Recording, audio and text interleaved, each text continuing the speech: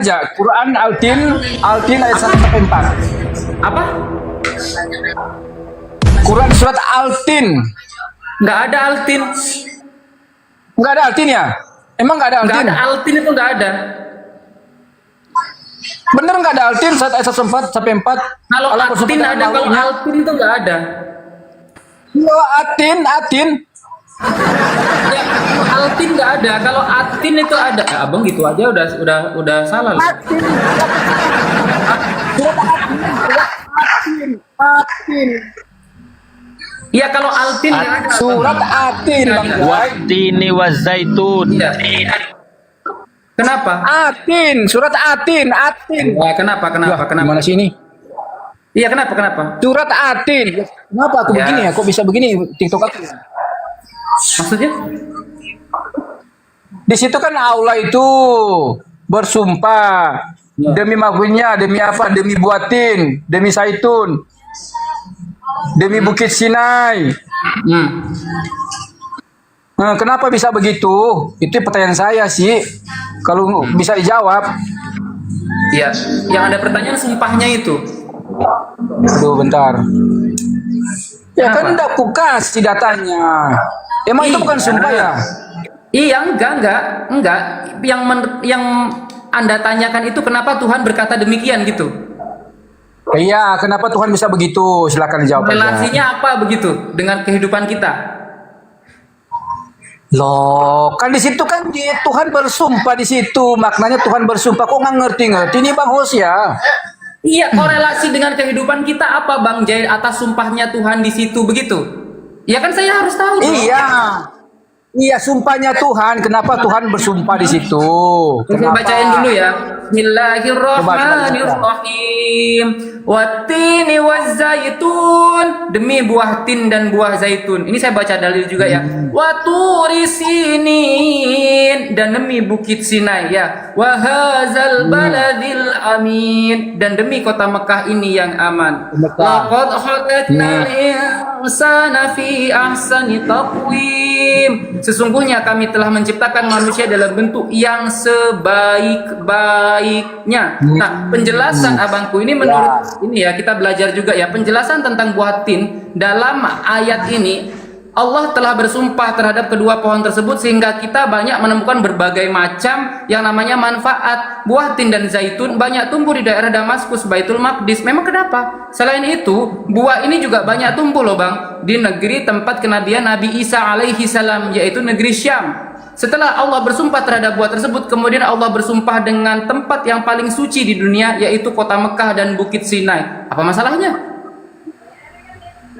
Nah, Ya, setelah masalah di Allah sini bersumpah gini, dengan tempat tersebut, maka di dalamnya terdapat pesan yang sangat penting. Bukit Sinai merupakan tempat Nabi Musa menerima wahyu, juga tempat di mana beliau bercakap-cakap dengan Allah. Terus apa masalahnya? Lalu kandungan ayat yang keempat, dalam ayat ini Allah menegaskan bahwa manusia diciptakan dengan sebaik-baiknya bentuk agar manusia menyadari bahwa yang menciptakan adalah Allah yang Maha Esa. Selain itu manusia diciptakan sebagai khalifah di muka bumi ini. Lalu apa masalahnya? Nah, Ya. apa masalahnya? Maaf ya Pak Ustadz, nanti kalau misalkan saya kan masih belajar nih Pak Ustadz, kalau nanti ada dalil yang saya baca tadi salah ataupun penjelasan yang saya utarakan itu salah, biar ada Ustadz saya juga yang menjelaskan. Silakan. Iya. Lalu apa Nggak apa-apa. Maksudnya begini Bang Jaya, izin ya teman-temannya. Kan otoritas tertinggi kita kan kalau dalam Kristen kan pasti Tuhan, dalam Islam juga pasti Allah Subhanahu wa taala ya kan. Ya. Nah, ketika ada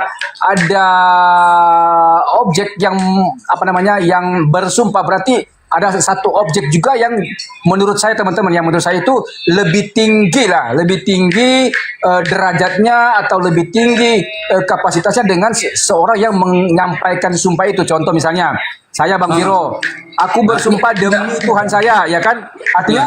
Artinya sumpah itu mengikat saya karena apa? Saya bersumpah demi sesuatu yang lebih tinggi derajatnya dari saya, ya kan? Kita pakai logika Nah, ya. sementara- Kita pakai logika ya. ya. Ini berkesesuaian Ya, dengan betul. surat Al-Ahzab ayat 56. Di situ juga Allah Subhanahu wa taala berfirman, Bismillahirrahmanirrahim, "Innallaha wa malaikatahu yusholluna 'alan nabi, ya ayyuhalladzina amanu shallu 'alaihi wa sallimu taslima." Di situ bahkan Tuhan, malaikat bersolawat kepada baginda Muhammad Rasulullah sallallahu alaihi wasallam. Apakah ketika Tuhan itu bersolawat kepada baginda, lalu Tuhan ini menyembah Nabi Muhammad, apakah ketika ada seorang manajer, ketika bawahannya melakukan suatu kerjaan, lalu manajer ini katakanlah memuji begitu ya, wow hebat sekali kerjaanmu, saya apresiasi dengan ini, apakah itu bentuk daripada sang manajer ini menjadi terhina? Ya tidak dong, kita pakai logika. Ayo, kita pakai logika. Ya, oke. Sama halnya. Sebenarnya bukan itu. Sama halnya begitu. Sebenarnya bukan itu, Bang Jai. Sebenarnya bukan itu, bukan kita jangan begitu. Sama halnya lewat, kita jangan lewat. manajer ya. Maksudnya, Ada seorang kita jangan manajer, dia lewat. general manager di satu kantor yang sangat besar, fenomenal katakanlah di Indonesia atau di dunia. Dia memuji seorang bawahan karena bawahannya jujur. Karena bawahannya seorang OB ini mengerjakan sesuatu. Apakah dia menghilangkan statusnya sebagai seorang general manager tersebut? Kan tidak. Lalu Oke, apa masalah? oke. Maksudnya begini, Bang Jai, maksudnya begini. Coba, Nah, sekarang saya tanya nih gantian nih sesuai dengan tema saya. Itu kan sudah saya jawab. Perihal Anda menerima atau tidak itu urusan Anda. Aku Saya belum tidak dapet menjawab. loh, aku belum Pantaskah dapet loh. Tuhan yang Maha Esa, Tuhan yang Maha Tinggi, kehilangan kekuasaannya saat dia nuzul jadi seorang bayi yang unyu-unyu. Silakan dijawab. Aku belum dapat sesuatu dari jawaban. Silakan. Ya, aku lagi mau kasih tahu kamu motong. Loh, saya sudah menjawab. Masih. Atin saya sudah jawab ayat 1 sampai 4 sudah saya jawab. Bahkan saya kasih loh Al-Ahzab 56 sekalian. Ya, sekarang saya tanya, normal kan masuk akalkah di logika Anda ketika Tuhan itu nujul harus jadi bayi, seorang bayi yang lucu itu? Ayo, sejak kapan dia Masuk jadi seorang akal. bayi yang lucu? Oke, Anda Kristen, saya juga Oke, dari aku Kristen, jawab ya. dari mu'alaf. Ayo. Oke, aku jawab, Anjay. Ya, silakan. Oke, aku jawab. Ya, silakan. Aku jawab dengar. Masuk akal. Kalau kita lihat secara logis, bicara Masuk akal. tentang kemahakuasaan Tuhan ya, teman-teman. Bicara tentang Allah itu maha kuasa. Logis dong, kalau dia bisa jadi apa saja yang dia inginkan. Kok Jadi Anda yang namanya maha kuasa loh? itu dong. Anda membatasi kekuasaan Tuhan dong. Lalu apa kuasanya seorang bayi yang baru lahir ini? Bang Jai, Iya. siapa bilang kami orang Kristen membatasi kekuasaan Tuhan kami? Enggak pernah kami batasi. Dia sendiri loh. Dia sendiri yang berkarya. Mana kami manusia membatasi dia? Enggak ada. Di mana nggak ada. dalilnya saya ingin turun nuzul ke bumi jadi seorang bayi unyu-unyu? Lalu kekuasaan Tuhanmu ini apa ketika jadi bayi unyu-unyu? Ya emang dia karya sendiri mau jadi manusia. Mana kami batasi dia? Enggak bisa kami batasi dia. Karena dia itu Allah Maha Jadi Kuasa. ketika dia manusia- tidak disusuin, manusia. ketika dia tidak ditetein, gimana nih seorang bayi ini? Bentar dulu dong. Yang namanya Ya. juga manusia harus melalui, yang namanya juga dia menjadi manusia harus melalui proses sebagai manusia. Kodratnya sebagai manusia dia harus lalui. Contohnya, contohnya dia harus keluar dari rahim seorang perempuan perawan, Bunda Maria, Tuhan loh, lahirin Tuhan. seperti biasa, Tuhan menyusui, bagi Tuhan. lapar dia makan, haus dia minum. Itu loh yang namanya Itu manusia. Tuhan. Jadi Tuhanmu lahir. Mana sih? Jadi Tuhan abang lahir. Bentar dulu. Saya Iya, sapa dulu. Assalamualaikum warahmatullahi wabarakatuh, Bu Bunda. Waalaikumsalam Yang namanya- warahmatullahi wabarakatuh. Lanjut. Assalamualaikum warahmatullahi wabarakatuh, Bang Zuma, Gurunda, Masya Allah. Oke. Yang namanya, oke boleh aku jawab enggak? Ya silakan. Ya, yang namanya Tuhan yang kau bilang tadi Bang Jai Maha Kuasa, tentu aja kemahakuasaan dia bisa mau apa aja dia mau, asal yang dia mau, bukan kami mau, bukan manusia mau, bukan, tapi yang dia mau sendiri. Gimana sih? Terus Lalu kami mau kuasa membatasi dia segala ketika dia sesuatu. masih bayi itu loh apa kuasa dia ketika dia masih bayi disusuin itu apa? Itu kan pertanyaannya Ya jadinya. iyalah dia kan berinkarnasi menjadi manusia, otomatis sebagai manusia dia harus apa? Punya kodrat manusia, yaitu apa? Dia harus dilahirkan lewat perawan Bunda Maria. Dia haus, dia cari minum, dia makan karena dia lapar. Iya kan? Dia menetek, dia menyusui karena dia dalam proses apa? Pertumbuhan itu loh. Yang namanya kodrat manusia memang harus seperti itu.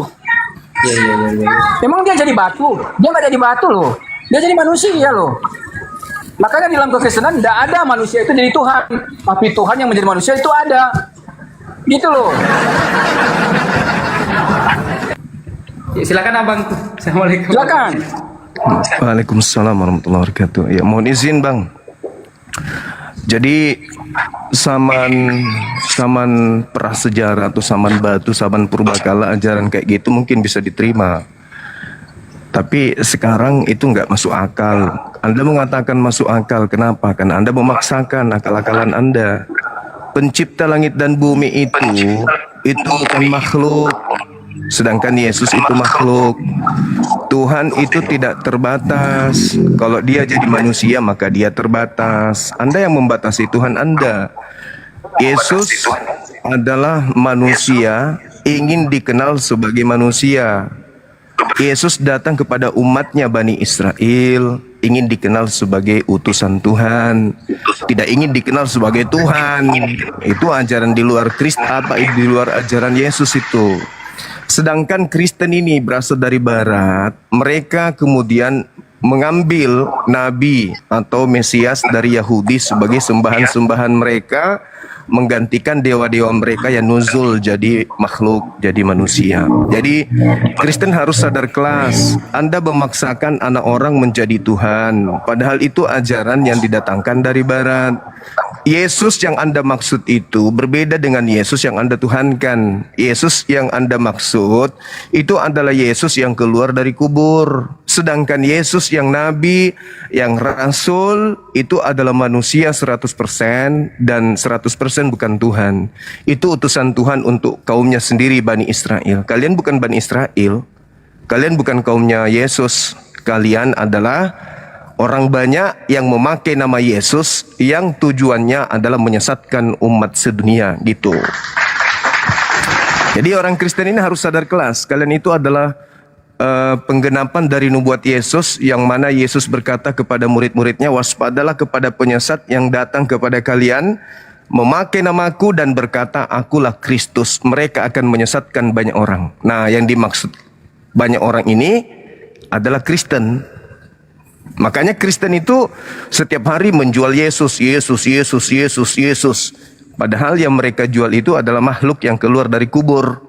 Bukan yang mereka jual itu adalah nabi yang datang kepada Bani Israel. Namanya sama, tapi pribadinya berbeda. Seperti itu. Lanjut. Itu mah asumsi bangsa. Pemikiran seperti itu nggak masalah. Itu nggak masalah. Yang pasti kekristenan jelas sekali. Yesus itu bukan datang hanya kepada bangsa Israel saja. Memang pertama-tama keselamatan harus dikerjakan di tengah-tengah bangsa Israel, Bang Zuma. Tapi keselamatan itu milik semua bangsa. Yohanes 3:16. Gitu loh. Jelas sekali. Mungkin Bang Zuma gagal di sini. Apalagi Yohanes 3 nomor 16. Hidup kekal itu tidak mati dalam dosa apabila Yesus yang dipercaya, kan? Betul? terus. Ya, Yesus betul. berkata, aku diutus hanya kepada domba yang sesat dari umat Israel. Ente percaya? Betul. Ya sudah. Sudah. Terus mana dalilnya Yesus berkata aku diutus untuk seluruh umat manusia? Bentar, makanya aku jelasin loh. Anda kan sudah percaya Yesus mengaku aku diutus hanya kepada domba yang sesat dari umat Israel. Tolong patahkan dalil itu dengan Anda menunjukkan pengakuan Yesus aku diutus untuk seluruh umat manusia. Itu tertulis di mana? Silakan. Oke, Bang Suma, aku cuma minta satu hal sama Bang Suma. Menurut Bang Suma, perkataan di dalam Bible yang berkata aku diutus hanya kepada domba-domba yang tersesat di antara bangsa Israel. Itu semua bangsa Israel atau hanya kepada domba-domba? Domba yang sesat dari umat Israel toh. Berarti bukan umat Israel, berarti umat Israel sepenuhnya. Bani Israel yang sesat toh, yang tidak sesat itu adalah mereka yang telah menerima Yesus sebagai utusan, sebagai Mesias untuk dirinya, untuk mereka. Oke. Yang sesat itu yang menolak Yesus. Yang sesat itu yang menolak Yesus datang sebagai Mesias. Itu yang sesat. Bentar. Berarti yang nggak sesat itu mendapat bagian keselamatan juga? Yang nggak sesat mendapatkan bagian keselamatan juga? Kalau menerima Yesus sebagai utusan, ketika mereka berpaling dari penolakannya terhadap Yesus, bahwa Yesus itu bukan utusan Tuhan, bukan Mesias, tapi ketika mereka percaya Yesus Mesias untuk mereka, maka mereka selamat. Jangan ribut di situ dulu. Selamatkan diri Anda dulu, selamatkan diri Anda. Di mana pengakuan Yesus aku diutus untuk seluruh umat manusia itu di mana? Itu dulu. Selamatkan diri Anda dulu. Nggak perlu jauh-jauh. Yohanes 3:16 jelas sekali dibilang. Karena begitu besar. Yohanes 3:16 itu justru itu yang harus dipercaya. Harus dipercaya. Aku diutus hanya kepada domba yang sesat. Sudah benar itu Yohanes 3 nomor 16. Sudah benar. Begitu besar kasih karunia kasih Tuhan akan dunia ini sehingga ia menganugerahkan anaknya yang tunggal. Barang siapa yang percaya kepadanya tidak binasa, melainkan memperoleh hidup yang kekal. Percaya enggak Anda ketika dia mengatakan aku diutus hanya kepada domba yang sesat dari umat Israel? Percaya enggak? Oke, Bang Zuman. Bang Zuman. Percaya enggak? Karena begitu Tunggu besar dulu. kasih Percaya enggak? Karena begitu besar kasih Allah akan dunia ini. Maknanya apa itu, Bang Zuman? Orang yang percaya, iya. Dunia harus percaya kalau dia utusan Tuhan untuk siapa? Ayo, dunia harus percaya kalau dia utusan Tuhan untuk siapa? Dunia ini, entar dulu dong. Karena ia telah mengaruniakan anak yang tunggal supaya setiap orang yang percaya kepada dia tidak binasa melainkan beroleh hidup yang kekal. Percaya kepada Kamu dia, tinggal di mana, Bang? percaya kepada Aku Yesus, tinggal di mana sekarang? percaya kepada Bentar, Yesus aku sekarang kan? tinggal di mana? Percaya kepada Aku Yesus sekarang kan? tinggal di mana? Iya, kamu di dunia, di Dulu dunia. dong. Kamu di Di dunia. mana? Ya udah. Kamu di dunia. Aku tinggal di dunia. Tugasmu percaya, Kalian di situ. tugasmu percaya kepada siapa? Tugasmu Ya, percaya harus kepada siapa? Kepada Yesus. Percaya Yesus kepada berkata, Yesus. aku diutus hanya kepada domba yang sesat dari umat Israel. Percaya?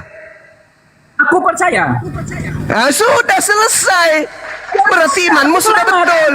Berarti imanmu sudah Iya betul. betul. Aku selamat. Karena aku Selamat. percaya sama Yesus. Aku selamat. Bahwa Aku dia selamat. diutus.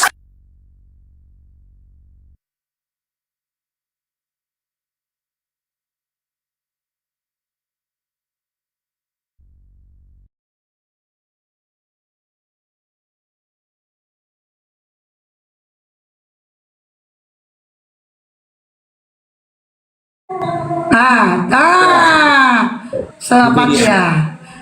Jadi teman-teman yang ada di YouTube Bang Faro, yang kalian mau bantu menyunatkan biaya sunat daripada Holong, itu ada di YouTube.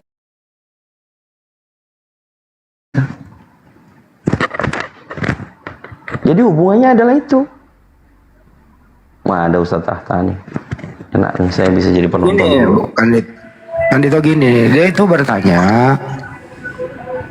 dia sesuai dengan keinginannya. Kan dia yang ngomong tadi, bukan jawaban seperti itu yang saya harapkan. Terus saya kasih kesempatan.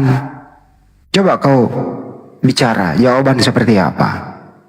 Mereka juga nggak bisa menjawab. Jadi terus mau seperti apa gitu? Dia maunya itu. Kita ini muslim menjawab harus salah-salah gitu loh. Harus sesuai dengan oknum-oknum yang tadi yang suka makan W2 ini gitu. Ya nggak bisa coy. Al-Quran itu kan turun untuk umat manusia. Supaya manusia ini teratur. Bagaimana teratur berdoanya, bagaimana teratur sholatnya, bagaimana teratur puasanya, dan seterusnya, dan seterusnya. Jadi Al-Quran itu pedoman hidup bagi orang yang beriman. Bukan orang pemakan babi. Jadi tidak akan bisa connect dengan kepalamu sepanjang ada masih bau babi di kepalamu, nggak bisa. Jadi jangan kau paksakan. Jadi kalau kalian bertanya, oh seperti itu umat Islam ya, kok beda dengan kami ya? Ya beda gitu loh. Itu namanya diskusi saling toleran. Masa kayak gini-gini harus diajarin sih? Ya. Oh iya ditambahkan nih, silakan. Ya, kalau di Kristen ya, kalau di Islam kan babi haram, tapi poligami halal ya. Budak-budak halal, benar nggak? Dalam hal ini poligami Ya, itu mendingan halal. poligami, Anda kan mendingan bertanya, orang Mbak. Ntar dulu, Mbak. monogami Anda tapi bertanya. tidak makan babi, apa poligami tapi nggak makan babi? Walaupun sholat subuh terlambat, ya silakan sholat, tidak masalah bang. Kalau dekat masjid ya masjid, kalau tidak di rumah saja.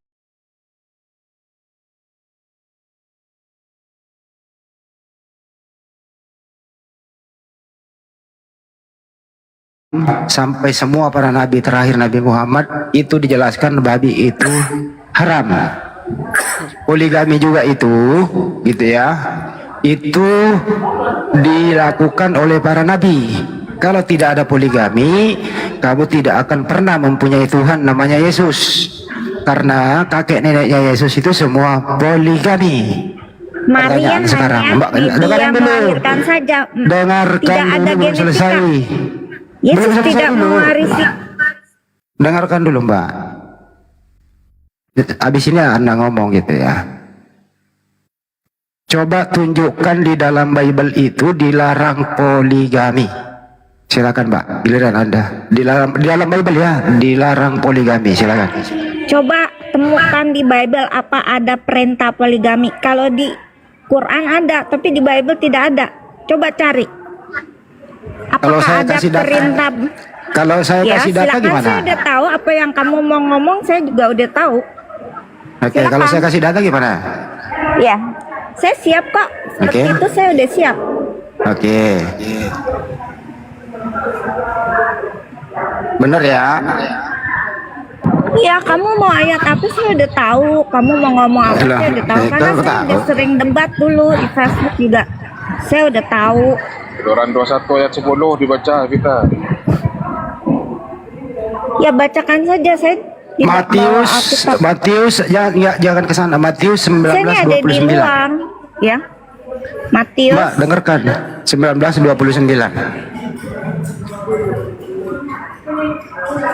Siapapun yang meninggalkan rumah, saudara, orang tua, istri, anak atau ladang atas nama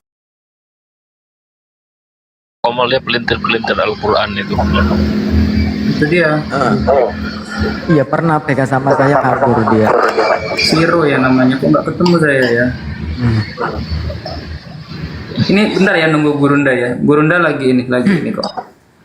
Oke, Fiero. Bang Kuprak nanti dinaikkan ya Bang Kuprak. Ini ya. Apakah ini? Nah ini Gurunda udah ada. Baik. Udah Gurunda naik. Udah naik. Assalamualaikum warahmatullahi wabarakatuh. Gurundaku Bang Zuma. Waalaikumsalam warahmatullahi wabarakatuh. Ustazku, Masya Allah. Sehat-sehat semuanya ya. Gurunda. Alhamdulillah. Salam sahabatku.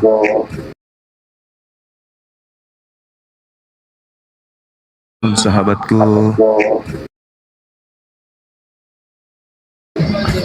Ya biasanya itu. Makanya kalau kami datang harus komal yang kuat. Iya. Tadi lupa nggak pakai ini saya, nggak pakai apa namanya anti rumah tadi. Fiero. Silakan dinaikkan yang tadi penyembah makhluk itu.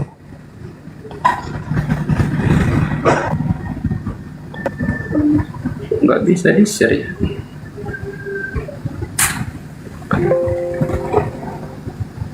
Oh ini dia. Suruh naik lagi. Sudah Bang. Naik lagi Bang. Udah bilang dia kayaknya. Assalamualaikum warahmatullahi wabarakatuh, Gurundaku. Waalaikumsalam warahmatullahi wabarakatuh. Waalaikumsalam warahmatullahi wabarakatuh. Ya, alhamdulillah bisa juga nyampe. Aku ingin apa juga dengan sharing dengan Gurunda ini, Bang Juma. Gimana kabarnya Bang Juma? Sehat Bang? Alhamdulillah sehat. Alhamdulillah, Masya Allah sehat. Iya. Pagi ini aku dibangunkan dengan misionaris yang datang ke rumah. Aduh. Oh, iya? Misionaris datang ke rumah menyebarkan Injil dan Gurunda. Siap. Aku tidak bisa kalau berdiskusi tanpa iman. Iya. Saya tidak bisa berdiskusi jika tidak tanpa iman. Jadi Kata siapa? Firo. Harus iman Gurunda, harus iman. Firo. Nggak pakai akal gitu. Enggak, pakai iman Gurunda, pakai iman. Sembah aja itu sendal jepit. Itu iman buta nama itu. Aduh. Itu iman buta. Sama seperti hewan berarti. Aduh. Sama seperti hewan. Kalau ada orang beriman tanpa akal, itu sama seperti monyet. Parah bro. Sama seperti kambing. Sulit memang, sulit bagi teman-teman kita untuk bertahan menggunakan kitabnya, sulit. Maka mereka pakai sistem menyerang ajaran agama Islam. Tadi sempat saya dengarkan sepintas terkait dengan sumpah. Iya, Gurunda. Iya. Jadi di dalam Al-Qur'anul Karim surah Al-Hijr ayat 72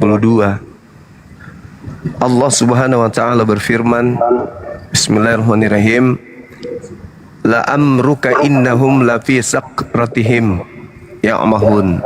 Demi umurmu wahai Nabi Muhammad, sungguh mereka terombang-ambing dalam kemabukan, dalam kesesatan.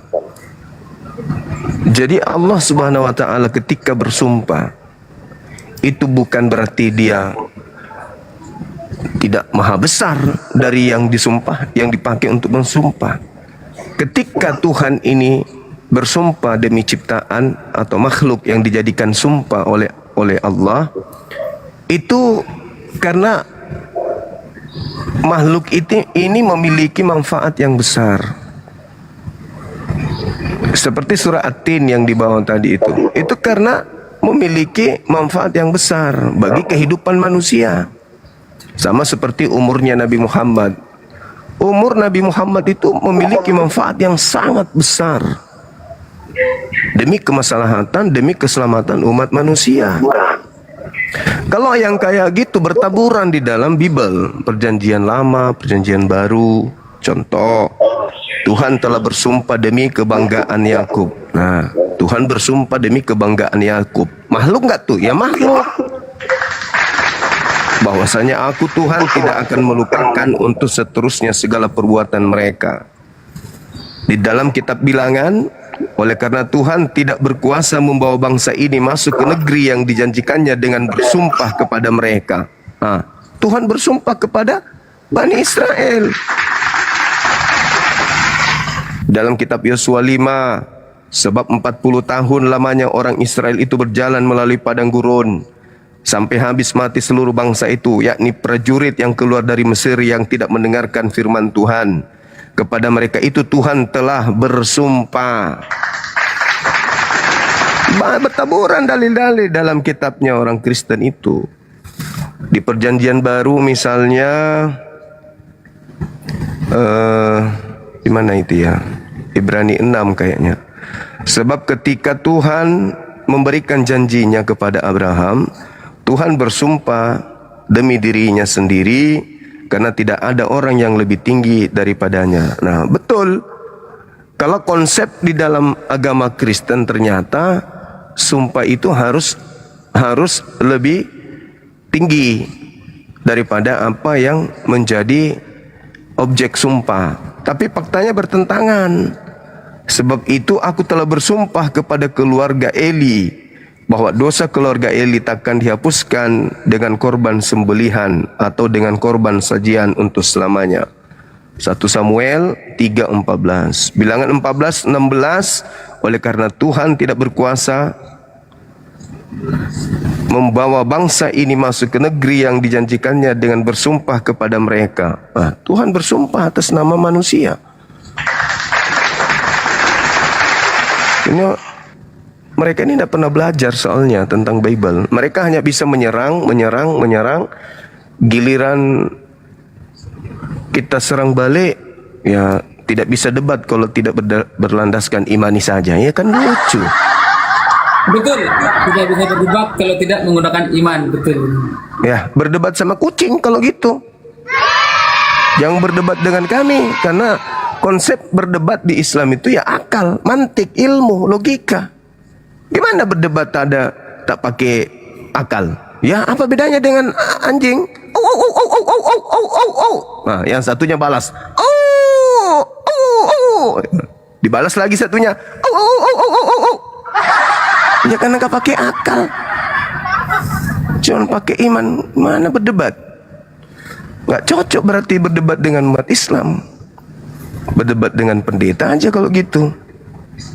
Jangan dengan kami. Ya, berarti dia ditolong tadi dengan rungkatnya Komal. Kalau tidak babak belur dia itu.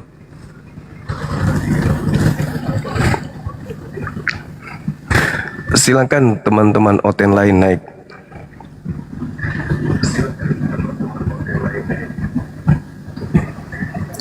Silakan kawan-kawan Kristen, jika Anda naik diskusi dengan baik dengan menggunakan data. Kalau dengan iman, wah bahaya itu. Yang tadi pakai iman soalnya Gurunda, sudah saya DM. Pakai iman pula dia. Kasih Yosua 21:44 deh. Nah, ini kau telan ini baik-baik ini. Kitab yang kau curi dari Yahudi, kau telan baik-baik. Bagaimana Tuhan bersumpah kepada nenek moyang. Yosua 21 berapa Gurunda? 44. Oh iya. Coba dibaca itu. Tuhan bersumpah. Dan Tuhan mengaruniakan kepada mereka keamanan ke segala penjuru, tepat seperti yang dijanjikannya, dengan bersumpah kepada nenek moyang mereka, tidak ada dari semua musuhnya yang tahan berdiri menghadapi mereka. Semua musuhnya diserahkan Tuhan kepada mereka. Tuhan bersumpah kepada nenek moyang. Pada nenek moyang Tuhan bersumpah, iya juga ya. Ya. Suruh kirimkanlah itu. Ini Tuhan yang kau ambil dari Yahudi bersumpah kepada nenek moyang, bilang. Iya.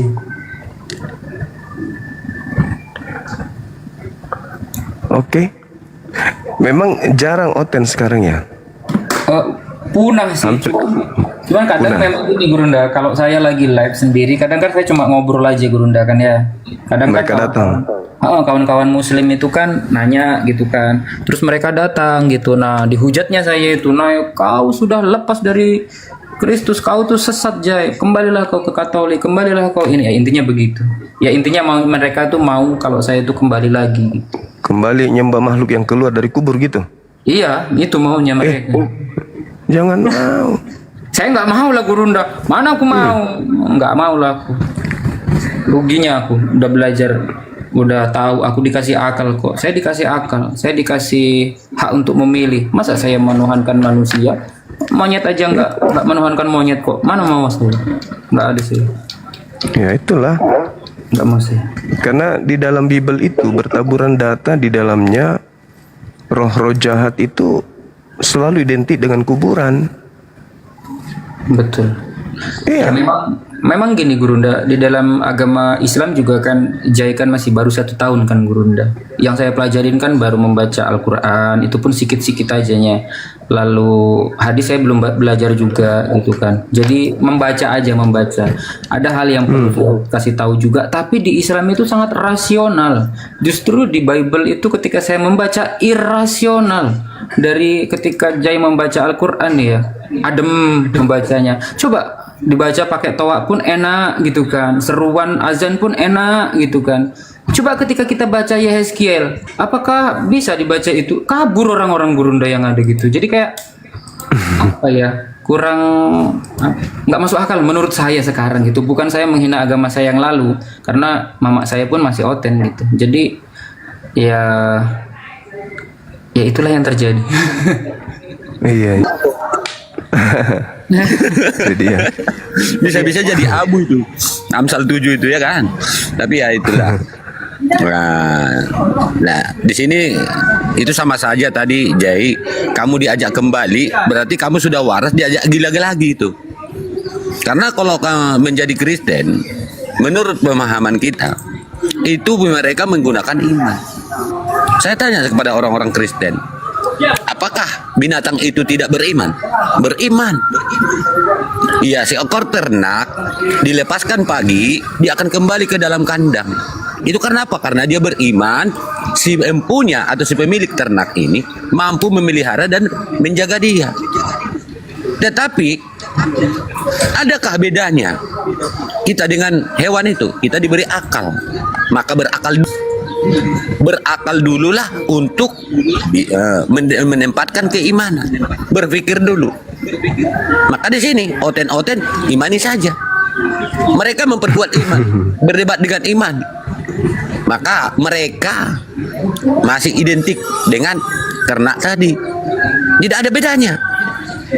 Nah, jadi untuk menjadi Islam atau untuk menjadi manusia, atau ajaran Islam ini memanusiakan manusia atau menjadikan manusia harfiahnya, hakikatnya sesuai sebagai manusia, yaitu berakal. Karena perbedaan makhluk di muka bumi ini yaitu dibedakan, manusia dibedakan dengan akal. Ya, saudara-saudaraku. Oke, betul Paman. Oke. Lanjut Masya Ustaz. Allah. Lanjut Gurunda. Oke. Iya, luar biasa memang ya.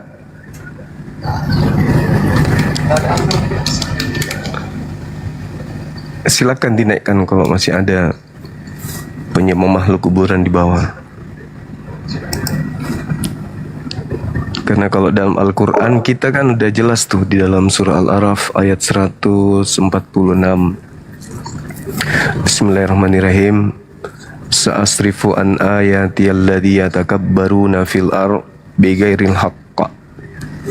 Akan aku palingkan tanda-tanda kekuasaanku terhadap orang-orang yang menyombongkan diri di bumi tanpa alasan yang benar. Mereka dianggap sombong karena mereka dikasih akal, tapi mereka nggak manfaatkan akal itu. Dianggap sepelenya akal yang ada di batok kepala dia. Itu digolongkan kepada golongan sombong, kufur, ingkar, segolongan dengan iblis. Kenapa mereka dikatakan sombong? Wa iyarau kulla ayatil la yu'minu biha. Mereka melihat setiap tanda-tanda kekuasaanku, kata Allah, tetapi mereka tetap tidak akan beriman kepada tanda-tanda tersebut. Aku berikan kemudian tanda supaya mereka itu bisa melihat tanda itu, agar mereka kembali kepadaku, supaya mereka menggunakan akal sehatnya. Tapi mereka tetap saja tidak beriman. Wa iyarau sabila rushd la yattakhizu sabila.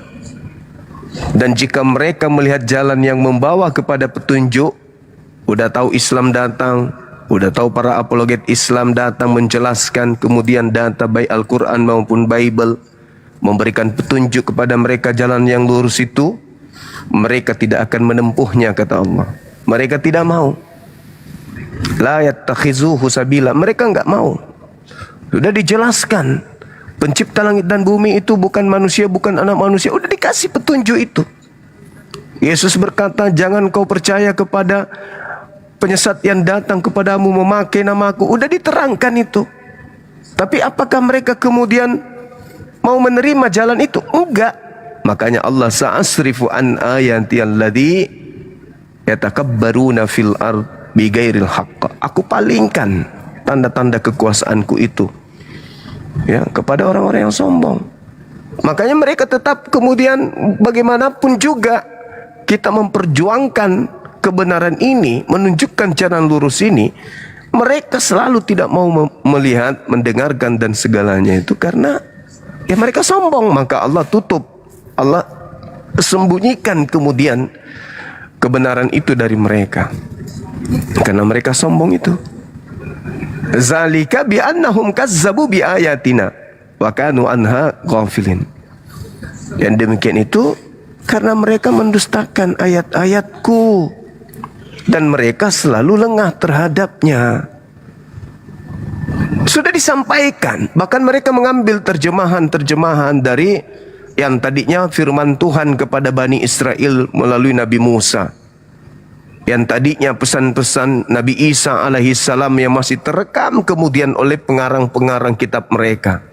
Masih ada sisa-sisa itu. Tetapi mereka dustakan. Kayak tadi, percaya kepada Yesus. Ya udah, ayo mari kita percaya. Apa kata Yesus? Aku diutus hanya kepada domba yang sesat dari umat Israel. Ayo mari sama-sama kita percaya. Ayo, kata dia. Berarti saya hidup kekal. Iya, kalau sesuai dengan mulutmu, dengan perilakumu, iya. Tapi faktanya kau ke gereja menyembah Yesus. Berarti kau mengatakan Yesus itu utusan Tuhan untuk Bani Israel, tapi praktiknya kau mengatakan Yesus itu adalah Tuhan alam semesta. Kan koplak. Inilah yang dikatakan Al-Quran. Zalika bi annahum kazzabu bi ayatina. Itu terjadi karena mereka mendustakan ayat-ayatku. Datang kepada Nabi Musa, sisanya masih dia baca, didustakan. Datang kepada Nabi Isa, masih terekam pengarang kitabnya, mereka ingkari, mereka dustakan, mereka lengah terhadap itu. Nah, inilah yang diterangkan Al-Quran. Beruntunglah mereka ini sebenarnya. Kenapa? Karena di zaman mereka hidup, para apologet Islam juga hidup. Di zaman mereka kufur, ada saudara-saudaranya Islam yang datang mengingatkan kepada mereka. Mereka ini sebenarnya orang-orang beruntung, karena sempat bertemu dengan Dinda J yang mu'allaf, yang menggunakan akal. Mereka harusnya belajar dari sana. Tapi lagi-lagi mereka mendustakan. Maka Allah menutup tanda-tanda kekuasaannya kepada orang yang sombong ini. Makanya sempat katanya DM, ya aku nggak bisa debat kalau bukan dasar iman. Nggak cocok diskusi dengan kami kalau gitu. Di Islam itu boleh iman dulu, boleh, baru berakal, boleh. Boleh berakal dulu, baru beriman, boleh. Mau dibolak-balik pun kalau Islam tetap aja kena terhadap kebenaran akal dan wahyu. Misalnya nih, orang yang lahir dalam keadaan Islam, dia kan beriman dulu tuh. Beriman dulu. Mereka sholat karena mereka percaya. Mereka puasa karena mereka percaya. Tapi kaidah-kaidah kerangka ilmunya belum dia pahami. Berarti iman dulu, baru berakal. Setelah mereka besar, masuk pondok, belajar, mendengarkan, menyimak. Akhirnya mereka punya iman selaras dengan akal, pengetahuan, ilmu. Nah, kalau yang berakal dulu seperti saudara J, berakal dulu, setelah dia tahu, setelah dia pelajari, oh ternyata Islam itu betul, ternyata begini yang benar, ternyata begini yang benar, baru beriman. Itu benar. Yang tadi beriman dulu baru berakal juga benar. Yang berakal dulu baru beriman juga benar. Selama cakupan dari imannya, cakupan dari akalnya adalah Al-Quranul Karim, alias ada ajaran Islam. Tapi kalau ajaran lain mutlak, cuman iman, tidak bisa berakal. Gak bisa. Kalau mereka menggunakan kaidah sama seperti Islam, oh boleh. Di Islam ternyata boleh imani dulu baru berakal, boleh. Di Islam ternyata bisa berakal dulu baru beriman, boleh. Ayo kita pakai. Kristen juga begitu, bisa nggak? Beriman dulu baru berakal. Iya, kalau beriman dulu oke lah. Tapi ketika imannya dikelola oleh akal, keluar dari agama itu, keluar. Karena kenapa? Nggak sinkron. Begitu juga kalau akal dulu baru beriman. Nah, coba kita berakal dulu nih untuk menerima agama Kristen. Kita berakal. Pada hari ini telah lahir bagimu. Apa yang lahir ini? Tuhan katanya. Oh udah, tertolak. Belum kita sampai kepada iman, baru menggunakan akal sudah tertolak. Akal tidak bisa terima. Maka satu-satunya untuk mempertahankan agama tersebut ya imani aja, nggak bisa yang lain. Matikan akal. Dan memang itu sudah diajarkan 1 Korintus 1:19, 2 Korintus 10 nomor 5. Aku mematikan akal, bahkan kecerdasan Tuhan itu ditawan. Memang berat saudara-saudara kita ini. Jadi kalau mau menyerang Islam menggunakan Bible, jelas tidak bisa. Kenapa? Karena dia sendiri memahami Bible-nya ya tanpa menggunakan akal, cuman percaya aja. Dan itu bukan level iman. Di Kristen itu tak ada iman. Di Kristen tak ada iman. Di Kristen hanya yakin, hanya percaya saja. Tidak sampai pada level iman, tidak sampai. Kalau dikatakan percaya, misalnya dia pegang pulpen, apakah Anda percaya ini pulpen? Percaya. Pulpen disimpan di belakang tuh. Apakah Anda yakin di tangan saya ada pulpen? Yakin. Nah tanya, apakah Anda beriman kepada pulpen yang ada di tangan saya? Ya tidaklah. Tapi apakah Anda percaya pulpen ini di tangan saya? Ya percaya. Disimpan tangannya di belakang. Apakah Anda beriman bahwa di tangan saya ada pulpen? Ya nggak beriman. Itu bukan iman namanya. Itu percaya, yakin. Jadi iman itu hanya ada di Islam. Cuman mereka ikut-ikutan menyebut kata iman biar sok keren terlihat, sok paten. Tidak ada iman itu. Di Kristen itu nggak ada iman. Iman itu mereka ambil dari bahasa Quran. Dan level iman itu bukan menyembah makhluk. Yang disebut iman itu seperti misalnya nih di dalam Al-Quran yang sering kita bahas, Al-Quran surah Fussilat ayat 53, Bismillahirrahmanirrahim, sanurihim ayatina fil afaq. Nah itu baru iman. Aku akan memperlihatkan kepada mereka tanda-tanda kebesaranku di segenap penjuru. Itu baru iman. Jadi tidak melihat kemudian ada Tuhan turun, lalu sebelum dia turun jadi manusia, ada dulu wanita hamil bunting, setelah 9 bulan baru keluar. Oh ini Tuhan. Itu bukan iman itu. Itu percaya. Itu statusnya cuman percaya. Anda percaya ini Tuhan? Percaya. Anda yakin? Yakin. Beriman gak? Oh salah pertanyaannya. Gak sampai kepada level iman. Iman itu hanya umat Islam yang punya. Anda yakin gak? Yakin. Anda percaya? Percaya. Anda beriman gak? Beda. Bukan sampai ke situ pertanyaannya. Jadi kita jangan mau digiring kalau mereka ini orang beriman. Mereka tidak mengenal apa itu iman. Tidak ada. Mereka nggak sampai iman. Sanurihim ayatina fil afaq. Yang disebut beriman itu tidak melihat, tapi meyakini ada. Itu. Jadi percaya, yakin, di atas yakin apa? Iman. Jadi di Kristen itu nggak ada iman, nggak ada. Nggak ada iman di Kristen. Yang ada cuman percaya, level percaya tok. Tapi kalau dibilang beriman itu nggak ada. Makanya yang diseru dalam Al-Quran itu ya ayyuhalladzina amanu, wahai orang-orang yang beriman. Siapa yang beriman ini? Mereka yang kemudian menyembah kepada pencipta langit dan bumi, mentaati pencipta langit dan bumi tanpa harus melihat wujudnya. Innama tunziru man ittaba'a dzikra wa khasyiyar rahmana bil ghaib. Sesungguhnya engkau hanya memberi peringatan kepada orang-orang yang mau mengikuti peringatan dan yang takut kepada Tuhan yang Maha Pengasih, walaupun mereka tidak melihat Tuhan tersebut. Itu baru iman. Itu baru iman. Ya kalau sudah dipelototin, bayi, diceboin, dimandiin, itu bukan iman. Itu percaya dan yakin. Sama seperti mereka melihat seekor sapi. Apakah Anda percaya? Ini sapi. Percaya. Apakah Anda yakin? Yakin. Apakah Anda beriman ini sapi? Salah pertanyaannya, nggak nyambung. Nggak nyambung. Seekor sapi ditanyanya, apakah Anda percaya ini adalah manuk? Percaya. Anda yakin? Anda yakin sapi ini manuk? Yakin. Anda beriman? Nggak nyambung. Nggak nyambung. Iman itu harus kebenaran hakiki, mutlak, absolut, hak. Mendudukkan yang hak, mendudukkan batil, baru beriman namanya.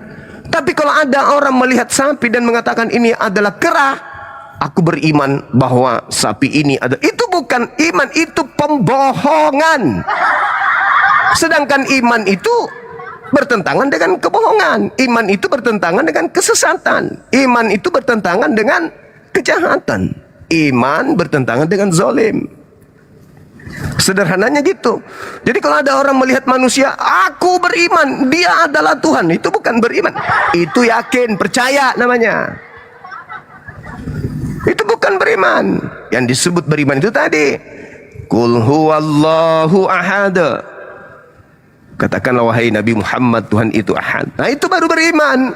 Tak melihat, tapi meyakini, mempercayai, imani. Itu bukan iman. Dipercayai, diyakini. Makanya di luar agama samawi itu disebut aliran kepercayaan. Modal percaya saja, modal yakini saja, tapi tidak sampai pada level iman. Gitu teman-teman. Izin saya sapa tamu. Ini siapa ini? Nur ini. Wah, kok kabur? Waduh, kabur. Mumpung belum ada Oten naik. Kemarin ada salah satu pendeta Gurunda. Beliau ya kan mau maksa saya balik lagi gitu. Dan beliau itu saya ingat banget, saya masih saya masih ingat datanya itu, bagaimana ini menjawabnya ini menurut Gurunda gitu, saya tanya ya. Di situ ada dalil yang menyatakan bahwa Yesus itu Tuhan, karena di situ kan saya punya tema Yesus ini kan dipaksa jadi Tuhan begitu Gurunda. Nah di situ bahwasanya beliau bawa itu Zakaria, kalau nggak salah Zakaria 12 pasal ke-10, di situ bahwasanya mengungkapkan bahwa Tuhan itu akan ditikam. Nah itu merujuk pada Yesus yang ada di atas kayu salib. Lalu beliau juga bawa Mazmur 16 ke-10 itu menubuatkan tentang kebangkitan orang kudus. Nah itu yang dimaksud itu Yesus akan dibiarkan, ya yang tidak akan dibiarkan di dalam kubur dan yang akan bangkit lagi. Nah itu bagaimana Gurunda? Lalu ada juga di Mika 5 pasal kedua, itu ada mengatakan bahwa Tuhan akan lahir di Bethlehem. Gimana Gurunda? Silahkan biar saya masih ingat itu. Silahkan. Itu dibantah ketika Tuhan mengatakan di dalam kitabnya orang Yahudi, Yesaya 63 nomor 9. Yesaya 63. Iya. Dan juga dibantah 1 Timotius 6 nomor 16. Jadi perjanjian lama kitabnya Yahudi dan juga perjanjian baru kitabnya Romawi itu membantah ketuhanan makhluk yang bernama Yesus itu. Yesaya 63 nomor 9, dalam segala kesesakan mereka bukan seorang duta, bukan seorang utusan, melainkan Dia sendirilah yang menyelamatkan mereka. Dialah yang menebus mereka dalam kasih-Nya dan belas kasih-Nya. Ia mengangkat dan menggendong mereka selama zaman dahulu kala. Jadi Yesus utusan enggak? Utusan. Utusan. Nah, Kisah Para Rasul 2 nomor 22. Orang Israel harus tahu bahwa yang kumaksudkan ini adalah Yesus dari Nazaret yang ditentukan oleh Tuhan menjadi perantara bagi manusia, yang diikuti dengan tanda-tanda kekuatan mukjizat yang dilakukan oleh Allah melalui perantaraan Yesus seperti yang engkau tahu. Dah batal. Semua harapan mimpi-mimpi mereka itu batal. 1 Timotius 6 nomor 16. Dialah satu-satunya yang tidak tersentuh oleh kematian. Jadi takluk kepada maut itu dalam bahasa Yunani atanasia. Atanasia itu artinya tidak dapat binasa, tidak bisa mati. Siapa yang tidak bisa mati? Yesus. Mati Yesus. Gugur lagi.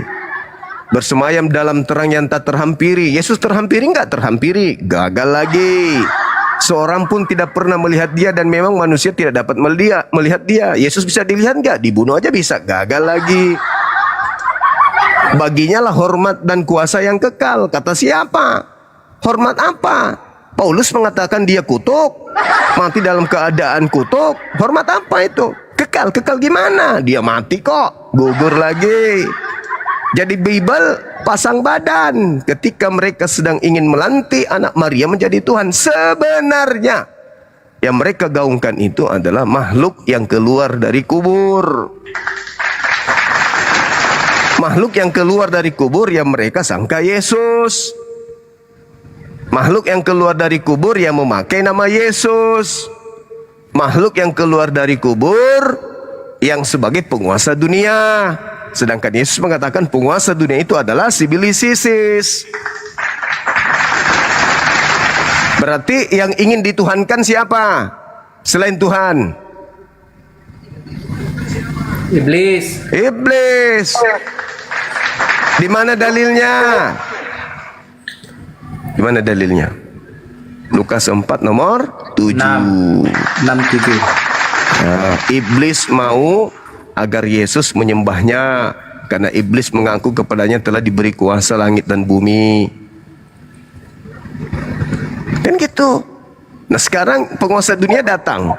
Siapa penguasa dunia itu menurut Yesus? Iblis. Terkait dengan Yesaya 53, kalau kita lihat di Yesaya 53, ada hal yang menarik yang sering teman-teman Kristen itu jadikan sebagai acuan. Di data nomor berapa itu ya? Nomor Yesaya 53 itu jatuhnya di nomor 12 kalau nggak salah. Coba dibaca deh. Ya. Yesaya 53 nomor 12 coba. Bisa dibacakan gitu? Bisa. Sebab itu aku akan membagikan kepadanya orang-orang besar sebagai rampasan, dan ia akan memperoleh orang-orang kuat sebagai jarahan, yaitu sebagai ganti karena ia telah menyerahkan nyawanya ke dalam maut. Dan karena ia terhitung di antara pemberontakan-pemberontakan, sekalipun ia menanggung dosa banyak orang dan berdoa untuk pemberontak-pemberontak. Yang ini. Ya, coba baca Kisah Para Rasul 5 nomor 37.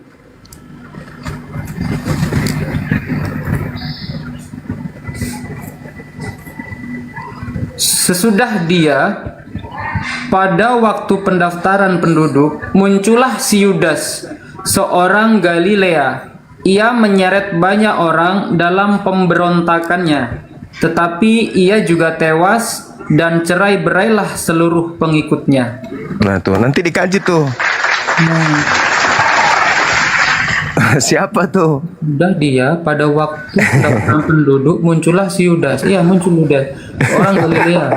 Ia menyeret banyak orang dalam pemberontakannya, tetapi ia juga tewas. Artinya si Yudas ini dan cerai Ia juga berailah tewas.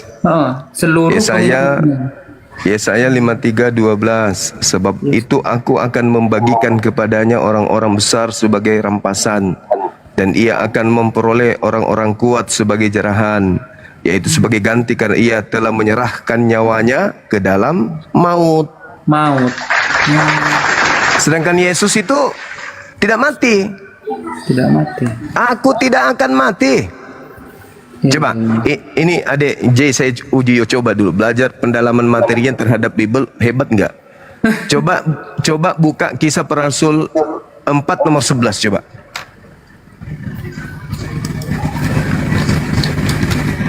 Yesus adalah batu yang dibuang oleh tukang-tukang bangunan, yaitu kamu sendiri. Namun ia telah menjadi batu penjuru. Ini. Oke. Yesus adalah batu penjuru. Betul? Betul. Nah, sekarang buka Lukas 24 nomor 44.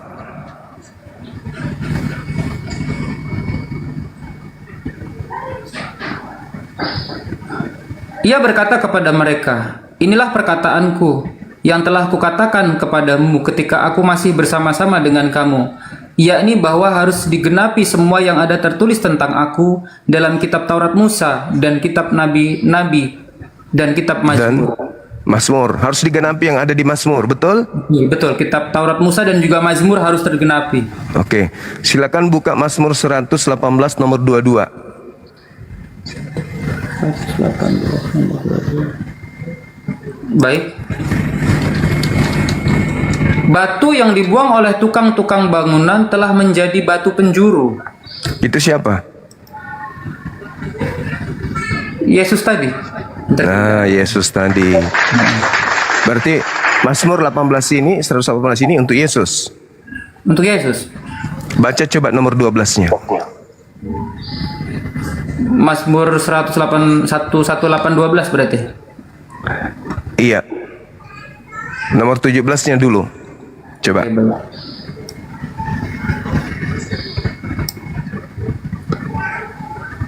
Aku tidak akan mati, tetapi hidup, dan aku akan menceritakan perbuatan-perbuatan Tuhan. Itu siapa? Iya. Yesus tidak akan mati, Yesus.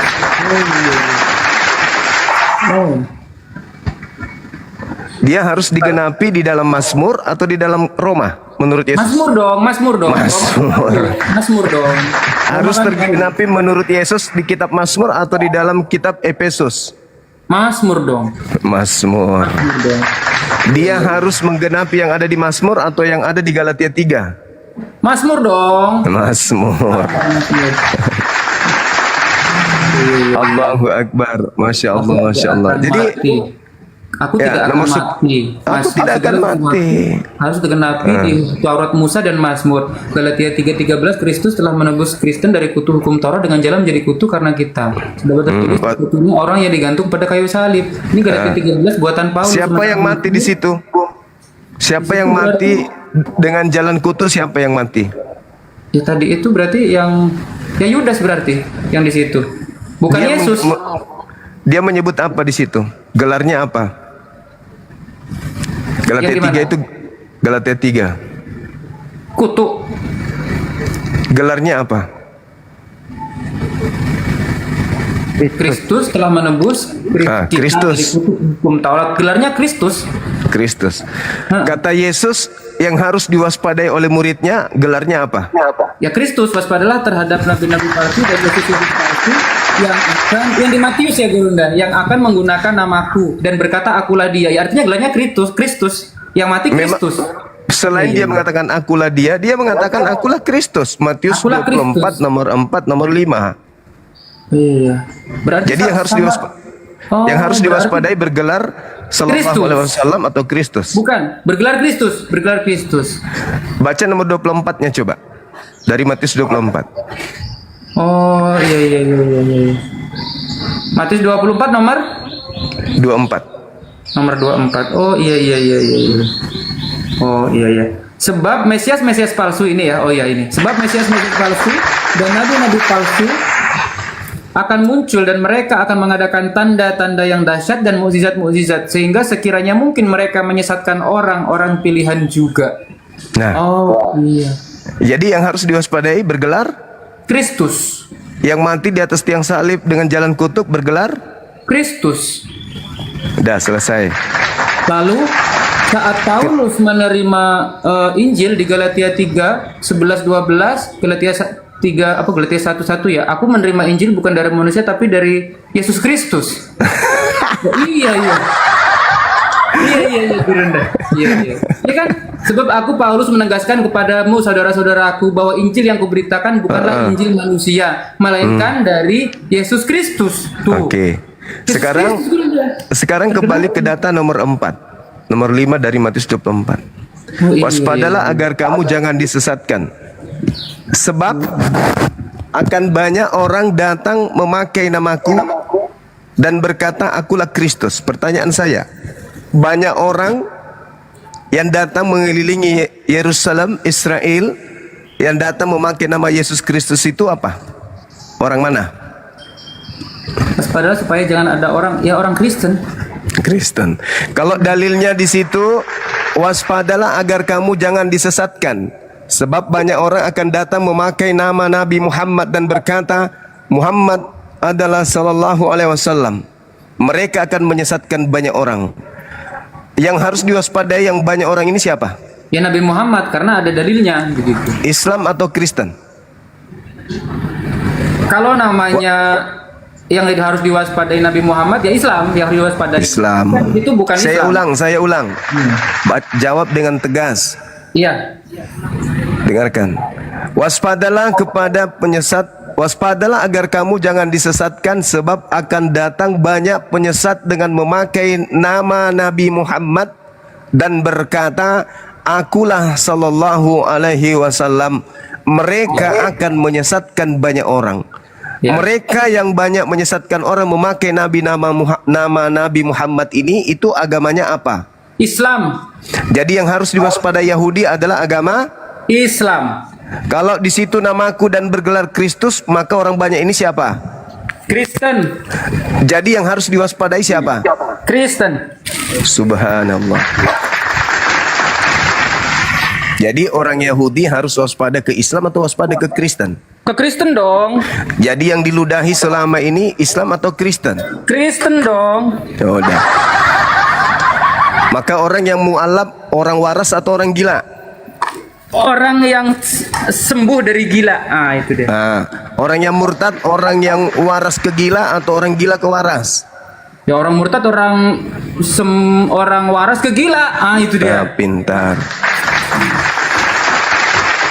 Lagian kalau saya Gurunda masuk lagi ke Kristen, tidak akan saya jadi pengikut Kristus. Sebab kenapa? Sesuai dengan nubuatan Paulus bahwasannya barang siapa yang menyunatkan dirimu maka Yesus Kristus tidak berguna bagimu. Ngapain juga aku kembali ke sana? Nggak mungkin Gurunda. Iya betul. Dan kalau Anda bukan Bani Israel, ngaku-ngaku Israel rohani, disebut apa di dalam kitab Wahyu?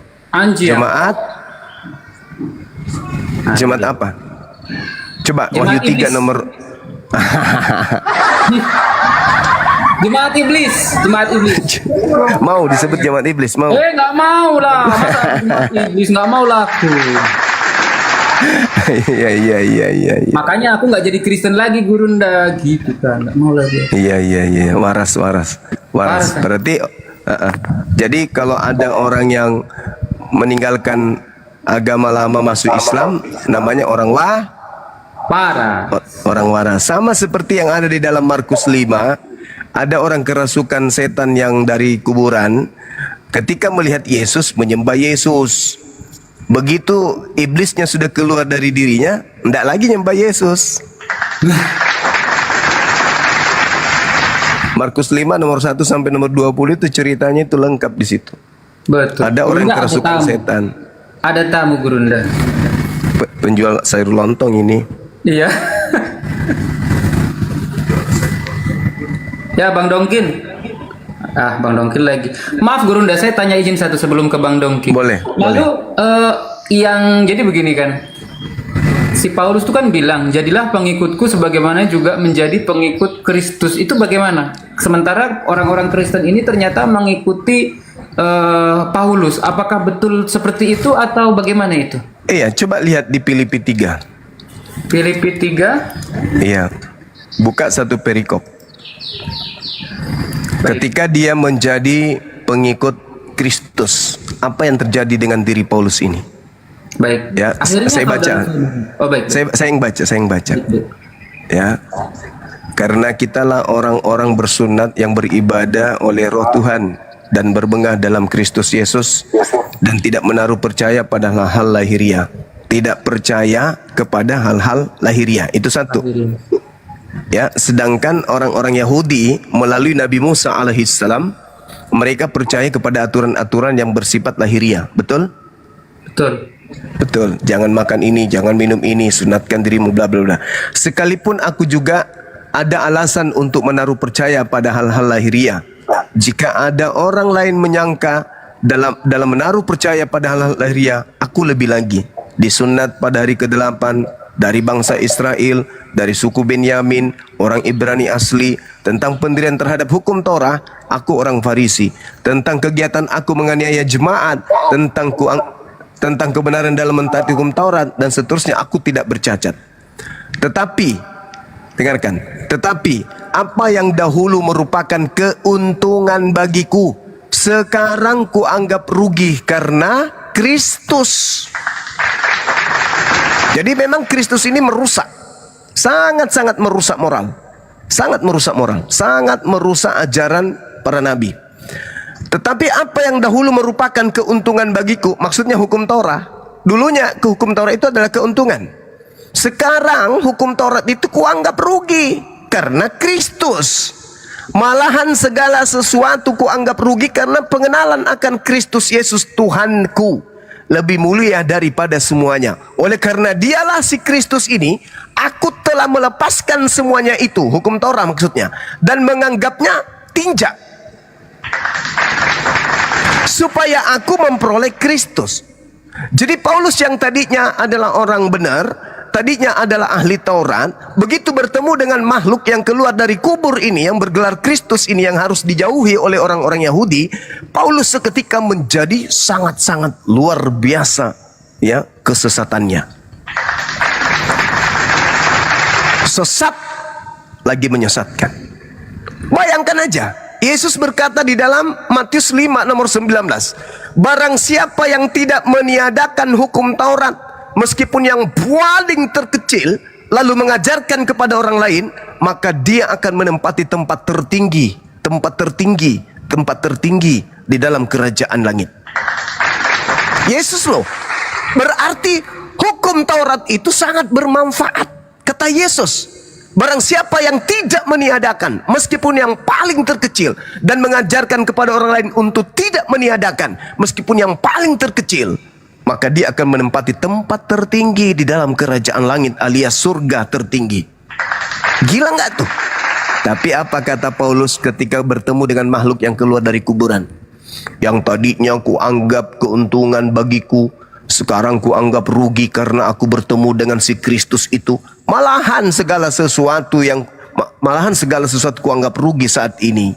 Karena pengenalan akan Kristus Yesus Tuhanku lebih mulia dari semuanya. Karena dialah aku telah melepaskan semuanya itu dan menganggapnya tinjak, kotoran, sampah, supaya aku memperoleh Kristus.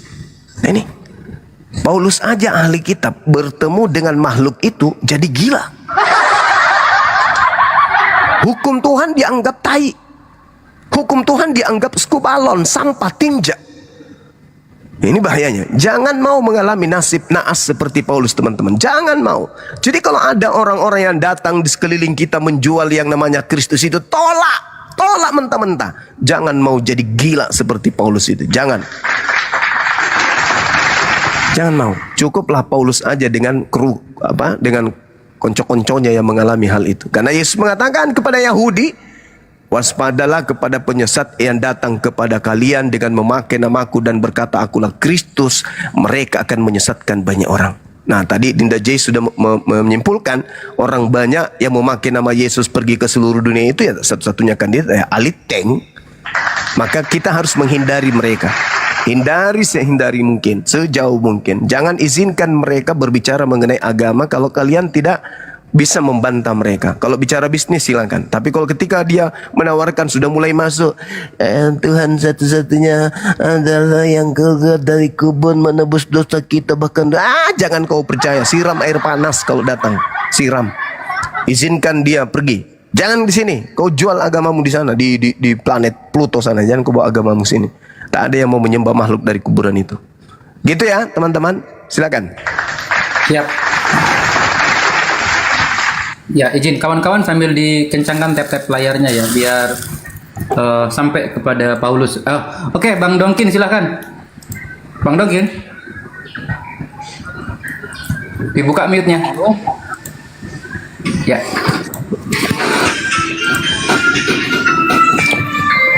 Silakan Bang Dongkin. Ada musrik Bang Dongkin. Ada musik. Oh ya. Ntar anak-anak ini. Nah, Juma, kau kenapa selalu menyalahkan? Kau kenapa selalu menyalahkan Paulus? Kenapa kau benci sekali dengan Paulus? Itu aja terus. Karena di Alkitab itu bukan hanya surat Paulus Galatia, tidak, Petrus juga menulis surat, Yakobus. Kenapa enggak kau salahkan? Yang mengaku bertemu dengan Kristus itu loh yang menjadi sasaran Yesus. Yesusnya loh yang mengatakan, Yesus bukan aku. Jadi apabila ada orang berkata ada Mesias di sono di sini, jangan kau percaya. Yesus yang mengatakan. Dan Paulus mengaku bertemu dengan Kristus. Pengajaran Paulus sesuai dengan pengajaran Petrus. Petrus dan Yakobus pun mengatakan bahwa Yesus nggak ada urusan itu, nggak ada urusan. Kenapa hanya nggak ada urusan? Kenapa kau tikami hanya Paulus saja? Coba tikami dulu Petrus dengan Yakobus. Enggak ada urusan, saudara. Petrus itu, dengarkan dulu. Petrus itu sudah disebut sebagai iblis oleh Yesus. Kenapa? Karena Petrus berpikir Yesus akan mati disalib. Maka dia disebut iblis. Itu yang pertama. Yang kedua, Paulus sendiri mengaku Petrus itu diutus kepada orang-orang yang bersunat. Udah selesai. Sedangkan kemudian Petrus itu tidak pernah mengatakan Yakobus. Sabar dulu. Petrus itu tidak pernah mengaku bahwa dia bertemu dengan Yesus setelah Yesusnya itu disalib. Bahkan Petrus Anda lihat dalam Lukas 24 nomor 11-12. Pagi-pagi buta Petrus meskipun tidak percaya pemberitaan tentang adanya mayat yang hilang di kubur, Petrus pagi-pagi ke kubur. Lalu melihat hanya ada kain kafan. Apa dalam hati Petrus? Apa yang sedang terjadi ya? Berarti Petrus ini tidak masuk dalam kelompok Paulus. Sekarang permasalahannya, Bung, Kristen ini berdiri dari kelompok yang membenci Yesus. Ketika Bani Israel kedatangan Mesias bernama Yesus, Bani Israel terpecah menjadi dua. Yang pertama adalah murid-muridnya, yang mengikuti ajarannya, yang mengimani sebagai utusan Tuhan, yang berjuang mati-matian bersama dengannya. Yang kedua adalah musuh, yang memusuhinya. Nah, yang memusuhinya inilah yang mendirikan agama aliteng. Maka murid-muridnya diminta waspada kepada musuhnya yang datang menjual nama Yesus dan berkata Yesus itu adalah Kristus. Maka yang harus diwaspadai orang Yahudi murid Yesus adalah agama Anda, Kristen ini. Kalau Yahudi aja waspada kepada Kristen, apalagi kami umat Islam. Makanya umat Islam ini hati-hati. Kalau sudah datang dengan penampilan kopiah, ngaku-ngaku mantan mutadin, mantan ustadz, siram langsung air panas. Jangan kau biarkan mereka berbohong. Ngapain juga dia datang membawa agama dari barat itu, sedangkan kita sudah punya agama. Sedangkan di dalam Bible, waspadalah kepada penyesat. Nah, yang datang kepadamu dengan memakai namaku. Jadi penyesat ini memakai nama Yesus, menjual Yesus. Kami adalah anak-anak Yesus. Hukum Taurat dibatalkan karena Yesus. Tuhan yang tadinya satu sudah menjadi daging karena Yesus. Semua Yesus yang dipakai namanya. Yesus, Yesus, Yesus, Yesus, Yesus. Kata Yesus, waspadalah kepada mereka penyesat-penyesat itu yang datang memakai namaku. Mereka yang memakai namaku ini akan menyesatkan banyak orang. Nah, pembenci Yesus memakai nama siapa untuk menyebarkan ajarannya? Nama Yesus. Sampai ke Roma, Roma nyebrang lagi ke Belanda, Belanda nyebrang ke sini pakai nama siapa? Nama Yesus. Kata Yesus, percaya atau jangan percaya? Jangan percaya. Ikuti atau jangan ikuti? Jangan ikuti. Jangan ikuti. Bertemu dengan Yesus mereka diusir. Enyahlah daripada aku, kalian semua adalah pembuat kejahatan. Aku tidak mengenal kalian. Lah kalau Yesus aja tidak mau mengenal kalian, apalagi kami. Cuman masalahnya kalian itu, saudara itu susah untuk keluar dari lingkaran itu. Susah. Kalian tetap aja membela. Kenapa? Karena kalian bagian daripada yang menyesatkan. Mereka akan menyesatkan orang. Nah, kalian perpanjangan tangan daripada Kristus itu untuk menyesatkan banyak orang. Jadi ada Kristus yang datang mempengaruhi orang-orang untuk menyembah dirinya. Makanya hari Minggu itu ada nggak perintahnya? Nggak ada. Tapi kenapa kalian berbondong-bondong ke gereja untuk menyembah Kristus? Karena itu bisikan ke hati. Dia membisikkan ke kalbu.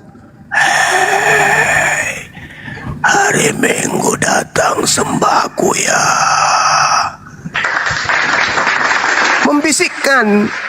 Bukannya dia datang menulis, tapi membisikkan dalam hati kalian. Membisikkan. Nah, siapa yang jadi korban di situ? Yesus. Nama Yesus yang dipakai. Padahal itu bukan Yesus yang kalian sembah. Orang bermujizat pakai nama Yesus berhasil. Tapi Yesus mengatakan, aku tidak mengenal kalian. Berarti Yesus yang mana yang membantu mereka ini? Ya Yesus palsu pasti. Siapa lagi? Karena Yesus sendiri mengatakan, waspadalah kepada penyesat yang datang kepadamu memakai namaku. Siapa agama di bumi ini yang memakai nama Yesus? Yahudi? Enggak. Islam? Enggak. Cuman Kristen. Kenapa enggak mau sadar? Islam. Mulai ngaco. Kenapa enggak mau sadar? Kenapa enggak mau sadar? Bisa aku terangkan siapa sebenarnya apa maksud itu? Oh ya, silakan. Sebenarnya janganlah engkau percaya dia yang menggunakan namaku. Dia mengaku Mesias. Mesias ini kan Mesias, Kristus, atau bisa juga Al-Masih. Ada Al-Masih yang dibawa digadang-gadang di negeri Arab di tahun abad ke-700, namanya Isa Al-Masih. Isa Al-Masih ini adalah Yesus palsu yang disama-samakan dengan Yesus, padahal Yesus palsu. Jadi disuruh mereka percaya pada drama Yesus palsu ini oleh yang dari Arab ini. Yang dimaksudkan ayat itu Mesias palsu adalah Isa alaihissalam yang adalah Mesias palsu. Berdusta mereka untuk mempercayai Isa alaihissalam adalah dibuat tokoh fiktif agar sama, seakan-akan sama padahal tidak sama. Padahal dustanya Isa alaihissalam itu biar tahu kau cuma. Oke. Jadi seibarat orang yang hanyut ya dengan arus yang begitu deras, tak ada lagi pegangan selain kering yang hanyut memegang ke itu untuk supaya bisa tidak tenggelam. Percuma aja. Percuma. Kenapa? Karena dalilnya mengatakan yang datang kepada kamu di situ adalah orang-orang yang duduk bersama dengan Yesus di Bukit Zaitun. Siapa yang datang? Siapa yang datang? Siapa yang datang kemudian kepada Bani Israel dengan memakai nama Yesus? Dusta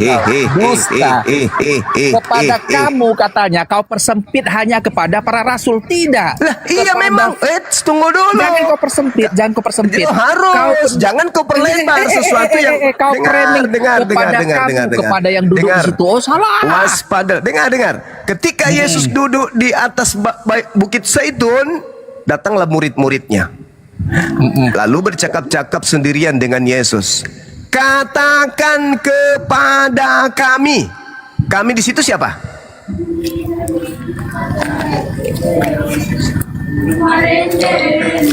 Kepada siapa? Kepada kami, para murid-murid. Masuk nggak Kristen di situ? Berlaku masuk. Udah, diskusi udah selesai. Bubar kita. Karena kenapa? Yang diajak diskusi ini adalah pendusta, penyesat, pembohong. Udah ketahuan. Sudah ketahuan. Rasul itu sudah ketahuan. Sudah ketahuan penyesatnya. Penyesat itu pembohong. Penyesat itu dalam bahasa Yunani itu planos. Planos itu artinya pembohong, pendusta, suka mengelabui, berpura-pura benar. Lebih banyak ngomong kau. Bagaimana bisa Anda mengatakan kami di situ termasuk Kristen? Kau menang bebal, menang lidah karet. Enggak. Saya nggak suka kepada orang yang dusta, pembohong, udah nyata, bikin malu. Malu. Aku adalah pendusta bagimu. Kau itu pendusta bagiku. Katakanlah kepada kami. Katakanlah kepada kami. Aku pendusta. Kau pun pendustanya kau sama aku. Katakanlah kepada kami. Kami di sini murid-murid Yesus.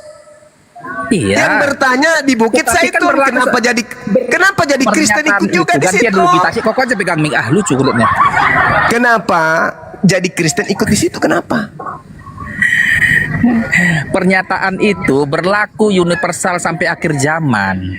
Udahlah, bubar. Kalau udah kayak gini, lawan diskusi kita udah bubar. Kalau sudah kayak begini, Kristen awam koto-kotokohi bisa lah. Kalau kayak kami ini ada juga. Kalau udah kayak begini, dengar kau ngomong. Itu aja. Kalau sudah kayak begini, udah kau turun. Bapak kau lah bodoh kali di sini. Enggak, kau turun. Terus. Hus. Biawak. Ngapain? Kita nggak butuh setan wujud manusia diajak diskusi, ngapain? Iblisnya orang ini, iblis. Makanya dikatakan dalam Al-Quran wa ikhwanuhum. Orang kafir itu adalah saudaranya setan. Setan menjadi merdeka melawan keturunan Adam karena mereka punya pahlawan bernama penyesat yang tadi. Ngapain kita diskusi panjang lebar? Kau hanya mempermalukan saudara-saudara Kristen yang masih mau belajar, yang masih menggunakan akal. Kau aja sendiri yang gila. Jelas sekali kok di situ. Sesudah Yesus keluar dari bait Elohim, Yesus lalu pergi. Maka datanglah murid-muridnya dan menunjukkan kepadanya bangunan-bangunan bait Elohim. Ia berkata kepada murid-muridnya, kepada mereka, kamu melihat semua itu. Aku berkata kepadamu, sesungguhnya tidak satu pun di sini akan dibiarkan terletak di atas batu lain. Semuanya akan diruntuhkan. Kamu di situ muridnya, Bani Israel. Lalu murid ini datang ketika Yesus duduk di Bukit Zaitun. Murid datang, berarti 12 orang. Datang mereka bercakap-cakap secara pribadi kepada mereka. Katakan kepada kami, bila manakah itu akan terjadi? Katakan kepada kami. Si penyesat tadi, iblis tadi, anak iblis ini mengatakan kami di situ Kristen juga. Ini kalau di ruang kelas, kalau dalam ruang kelas nih, ya saya ngajar, ada murid saya kayak gitu, kusuruh naik ke depan di papan tulis. Habis itu aku lepaskan sepatu, tampar mulutnya pakai sepatu. Karena kenapa? Dia tidak gila, tapi maksa gila. Dia waras, tapi mau dianggap gila. Dia manusia, tapi pengen kali dianggap monyet. Dia manusia keturunan Adam, pengen kali disebut setan. Lu suruh naik, kau naik sini. Ini tadi menurutmu, katakanlah kepada kami di sini maksudnya siapa? Ya, termasuk kita juga, Pak. Ku lepaskan sepatu, ku tampar ketepak. Pulang. Jangan lagi datang sekolah.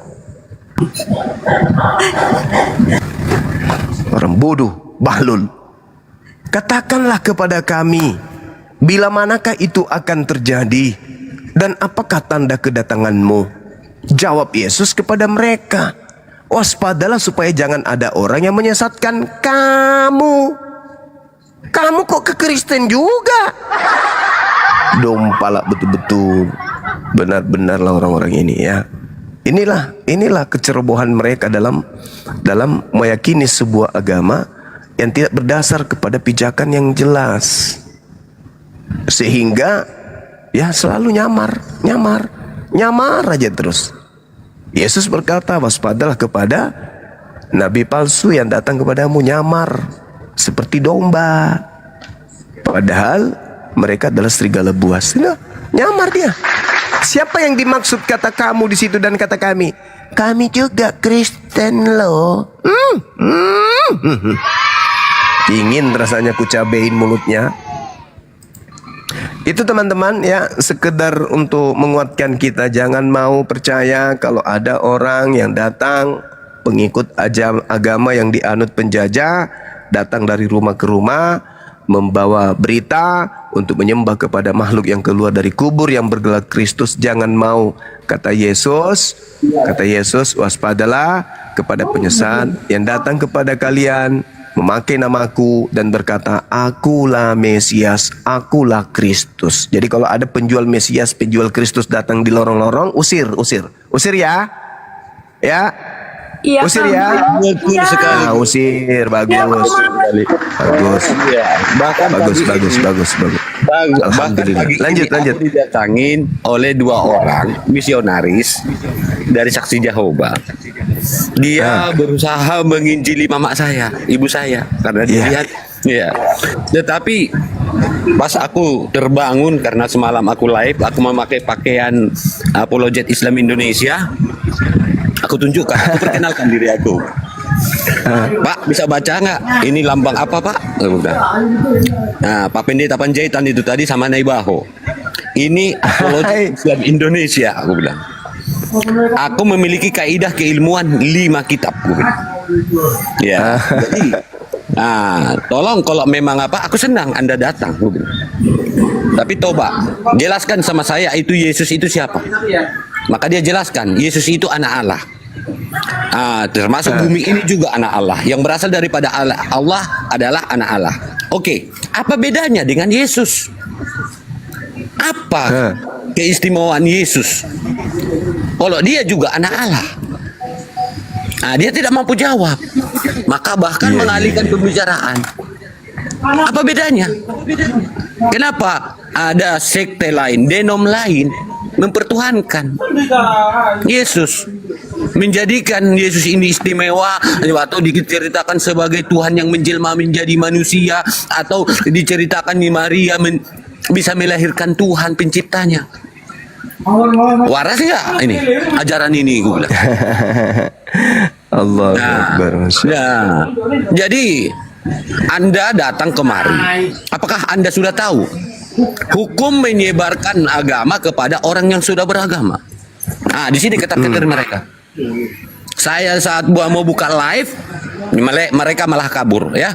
Di sini saya memang justru mukadimahnya tadi terlalu keras, langsung ke poin, sehingga mereka tidak mampu jawab.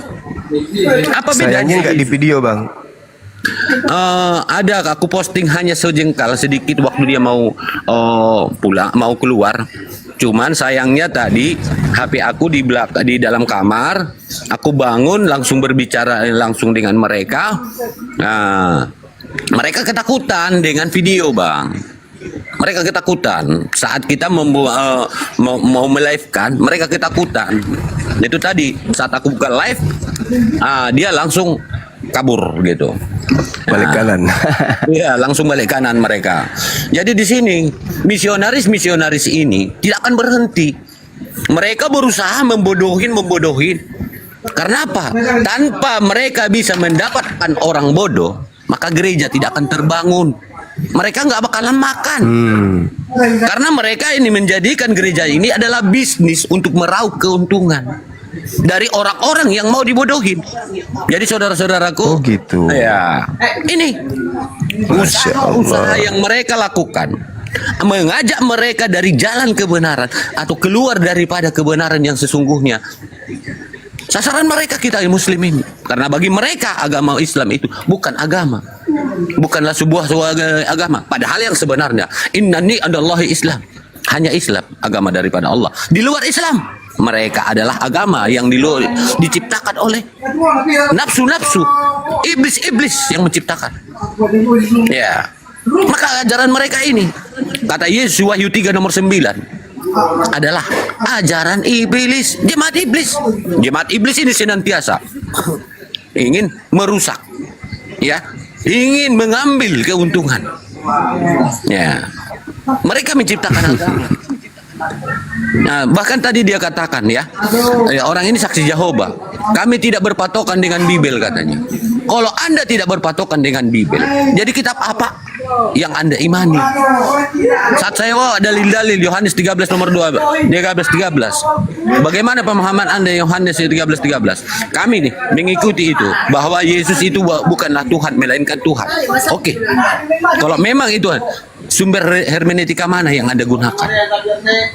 Apakah Anda sanggup mengatakan orang-orang denom di luar daripada agama Anda, di luar daripada denom Anda? Apakah Anda sanggup menyalahkannya? Apakah sanggup Anda membidatkannya? Nah, dia tidak sanggup menjawab. Ini sesuai dengan pribadi. Kalau memang pribadi, kenapa Anda menyebarkan agama? Saya tanya sama Anda, apa kitab acuan Anda? Mereka tidak mau menjawab, Gurunda. Mereka tidak mau menjawab. Kitab dari mana? LHI kah? Atau ada kitab lain? Maka genap, kalau Anda, maka genap kata Yesus. Menambah-nambahin kitab suci, menambah-nambahin apa yang tertulis. Mereka mendapat surga terendah, yaitu neraka. Itu kata Yesus. Berarti Anda melawan Yesus sendiri. Nah, di sini. Iya. Dia bertentangan dengan Yesus yang tidak pernah mengenal Kristen seperti yang Gurunda katakan. Memang betul. Kristen tidak pernah dikenal oleh Yesus. Kristen adalah agama yang dibangun dari Romawi atau Yunani, yang lahir daripada percampuran orang tradisi Yahudi dengan tradisi pagan Yunani. Ini ajaran siapa? Yang menceritakan bahwa Yesus itu mati terbunuh untuk menjadi Tuhan. Yohanes 13 nomor 2. Ini rekayasa daripada iblis, dan inilah keinginan daripada iblis. Maka iblislah sebagai inisiator lahirnya kekristenan. Ya, siap. Ya, silakan. Ya, agak noise Bang Ali. Wah, kabur ini hotel. Iya, agak noise. Mama ada di samping. Lanjut. Ya. Mohon maaf ya, noise soalnya kawan-kawan. Mohon maaf, nggak apa-apa. Mantap sekali. Keren. Masya Allah. Silakan. Banyak sekali yang typing di bawah tapi tidak berani naik gitu. Kenapa ini kalian ini? Naiklah. Dek, saya makan siang dulu ya, sambil mendengarkan. Dinaikkan aja hotelnya. Baik, Abang. Masih mau nanya, Bang Zuma udah makan? Biasanya makan. Mau makan kan? Belum, Bang Jay juga makan. Enggak, aku nggak tanya samamu, Jay. Aku tanya Bang Zuma.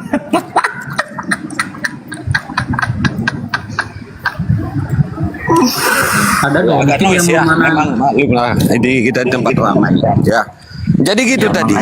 Iya, Abang Jay. Ini usaha-usaha yang mereka gunakan. Ya, mereka dengan datang dari rumah ke rumah untuk menyebarkan berita mereka, menyebarkan ajaran mereka. Sampai tadi saya mengutip kepada mereka, apakah Anda tahu konsekuensi daripada Anda datang ke rumah-rumah untuk menyebarkan agama Anda? Anda sedang berlawanan dengan hukum loh. Dia bilang. Ya, bahwa menyebarkan agama, memberitakan agama kepada orang yang sudah beragama, Anda kena hukum. Anda menyalahi hukum. Mereka dari situ mereka tidak mau. Saya live tadi. Nah, Halo. ya, Ayo, silakan, Don King. Kayak mana ceritanya, kawan? Ya, gimana? Ada yang menyebarkan kekristenan samamu? Iya, betul. Oke. Sebenarnya di Lukas 10 dasarnya itu ya, di Lukas 10 ayat 1 sampai 24 itu tentang ada 70 murid yang diutus itu. Iya, Maknanya siapa-siapa itu, Bang? Ada nggak si Lukas di situ, Bang? Sabar dulu. Kalau di ayat itu Ada nggak si Lukas, Bang, dia yang 72 orang itu, Bang? Dulu. Bukankah aku masih berbicara Saya tanya dulu, Bang, sumbernya kan biar jelas, Bang. Izinkanlah tamumu berbicara. Kau langsung potong. Mengapa kau ketar-ketir? Tenang aja, santai aja. Nanti kau Enggak, saya tanya, Bang. Iya, kan aku masih ada berbicara. Lukas di situ, Bang?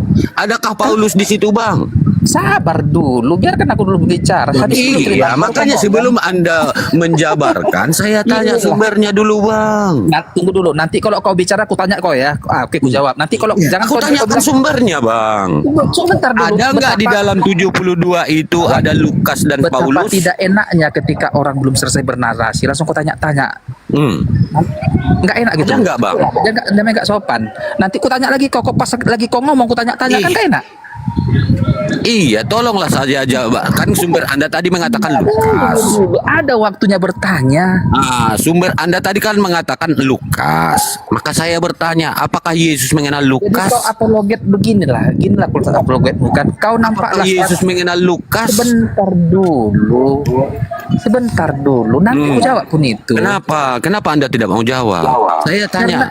Selesai Jangan dulu. arahkan saya bertanya dong, kan gitu. Tunggu dulu, kan kau bilang ada orang mengajak-ngajak kau jadi Kristen. Aku menerangkan dasar mereka mengajakmu itu. Dari siapa? Nah, kan jadi nanya, kau jadi juru tanyanya kau. Iya, iyalah. Dasar mereka mengajarkan itu dari mana? Sekarang gini kawan, aku nggak akan lagi menjelaskan. Kau nanya aja lah, khusus kau nanya. Biar bening kayak gitu aja lah. Iya. Tadi kamu mengatakan Lukas. Adakah Yesus mengenal Lukas? Enggak. Kau hanya bertanya aja. Aku nangkis saja nih. Tanya lagi. Adakah Yesus mengenal Lukas? Tidak. Siapa itu si Lukas? Lukas itu yang ada tertulis itu rasul yang menuliskan ayat Alkitab. Rasul, siapa yang mengangkat dia jadi rasul? Kalau setahuku itu dia itu muridnya daripada Petrus. Siapa yang mengangkat Lukas menjadi rasul? Enggak ada tertulis spesifik. Adakah Petrus mengangkat Lukas menjadi rasul? Enggak. Setahuku enggak ada spesifik di Alkitab. Tanya lagi. Ya, tidak ada. Kenapa diimani perkataannya? Kenapa rupanya kalau diimani? Apa ruginya samamu? Itulah yang menyebabkan Matius 15 nomor 7 sampai 9. Di mana dikatakan jemaat orang-orang yang mengimani suatu ajaran daripada manusia. Mereka adalah orang-orang munafik. Di Markus 7 nomor 6 dan 7.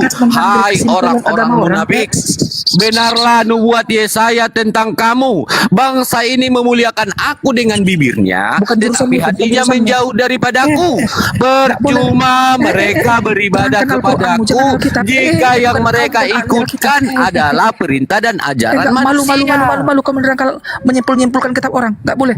Enggak boleh kau simpulkan. Jadi kemana kamu tadi nggak bisa jawab? Tadi kamu mengatakan dia murid Petrus, siapa yang mengangkat jadi rasul? Kamu nggak bisa jawab. Coba.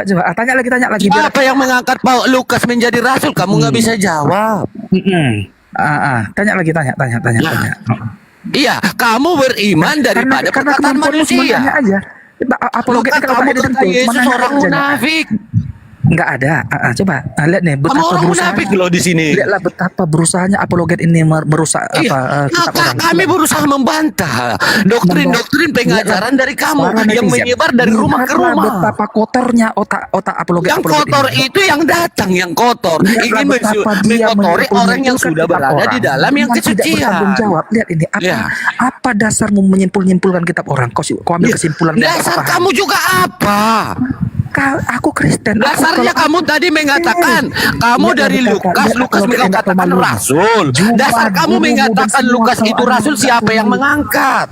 Bagaimana Saya mungkin kau tanya simpulkan loh. kitab orang? Siapa yang mengangkat Lukas menjadi rasul?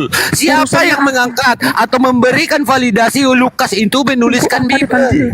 Validasi apa? Untuk apa validasi? Siapa yang memvalidasi apa yang dikatakan oleh Lukas itu sebagai firman Tuhan? Nggak perlu divalidasi. Nggak ada perlu siapa-siapa. Nggak perlu Iya, validasi. kalau nggak ada berarti kamu orang munafik, kata Yesus. Kok jadi munafik? Mengimani pengajaran daripada ajaran dan perintah manusia. Untuk apa kok jadi kesimpulan? Gitu kamu. Kenapa kau simpulkan kitab Jelas orang? kan? Kamu keteter dengan pertanyaan saya. Apalagi bodoh. Kenapa kau simpulkan kitab Kenapa orang? kamu menyerang berbeda? Justru kebodohan itulah yang diajarkan, yang berusaha diajarkan oleh orang-orang Kristen, di mana manusia yang merupakan ciptaan Tuhan tapi mampu melahirkan pencipta. Bongaknya apologet ini. Bohong kalilah kamu mengimani Tuhan yang lahir dari selangkangan manusia. Jadi kau yang menerang-terangkan kitab orang. Menceritakan Tuhan lahir, itu ajaran pembodohan. Ya. Oke, silakan Bang J, silakan. Ya. Selamat sore Kak Esi.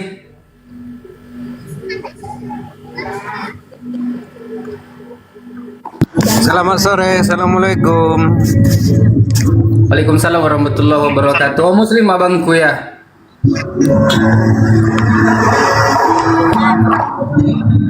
Ya Bang, Muslim Bang ya. Ya. Oke, Waalaikumsalam warahmatullahi wabarakatuh. Ada yang mau disampaikan Bang? Muslim dari Sumatera Barat. Padang. Iya, iya. Oke, terima kasih. Kita kacau memang. Iya, kacau kan? Kacau mereka. Betul sekali. Karena mereka tidak sanggup membenarkan agama mereka. Karena memang yang membangun agama mereka hasil dari nafsu-nafsu pikiran manusia. Bilang aja tadi Bang. Bilang aja tadi. Dia pendusta. Kan Iya, bilang betul tadi. Pendusta udah bis. Jadi memang mereka ini adalah ajaran-ajaran pendusta. Roma 3 ayat 7. Jika kemuliaan Tuhan semakin berlimpah oleh dustaku. Dasar pembangunan agama mereka dari dusta. Filipi 1:18. Sebagaimana Kristus diberitakan baik dengan maksud jujur maupun berdusta, aku tidak bersuka cita. Berbahagia Paulus mengajarkan agama, membohongi jemaat. Ya, menipu jemaat, menipu manusia untuk menjadi menjadi apa dia di situ? Menjadi rasul, teman-teman. Nah, makanya saya tanya tadi, yang mengangkat Lukas dan Paulus itu menjadi rasul siapa? Nah, siapa yang mengangkatnya?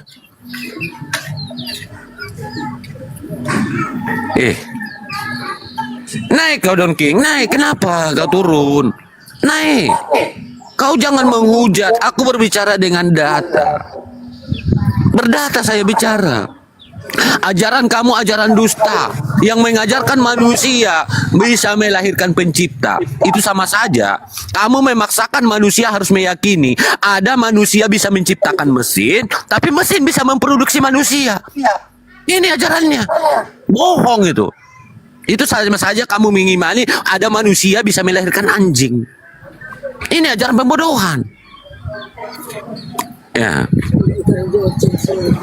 Jadi jelas ya. Ya, jelas. Ajaran kamu itu ajaran kebohongan. Berusaha membodohi manusia dengan dusta dan kebohongan. Karena memang rasulmu itu, yang kamu anggap rasul itu, memang si pendusta. Bahkan di dalam 1 Korintus 9:20, dia mengaku sebagai orang Yahudi padahal sesungguhnya bukan orang Yahudi. Maka Yesus mengenal mereka, jemaat-jemaat dari nabi palsu ini, sebagai jemaat iblis. Wahyu 2 nomor 9. Wahyu 3 nomor 9. Lihatlah beberapa dari jemaat iblis ini yang mereka senantiasa mengaku orang Yahudi, mengambil kitab-kitab orang Yahudi lalu menjadikan definisi di dalam agamanya untuk membenarkan agamanya. Mereka adalah jemaat yang mengaku dirinya orang Yahudi padahal sebenarnya bukan orang Yahudi. Maka mereka adalah bagi Yesus adalah jemaat iblisis. Ya, jemaat iblis. Ya. Kau nggak mampu Don King. Kalau kamu naik, ya coba. Nah, mampu nggak kamu berbicara dengan data? Bukan dengan congor, dengan menghujat atau menyerang personal. Bang Ali, skip Bang Ali ya. Tamu yang lain aja. Bang. Ada tamu ya, izin saya sapa dulu ya. Bang Kato. Silakan. Bang Kato. Assalamualaikum, Mas. Waalaikumsalam warahmatullahi wabarakatuh. Muslim. Nah, ini mak aja dulu, nanti kalau ada yang nggak ngerti kasih dengan fakta. Baik. Makasih ya Bang ya. Assalamualaikum warahmatullahi wabarakatuh. Iya, sebenarnya aku mau bernarasi dikit ya. Nanti kalau salah dibenerin aja. Sebenarnya kalau saya kan buat tema ini kan Yesus dipaksa jadi Tuhan. Karena memang tidak ada satu dalil pun di dalam Bible itu yang menyatakan Yesus itu Tuhan, kawan-kawan ya. Sama sekali tidak ada. Justru saat seseorang, kata Gurunda tadi, dari Kristen ke Muslim, artinya orang itu udah sembuh, dia udah nggak sakit lagi kejiwaannya. Ini udah nggak sakit jiwa lagi kami ya. Kenapa? Karena kami percaya sama Yesus gitu loh. Karena kan di dalam Bible itu ada, begitu besar kasih karunia Allah akan dunia ini sehingga dia menganugerahkan anaknya yang tunggal. Yang tunggal loh ya, bukan yang tumbal, disitulah. Jika engkau percaya, engkau akan memperoleh hidup yang kekal. Aku sama si Sal ini nanya, Yesus, kayak mana hidup yang kekal itu Yesus? Jai, hidup yang kekal itu, Sal, hidup yang kekal itu mengenal satu-satunya Allah yang benar dan Yesus Kristus yang telah engkau utus. Artinya di situ Yesus Kristus ini hanyalah sebagai utusan. Maka orang Muslim ternyata kulihat di Muslim itu sebenarnya Yesus atau yang di Muslim itu bilangnya Nabi Isa, benarkah hanya untuk bagi Bani Israel? Ternyata benar. Makanya dalam Al-Quran itu ya Bani Israel, ya Bani Israel, hai orang-orang Israel, hai orang-orang Israel. Tapi kalau baginda Muhammad Rasulullah SAW ternyata ya ayuhan nas gitu ya Saleh ya ayuhan nas gitu ya, hai umat manusia gitu ya. Ternyata berkesesuaian dengan apa? Dengan yang dikatakan Yesus itu sendiri, kawan-kawan, di mana aku hanya diutus bagi domba-domba tersesat, bagi Bani Israel saja. Makanya tadi guru kami minta di mana dalilnya bahwasannya Yesus untuk litubayyina linnas, untuk seluruh umat manusia. Di mana? Kalau kau mau tahu dalilnya ada di mana, kau bukan Bani Israel, tapi engkau mengaku kau itu bagi Bani Israel, ternyata ada di Galatia 3, 25, 26, 27, 28 sampai 29. Jika engkau dibaptis dalam nama Yesus Kristus, tidak ada lagi Yahudi, tidak ada Romawi, tidak ada laki-laki, tidak ada perempuan, semua satu padu. Tapi kan yang membuat Galatia ini siapa? Nabimu itu siapa itu? Rasulmu itu siapa itu? Paulusnya itu. Begitu. Makanya kalau bukan Bani Israel ya tidak ada keselamatan di sana. Nah, makanya aku tidak jadi mengikuti Yesus. Lagian kalaupun aku mengikuti Yesus hanya untuk bagi Bani Israel. Kita bukan bagi Bani Israel, kita bukan Bani Israel gitu loh. Kita ini orang Indonesia, orang yang lain juga gitu, kawan-kawanku ya. Lagian kalau Yesus yang asli itu tidak mengajarkan ke gereja. Yesus yang asli tidak mengajarkan tidak bersunat. Bahkan setitik saja hukum Taurat itu batal, maka akan menempati tempat terhina di kerajaan langit, katanya. Tempat terhina di kerajaan langit itu mana? Ya nerakanya itu. Gitu.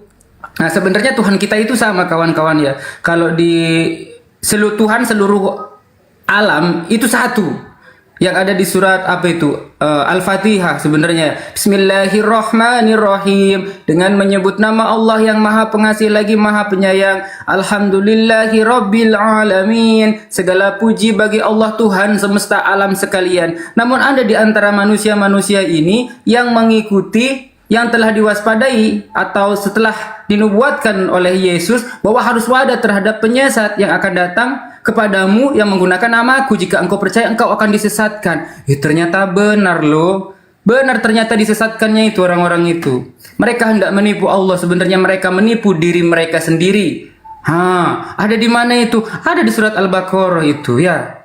Jelas itu. Bahkan kalau kita lihat antikristus itu ada di mana? Antikristus itu yang tidak mengakui Yesus datang sebagai manusia dan sebagai anak manusia. Di mana itu ada? Ternyata bukan di Muslim. Kenapa? Karena orang Muslim mengakui bahwasanya Yesus datang sebagai manusia dan sebagai anak manusia. Bahkan Yesus itu akan tetap selama-lamanya itu sama. Bahkan ketika Yesus datang untuk kedua kali atau Nabi Isa datang untuk kedua kalinya, itu akan nampak di atas langit. Kau akan melihat anak manusia di atas langit. Ya, matahari menjadi gelap, bulan-bulan tidak bercahaya, bintang-bintang berjatuhan. Itulah tanda kedatanganku yang kedua, katanya Yesus. Nah, ternyata yang datang kepada Paulus, siapakah engkau Tuhan? Akulah Yesus yang kau aniaya. Nggak pernah Yesus bernubuat bahwasanya dia akan datang dalam bentuk cahaya atau bentuk roh. Nggak ada. Itulah penyesat itu. Makanya 13 buku Paulus yang ditulisnya ada Titus, Korintus, Galatia, Efesus, Filemon, Tesalonika. Itu diilhami dari apa? Diilhami dari yang namanya hantu belawi itu tadi, yang mengaku Yesus. Begitu kawan-kawan ya.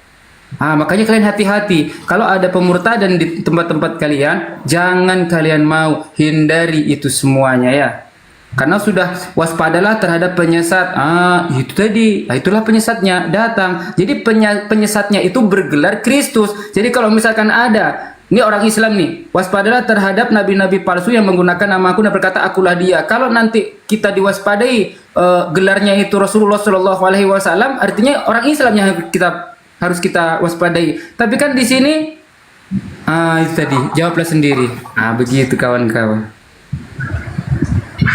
Apa itu? Ya, karena Allah kan berfirman, ya ayuhan nasu ubudu rabbakumul ladzi khalaqakum wal ladina min qablikum la'allakum tattaqun. Wahai manusia, sembahlah Tuhanmu yang menciptakan kamu.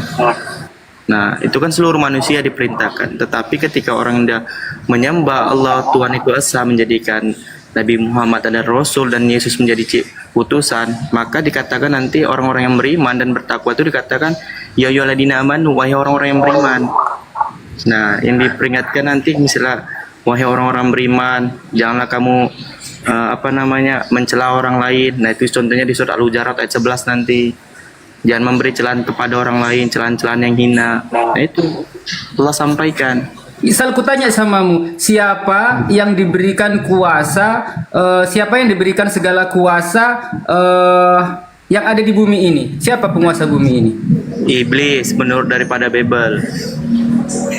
Lalu yang setelah keluar dari kubur itu, Waalaikumsalam warahmatullahi wabarakatuh.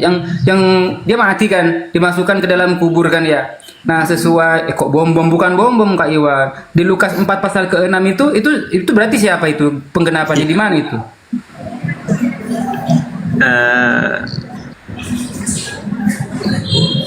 Kan kata iblis kan kayak gini kan di Lukas 4 pasal ke-6 kan ya. Kata iblis kepadanya kayak gini kan, segala kuasa itu serta kemuliaannya akan kuberikan kepadamu, sebab semuanya itu telah diserahkan kepadaku dan aku memberikannya kepada siapa saja yang kuhendaki. Kayak gitu kan? Itu loh yang Yesusnya bilang, nyala kau iblis, sembahlah Tuhan Allahmu saja. Itu loh. Nah, ternyata kan iblis ini menunggu waktu yang tepat tuh. Waktu yang tepat ini ternyata adalah saat ada makhluk yang keluar dari kubur itu. Siapa itu? Sibilis. Apa itu? Siapa itu? Sibilis. Berarti yang Yohanes 12 pasal 31 itu sekarang berlangsung penghakiman atas dunia ini, sekarang juga penguasa dunia ini akan dilempar keluar. Berarti itu Sibilis ya? Iya, paman. Berarti yang mereka sembahkan itu Sibilis. Iya, paman. Oh gitu ya.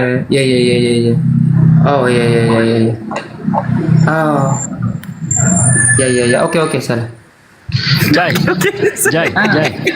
Aku baterai HP ku low, jadi aku pamit dulu ya. Oh iya siap. Oke, Bang Kupra. Terima kasih. Jazakallah Bang Kupra. Yo, lanjutkan perjuangan. Assalamualaikum. Itu ada tamu, Bang Sitorus, silakan. Waalaikumsalam. Bang Sitorus, selamat siang Bang Sitorus. Islam Kristen. Assalamualaikum warahmatullahi wabarakatuh. Waalaikumsalam warahmatullahi wabarakatuh. Waalaikumsalam warahmatullahi wabarakatuh. Ada yang mau disampaikan Abang Dah? Saya nyimak aja di bawah aja bang. Sehat selalu buat semuanya ya. Para guru-guru tuh. Kurang jazakallah Bang ya. Kasih abang. Turunkan aja bang, aku di bawah aja. Baik. Ya kawan-kawan yang belum follow akun-akun apa namanya Gurunda di atas, silahkan di follow. Ada Ustadz Miftah juga, ada Sisal, ada Bang Ali Aceh, ada Mahadewa juga, silahkan di follow ya. Terima kasih. Akunku juga kalau mau di follow lah.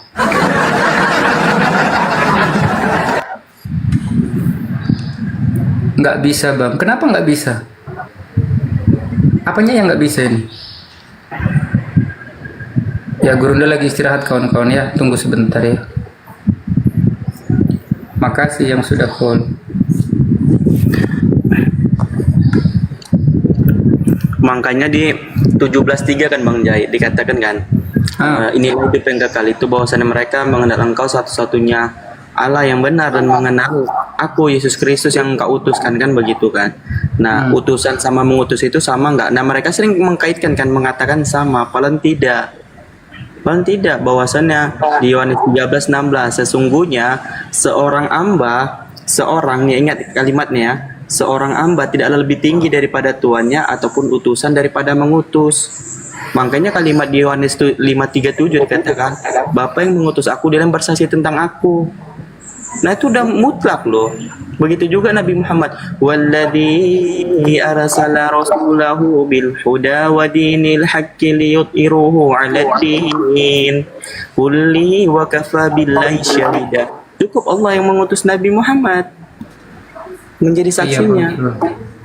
Makanya dia 29-nya dikatakan potongan ayat pertamanya itu, potongan ayat 29-nya yang awal tuh Muhammadur Rasulullah, Nabi Muhammad hanya utusan Allah.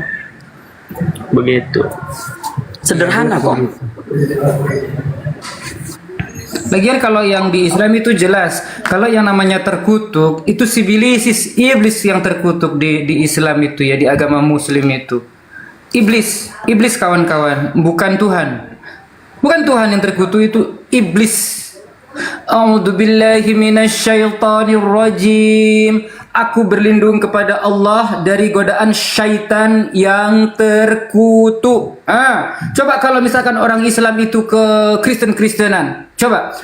Misalkan kalau Galatia 3:13 kan Kristus telah menebus kita dari kutuk hukum Taurat dengan jalan menjadi kutuk karena kita. Sebab ada tertulis terkutuklah orang yang digantung pada tiang salib ya. Kita tanya itu sama si Sal ini kalau waktu oten. Sal, yang digantung di atas salib itu siapa? Yang di atas salib itu? Yesus, dia bilang. Lalu bagaimana kalau misalkan kita ganti, kalau orang Muslim ini ke Kristen-Kristenan? A'udzubillahi minasyaitonirrajim. Aku berlindung kepada Allah dari godaan Yesus yang terkutuk gitu. Ngeri kali. Makanya kalau di Muslim itu nggak kayak gitu, nggak ke Kristen-Kristenan. Nggak, lagian Bang Jai, ya. Nah, aku kan dari Kristen ya. Nah, aku dulu meyakinkan bahwasannya dia itu adalah orang-orang yang benar-benar terkutuk dulu kan. Ingat nggak? Bahwasannya keimanan dulu ataupun orang-orang Kristen menyatakan bahwasannya dia memang dia terhinakan katanya. Itu wow banget nggak itu penghinaan yang sangat mutlak. Iya, padahal tidak ada salah. Lagian kalau kita baca kitab Ulangan 21, Kilang 23:21, jika ada orang yang digantung semalam-malaman di atas pohon, jangan kau biarkan semalam-malaman di atas pohon, ya kan? Karena itu adalah orang yang dihukum oleh Elohim. Orang dihukum oleh Elohim, oleh Tuhan loh di atas pohon itu. Nah, kalau kita ke 27-nya itu ternyata aku baca ya, itu orang fasik menggantikan orang benar begitu. Ada tamu dulu. Halo Bang. Bang Dimas. Bang Dimas. Ngarang. Halo? Iya ngarang, saya ngarang. Perempuan Jai. Ngarang. Oh perempuan. Ini perempuan atau laki-laki? Sorry salah nanti. Ada namanya kan ngarang, itu namanya di bawah ngarang. Apa Dimas? Ngarang ya, pasal kau memang tukang ngarang. Saya ngarang. Maksudnya Dimas ini maksudnya apa? Kalau laki-laki atau perempuan? Diam-diam suka mas suka Dimas ini apa ini? Kami ngarang, udah ada kami ngarang. Itu kan tertulis loh. Tertulis loh Kak, ada Bible di depanku ini. Ngarang. Ya ada Bible ini. Coba, Oke, gini aja, siapa Bang yang Jai. terkutuk itu? Bang Jai, kita tanya deh Bang Jai. Sekarang kakak meyakinkan nggak? Sekarang kakak meyakinkan nggak bahwasannya terkutuk di kayu salib? Yang Enggak, aku tanya kakak ini sekarang meyakinkan tidak bahwasannya itu? Ya dengar dulu, Sal, dengar dulu gantian Bu, ya gantian. Ya silakan Bu, gantian. Dengar bagus-bagus ya. Yang terkutuk itu manusia. Kenapa? Karena manusia itu mempunyai dosa keturunan dari Adam. Paham tidak? Di mana Bu? Di mana itu? Oke, tanya Abang Jai. Berdosa.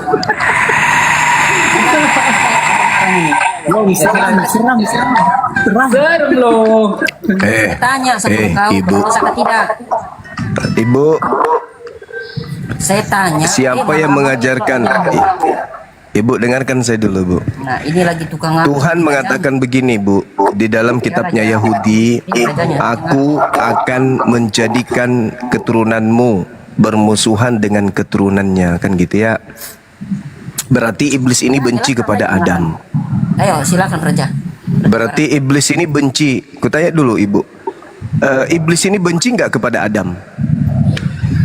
Ya jelaskan saja pendapat pengarang. Oh ya, Nggak, kutanya dulu. Iblis benci nggak kepada Adam? jelaskan saja dulu. Iblis benci nggak kepada Adam? Kejadian 3 nomor 15, aku akan mengadakan permusuhan antara keturunanmu dan keturunannya. Itu dia Di situ berbicara diterangkan kepada iblis, bukan berbicara kepada Adam. Ngarang. Paham tidak ngarang? Iya, sekarang pertanyaan saya, Ibu, pertanyaan Masa saya. manusia jatuh di dalam dosa itu karena Iya, ulah pertanyaan iblis. saya, Ibu, pertanyaan saya, apakah iblis benci kepada Adam? Apakah iblis benci kepada Adam? Oh, jelas dia benci. Oke. Apakah iblis suka? Apakah iblis itu Seluruh keturunannya dia benci. seluruh keturunannya? Oke. Semua manusia. Oke. Iya, oke. Makanya Sekarang manusia dia mau sesatkan. Paham tidak? Iya, oke. Sesatkan supaya Oke, dia berarti sama-sama iblis di dalam neraka. Paham? Iya, oke, berarti iblis itu benci kepada Adam, benci kepada keturunan Adam. Nah, sekarang ibu hadir di sini memfitnah Adam kalau Adam itu sudah mewariskan dosa kepada keturunannya. Yang suka memfitnah Adam itu, iblis atau orang benar, Bu? Suma, saya kasih tahu kau Bang Suma, kau tidak akan lahir kalau itu Adam dan Hawa itu jatuh di dalam dosa. Kau tidak akan ada. Ku ulang lagi pertanyaannya. Adam dan Hawa. Yang suka memfitnah Dengar, Adam si itu cakap, iblis. supaya kau paham Bang Suma. Iblis. Hormat sama kau, tapi tolong. Saya ulang lagi pertanyaannya. Saya ulang. Dengar dulu saya bicara. Yang membenci Adam itu keturunan iblis atau keturunan Adam itu sendiri? Jawab, Ibu. Dengar dulu, Bang Suma, dengar dulu. Saya kasih jelas sama Bang Suma ya. Dulu itu Adam dan Hawa saja diciptakan, tetapi mereka tidak berdosa. Itulah dibilang mereka tinggal di dalam surga. Taman Eden itu dibilang surga. Karena apa? Itu Taman Eden itu masih belum ada cacat. Nggak usah jelaskan Taman Eden. Dengar. Jelaskan aja yang membenci Adam itu keturunan iblis atau keturunan Adam itu sendiri. Namanya dosa. Hawa pun belum tahu dosa. Nyaho.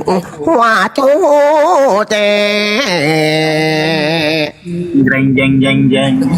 Oh, rep nanti melaku ngaku. Jeng jeng jeng jeng jeng. Iku jangan asa enak dewe. Jeng jeng jeng jeng. Dimas ngencala wedus.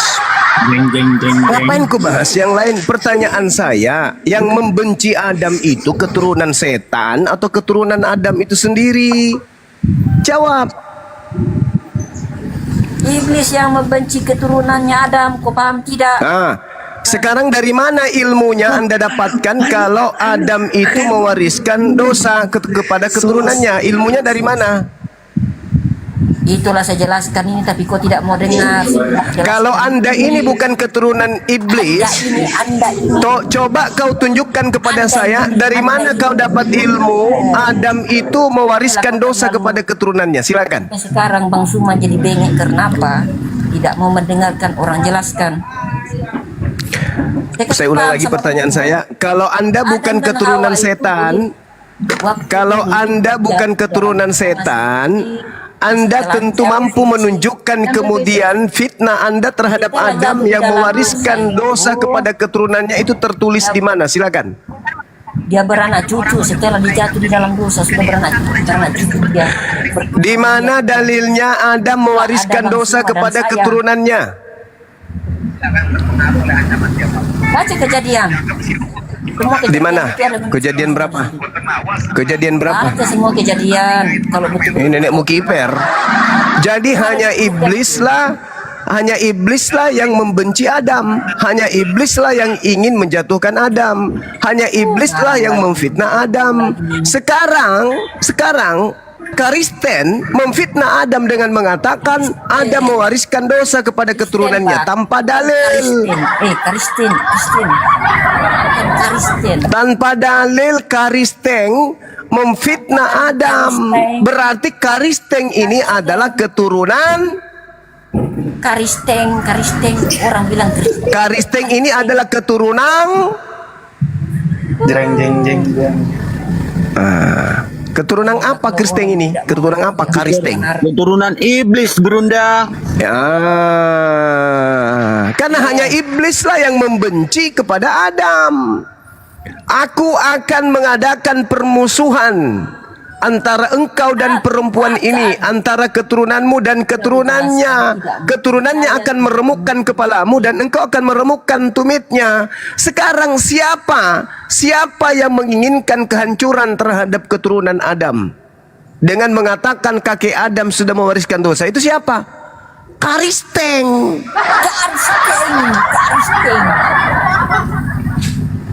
Berarti Kristen ini adalah keturunan Iblis, paman. Iblis. Keturunanmu, wahai iblis, akan bermusuhan dengan keturunan perempuan ini. Antara keturunanmu iblis dan keturunan perempuan ini, keturunan perempuan ini akan meremukkan kepalamu dan engkau akan meremukkan tumitnya. Sekarang pertanyaan saya, kalau Anda itu bukan keturunan setan, lalu siapa yang mengajarkan Adam mewariskan dosa kepada Anda? Silakan. Kalian waris itu. Pendusta, pembohong. Di mana dalilnya Adam mewariskan dosa? Apa segala pendusta itu adalah iblis. Di mana dalilnya Adam mewariskan dosa? Enggak ada, berarti Aliteng adalah keturunan setan.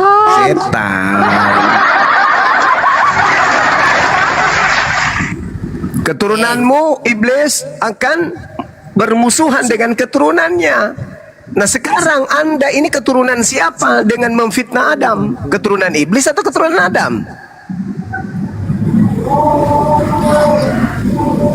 Karena musuh Adam itu iblis, yang menjelek-jelekkan Adam itu iblis. Ayo. Saya sudah dari ketahuan. Kamu ketahuan keturunan setan. Dia jatuh di dalam dosa, dia seluruh keturunannya ada itu. Mulai. Mana dalilnya? Mana dalilnya? Di mana kamu curi dalil seperti itu? Dari setan atau dari Tuhan? Suma, saya tanya Suma, kau berdosa tidak? Apa dosaku? Apa dosaku dari Adam itu apa? Apa dosa yang saya lakukan karena Adam? Apa? Hanya keturunan setan yang memfitnah Adam. Keturunan setan yang membenci Adam. Keturunan setan memfitnah Adam. Makanya orang-orang yang ingin membunuh Yesus itu disebut anak-anak setan. Yohanes 8 nomor 37 sampai nomor 44, orang-orang yang menginginkan kematian Yesus di atas tiang salib itu adalah keturunan iblis. Sekarang kutanya kau sebagai ahli tank.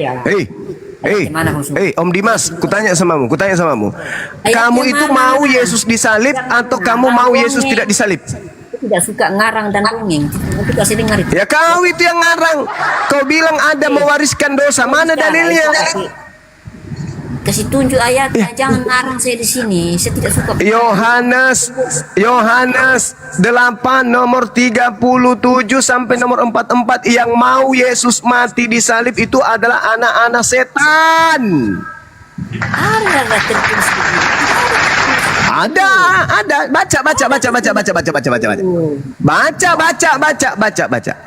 Baca. Sudah. Baca.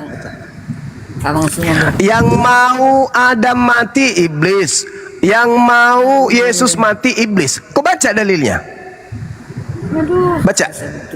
Kau memfitnah Adam mewariskan dosa, kau tak ada dalil. Saya mengatakan orang yang ingin kematian Yesus dan menginginkan penyaliban terhadap Yesus itu adalah keturunan setan. Karena kalian keturunan setan, pantaslah kalian benci Nabi Adam. Karena kalian memang keturunan setan dalam wujud manusia. Ya. Makanya makananmu itu babi, tikus, padale, pararang, biawak, kuda nil, singa, apalagi monyet, kera, kura-kura ninja. Makanya makanan kamu itu setan. Kura-kura. Kau itu keturunan setan. Coba lihat makananmu itu, coba. Ular, ya, biawak, apalagi candoleng-doleng, apalagi yang kau makan, semua. Andaikan tai itu bisa kau makan, itu tai kau goreng juga, itu tai kau makan. Ngarang lagunya. Itulah fakta. Kau itu keturunan setan. Keturunan setan itu dari makanannya bisa dilihat. Makanan-makanan yang menjijikkan dimakan semua itu setan itu. Tikus, biawak, keluing, apalagi cacing, apalagi buaya, kura-kura ninja, apalagi padale, harimau, singa, harimau, haryanto, harimukti, kau makan semua. Tapi ada dalilnya loh Gurunda. Ada dalilnya kok. Mereka makan segala sesuatu itu, daging itu ada dalilnya. 1 Korintus 10 pasal ke-25. Kamu boleh memakan segala sesuatu yang dijual di pasar daging tanpa mengadakan keberatan hati nurani. Berarti kalau ada orang metong, daging manusia dijual juga boleh dimakan, nggak apa-apa itu Gurunda. Boleh dimakan loh. Baca 1 Korintus 10:25. Hafal aku dalil itu. Ayo kau. Segala sesuatu halal bagiku. Hanya bom-bom kau tumis pakai sayur kangkung halal. Ada loh. Masalah generasi halil. Ada dalilnya ya Gurunda ya. Ada dalilnya. Ada. Kejadian 3 nomor 15. Keturunanmu, keturunan iblis akan menjadi musuh sebagai keturunan Adam. Sekarang kamu keturunan siapa sampai kau memfitnah Adam? Kau keturunan siapa? Iblis, paman. Nah, iblis. Pantesan aja kau menyembah makhluk yang keluar dari kubur, yang mengaku Yesus. Ternyata kau keturunan iblis. Ya iblis ya nyembah sesamanya iblis lah. Kan begitu. Masih mau aku datang besok, Dimas? Dimas, masih mau aku datang besok? Itu kalian. Dimas, masih mau aku datang besok? Dimas, masih mau aku datang besok? Enggak, takut-takutnya kalau saya nggak ada gentar tapi iya, orang gila ada nggak takutnya orang gila? Orang gila ada nggak takutnya? Misalnya ada orang gila didatangi ular kobra, lari. Ular kobra lari, takut. Mana bisa? Orang gila nggak ada takutnya. Orang gila itu jangankan ular kobra, neraka pun udah takut. Ketika ditanya, enyahlah daripadaku kalian semua berbuat kejahatan. Karena dia gila, dia nggak ngaruh dia, karena gila. Gak ngaruh. Yesus mengatakan, aku tidak mengenal kalian. Waspadalah kepada penyesat yang bernama Yesus Kristus. Orang gila. Waspada enggak? Ya enggak. Namanya gila. Ya, gimana mau waspada? Bang Juma, tapi Bang Juma, sekalipun dia orang gila Bang Juma, tapi dia nggak mau menuhankan manusia Bang Juma. Gimana tuh Bang Juma? Siapanya? Orang gila tersebut. Kan dia gila dia nih, tapi dia nggak mau menuhankan manusia. Oh, Ada itu orang gila, yang itu gila waras. karena itu gila karena penyakit biologis dan psikis. Kalau ini memang gila karena iblis dan roh jahat ada di dalam dirinya. Beda. Itu fakta. Sekarang kita tuntut, apakah mereka ini keturunan Adam atau keturunan iblis? Karena yang membenci Adam itu hanya keturunan iblis. Untuk membuktikan bahwa mereka ini pembenci Adam, mereka tak sanggup menunjukkan data ketika mereka memfitnah Adam itu mewariskan dosa. Iblis itu menciptakan manusia. Coba tunjukkan datanya sama saya. Saya minta dalil dari 2 tahun yang lalu loh. Samamu. Kau keturunan iblis kan? Saya mau tahu datanya. Ada kau keturunan iblis karena kau membenci Adam. Dengar. Aku Tuhan akan mengadakan permusuhan antara engkau dan perempuan ini, antara keturunanmu dan keturunannya, antara keturunan Adam dan keturunan iblis itu membenci. Nah sekarang kamu memfitnah Adam. Kamu itu keturunan siapa sebenarnya? Kenapa Adam kamu fitnah? Harusnya kamu fitnah iblis supaya kamu itu bisa melawan iblis. Kau keturunan Adam dulu. Nah sekarang kau memfitnah Adam, berarti kau keturunan setan. Yang membenci Adam, karena antara Adam dan iblis itu kan diadakan permusuhan. Yang memusuhi Adam itu iblis. Nah sekarang kamu memfitnah Adam, itu cerminan bahwa kau memusuhi Adam. Berarti kau ini keturunan setan. Halilintar. Kau keturunan setan ini berarti. Saya bukan keturunan iblis. Oke, Kak Nah, Dimas. kalau kau bukan keturunan iblis, kenapa kamu memfitnah Adam? Nah, Ayo. jawablah. Ayo. Tidak. Jawab. Pemfitnahan itu kebenaran bisa jelaskan. Kalau kebenaran ada dalilnya. Kalau tidak ada dalil berarti fitnah. Halilintar. Mana dalil? Dalil. Hei, Cukaulu, mana dalil? Cukaulu, mana dalilnya? Dalilnya mana? Mana dalilnya Adam mewariskan dosa? Kalau tidak ada berarti Anda memfitnah. Kalau Anda memfitnah Adam, berarti Anda membenci Adam. Yang membenci Adam itu hanya keturunan setan. Siapa yang membenci nenek keturunan? Ya, kalau begitu mana? Kenapa kamu fitnah kalau Adam itu mewariskan dosa? Cuma kita menjelaskan kebenarannya. Adam itu mana dalilnya? Woi, semua manusia. Woi, Cukadama. Woi, mana dalilnya? Mana dalilnya Adam mewariskan dosa kepada keturunannya mana? Woi, Peda. Betul, baca. Woi, Peda Ulu. Cuma baca kejadian saja. Tidak bisa dijawab itu Bang Juma. Apa di kejadian? Di kejadian itu Adam itu diberkati. Kejadian 5 nomor 2. Adam keturunannya baik laki maupun perempuan diberkatilah mereka. Aku tahu, dalilnya aku tahu. Mana? Aku tahu, tapi itu bukan dari ini. Itu ada di Roma. Ah, iya di Roma. Ada juga di Roma 3. Ada juga di Roma 3, Gurunda. Karena semua orang telah berbuat dosa dan telah hilang kemuliaan Allah. Tapi itu kan bukan dari itu. Aku tahu. Roma. Itu dari Paulus. Itu dari Paulus. Itu menerima ajaran dari Kristus agar supaya diajarkan ke manusia kalau Adam itu mewariskan dosa. Itu Pak Bote-bote, kapal tenggelam. Masolan generasi. Itu sudah abang baca itu. Loh, iya itu dari Paulus, Ibu. Itu Paulus. Itu Paulus, Ibu. Paulus yang melakukan fitnah terhadap Adam. Berarti Paulus juga ini termasuk keturunan Bilisis. Apa?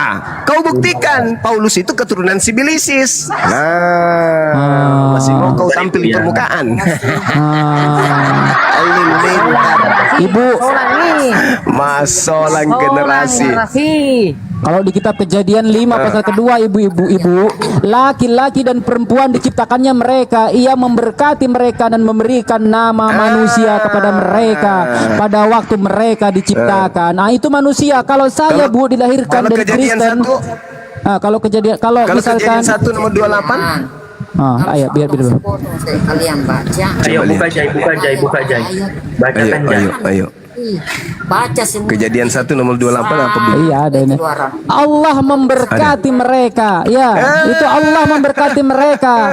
Lalu Allah berfirman kepada mereka, beranak cuculah dan bertambah banyak, penuhilah bumi dan taklukkanlah itu, berkuasalah atas ikan-ikan di laut dan burung-burung di udara dan atas segala binatang yang merayap di bumi. Diberkati, Dimas. Diam-diam suka emas-mas. Ya.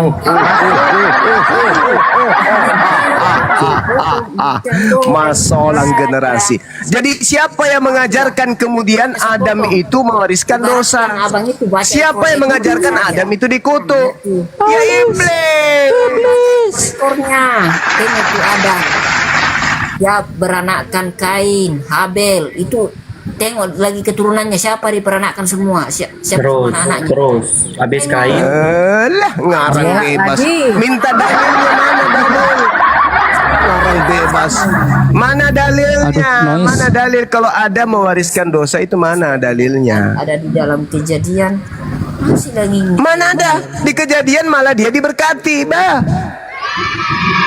Memfitnah, fitnah Adam, fitnah Musa. Kalau kau bawa Kejadian, berarti kau memfitnah Nabi Musa. Karena itu kitabnya Nabi Musa, bede. Nah, Adam sudah kau fitnah, sekarang Musa lagi. Siapa lagi yang ingin kau fitnah? Yesus, mati terkutuk. Siapa lagi yang kau fitnah? Nabi Muhammad juga fitnah. Fitnah semuanya. Pekerjaan setan, suka memfitnah. Yes. Dengar tuh, Bang. Kaulah Kristen atau Muslim? Aku tanya, ditanya. Iya. Dia menanggung untuk dosa manusia di kayu salib. Siapa yang kau memfitnah Yesus itu? Kau memfitnah Yesus. Selamatkan, dapat pengampunan. Kau memfitnah Yesus lagi. Tadi Adam kau fitnah, sekarang kau fitnah lagi Musa. Detik ini kau fitnah Yesus lagi, menanggung dosa. Di kayu salib. Yesus mengajarkan manusia dibangkitkan. Yohanes 5 nomor 29. Manusia dibangkitkan untuk dihakimi berdasarkan perbuatan masing-masing. Gak ada itu nanggung dosa, gak ada. Fitnah terus. Fitnah terus. Ini adik-adik, kalau dia si Grandong ini tidak bisa tunjukkan dalil, sepak aja bokongnya sampai ke pintu gereja. Ngapain dia di sini? Saya minta dalil, Dimas, sebelum ku sepak pantatmu sampai pintu gereja. Ku minta dalilnya di mana Adam dikutuk. Tunjukkan dalilnya. Kutukannya itu berlaku kepada keturunannya. Silakan. Kita hitung ya. Kasih waktu kita 10 hitung detik. ya. 10 detik Jai. 1, 2, 3, 4, 5, 6. Saya minta dalil sepanjang diskusi. Ada nggak kau kasih dalil? Adam dikutuk dan kutukannya itu berlaku keturunannya. Ada nggak? Ada itu. Mana? Coba tunjukkan. Ada yang. Silakan. Dia mau cari dulu. Oke. Silakan. Kita kasih kesempatan. Ya. Kalau berbicara, Bang, mau berbohong itu adalah satu dosa.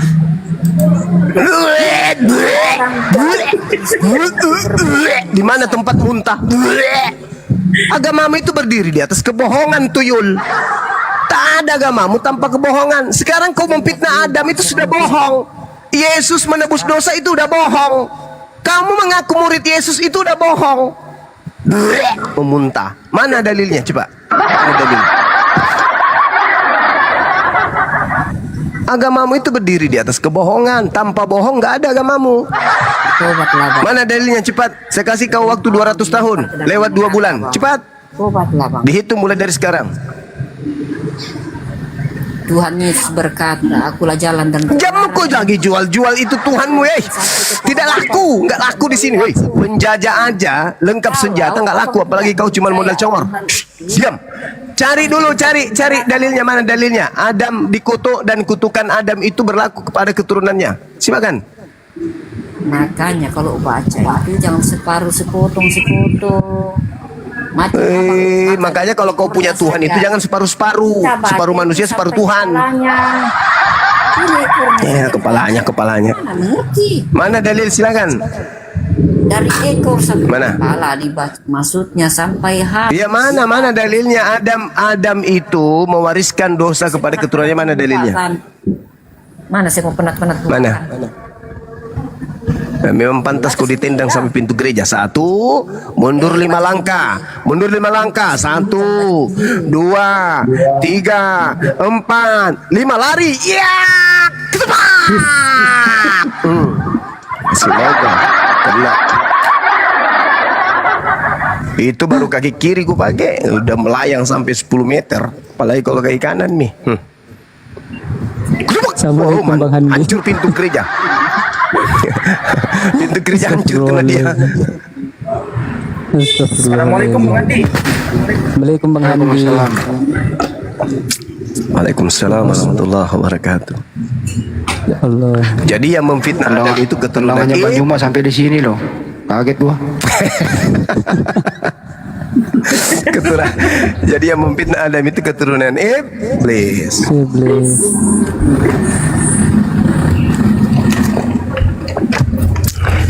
Jai, ada bitobat tuh, Jai. Aku akan mengadakan permusuhan antara engkau dan perempuan ini, antara keturunanmu iblis dan keturunan Adam. Waalaikumsalam warahmatullahi. Keturunannya Adam akan meremukkan kepalamu dan engkau akan meremukkan tumitnya. Nah, ini sekarang Kasihan. Iya, gimana Bang?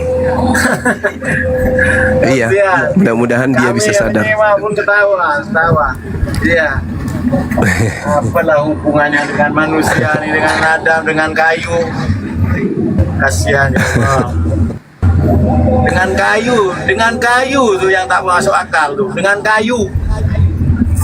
Kayu salib. Sehat-sehat semua. Sehat Semua yang ada di Rom nih.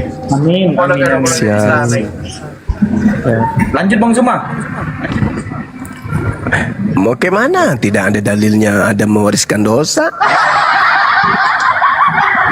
Mewariskan onde-onde ada nggak?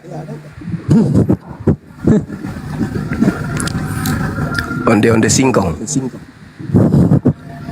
Onde-onde singkong. Onde singkong. Berat memang kan, berat. Mau ke mana? Beleng-beleng onde-onde singkong. Berat. Mereka mengambil dosa waris sebagai konsep untuk Yesus datang. Itu lucu teman-teman. Iblis ini sebenarnya mau menyelamatkan manusia atau mau mencelakai manusia? Celakai manusia. Kan gini cerita. Mencelakai manusia. Tapi coba polanya ya, kita lihat ya. Saya menulis di atas air nih. Tunggu. Saya siapkan airnya dulu, saya nulis. Jadi gini. Adam dicobai iblis. Akibatnya Adam dan keturunannya menanggung dosa. Ya kan? Iya. Betul? Betul, Paman. Itu sampai kapan? Sampai kapan menanggung dosa keturunan Adam gara-gara iblis menyesatkan dia di Gan Eden? Sampai kapan? Katanya sampai hari kiamat kan? Iya, akhir zaman. Nah, di abad pertama Masehi, iblis merasuki Yudas tujuannya agar Yesus tereksekusi mati. Tujuan Yesus tereksekusi mati adalah untuk menebus dosa-dosa manusia dari Adam. Gimana itu? Iblis merasuki Yudas agar Yesus ini disalib, tujuannya untuk melepaskan dosa Adam dan keturunannya. Begitu kemudian iblis berhasil mempengaruhi Yudas agar berkhianat, endingnya Yesus disalib. Tujuan Yesus disalib adalah nebus dosa. Berarti iblis membebaskan manusia dari dosa. Begitu.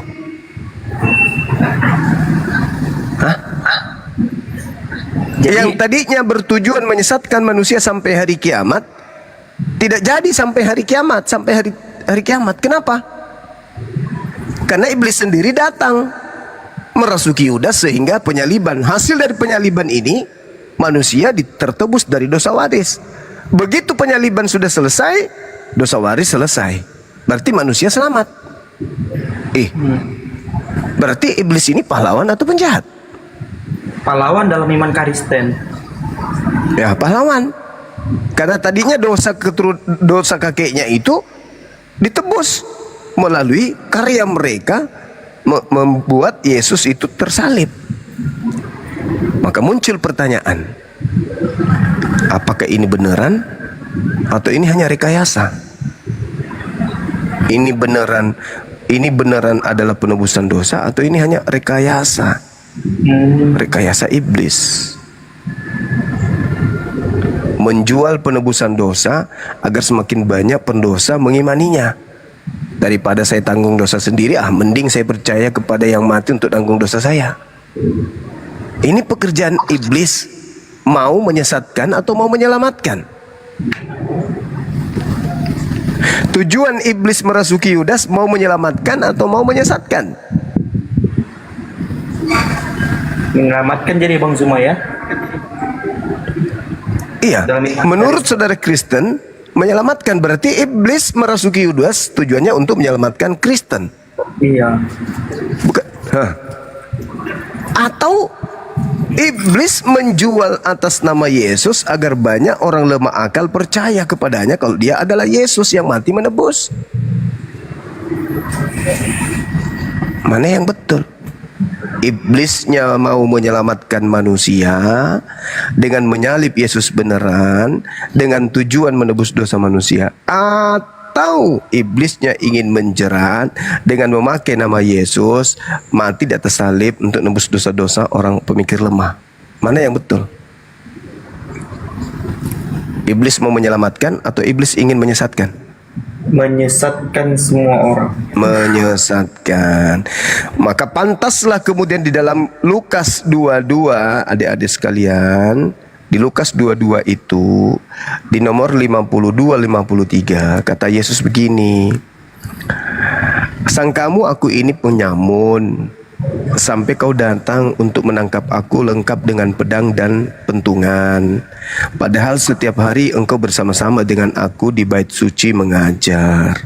Tetapi saatmu tiba dan saat kuasa kegelapan. Saat kuasa kegelapan ini maksud Yesus yang mana?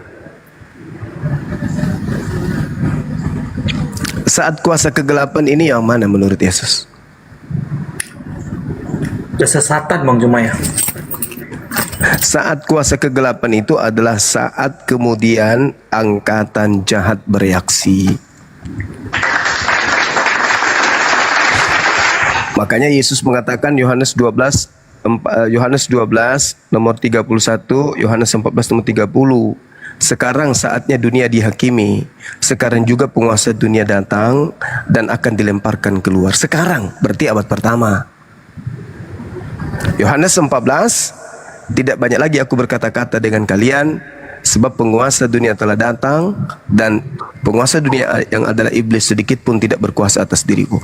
Kalau Yesus mengatakan iblis tidak berkuasa sedikit pun atas diriku, berhasil nggak iblis menyalib Yesus? Tidak. Tidak.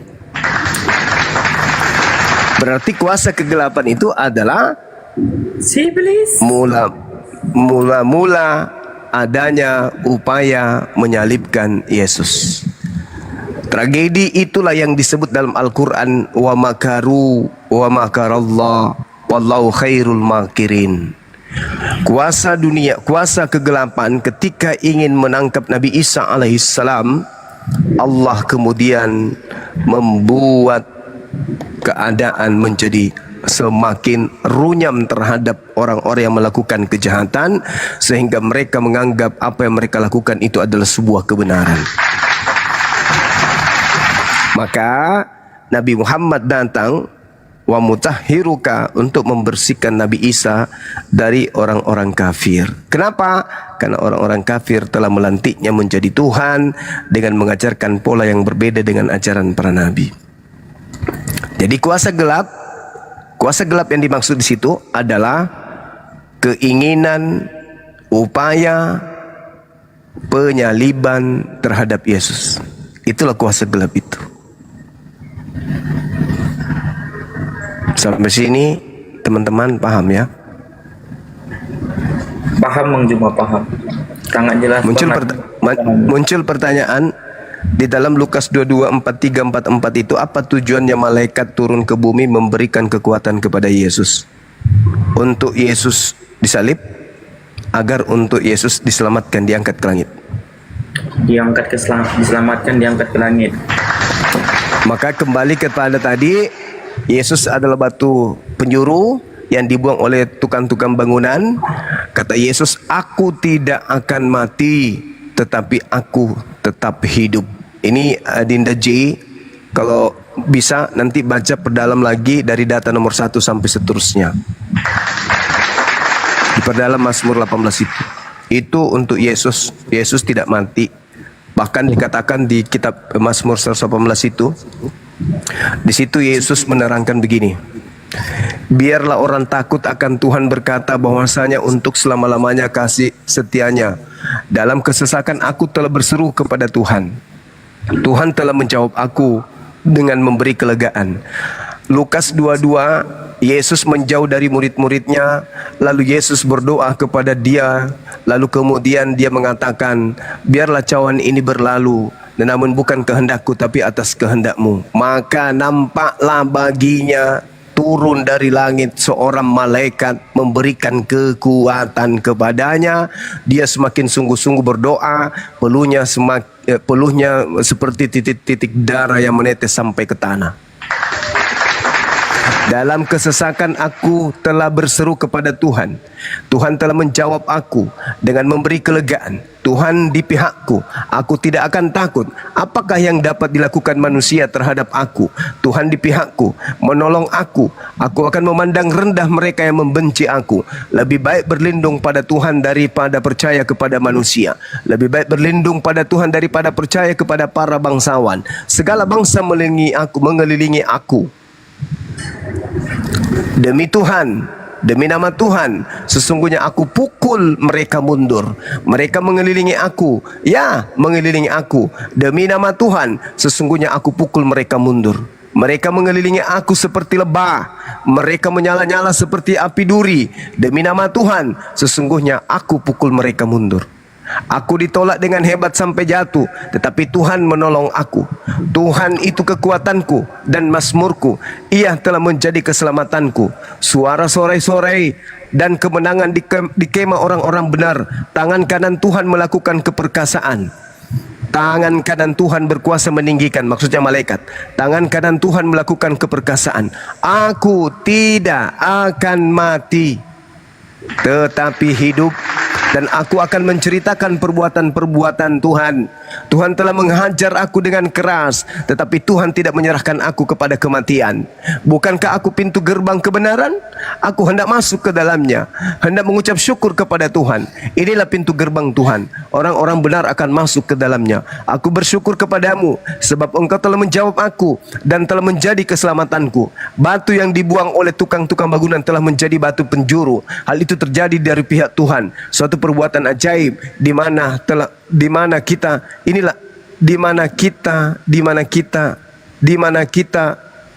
mendapatkan kemujuran kemudian. Inilah hari kejadian Tuhan. Marilah kita bersorak-sorai dan bersukacita karenanya. Ya Tuhan, berilah kiranya keselamatan. Ya Tuhan, berilah kiranya kemujuran. Diberkatilah dia yang datang dalam nama Tuhan. Ingat gak ketika Yesus masuk menggunakan keledai? Hosana, Hosana, Hosana anak Daud, Hosana, Hosana anak Daud. diberkatilah dia, diselamatkanlah dia, berilah keselamatan padanya. Itulah yang dimaksud. Ya Tuhan, berilah kiranya keselamatan. Ya Tuhan, berilah kiranya kemujuran. Diberkatilah dia yang datang nama Tuhan. Kami diberkati kamu di dalam nama rumah Tuhan. Tuhanlah Elohim, dia menerangi kita. Ikatkanlah kurban hari raya itu dengan tali pada tanduk-tanduk mesbah. Tuhanku engkau, aku hendak bersyukur kepadamu. Tuhanku, aku hendak meninggikan engkau. Bersyukurlah kepada Tuhan sebab Tuhan yang baik, bahwasanya untuk selama-lamanya kasih setianya. Tuh, itu nubuatan Yesus. Dan Petrus pun mengatakan bahwasanya Daud telah menubuatkan Yesus. Di mana Petrus mengatakan Daud telah menubuatkan Yesus? Di dalam Kisah Para Rasul 2 nomor 29 sampai nomor 33. Coba adik-adik baca di sana. Daud telah bernubuat akan datangnya Mesias yang akan hadir di tengah-tengah Bani Israel. Dia tidak ditinggal di kuburan, jasadnya tidak mengalami kematian, melainkan dia ditinggikan oleh tangan kanan Elohim. Jelas Siti ya? Jelas Paman. Oke, baik. Saya ibadah dulu sebentar, silakan diambil alih. Makasih. Masya Allah, itu luar biasa saudara-saudara. Dengan semudah itu sebenarnya memahami. Jadi jangan disangka lagi. Syukron, jazakillah khair. Bang Syahrini, Bu Sarini.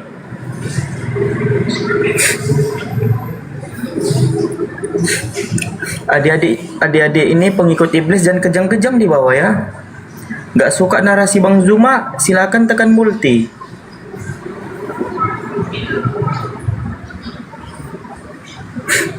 Bang Jai.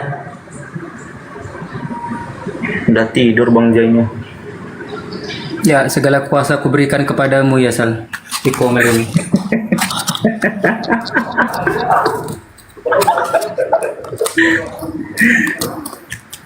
Itu si Jack naikin aja Sal, si Jack kau moderator Sal di sini, naikin aja. Ada Bang Handi juga, ada Ustadz Miftah juga, naikin aja. Nggak mau dia nggak mau, dia ke pengikut iblis. Enggan dia mendengar perkataan-perkataan Bang Zuma tadi. Paling tadi Bang Zuma tuh menyampaikan itu isi Bible-nya. Nah, naik kok dia, naiklah dia. Bang Jack, selamat sore, selamat siang Bang Jack, menjelang sore.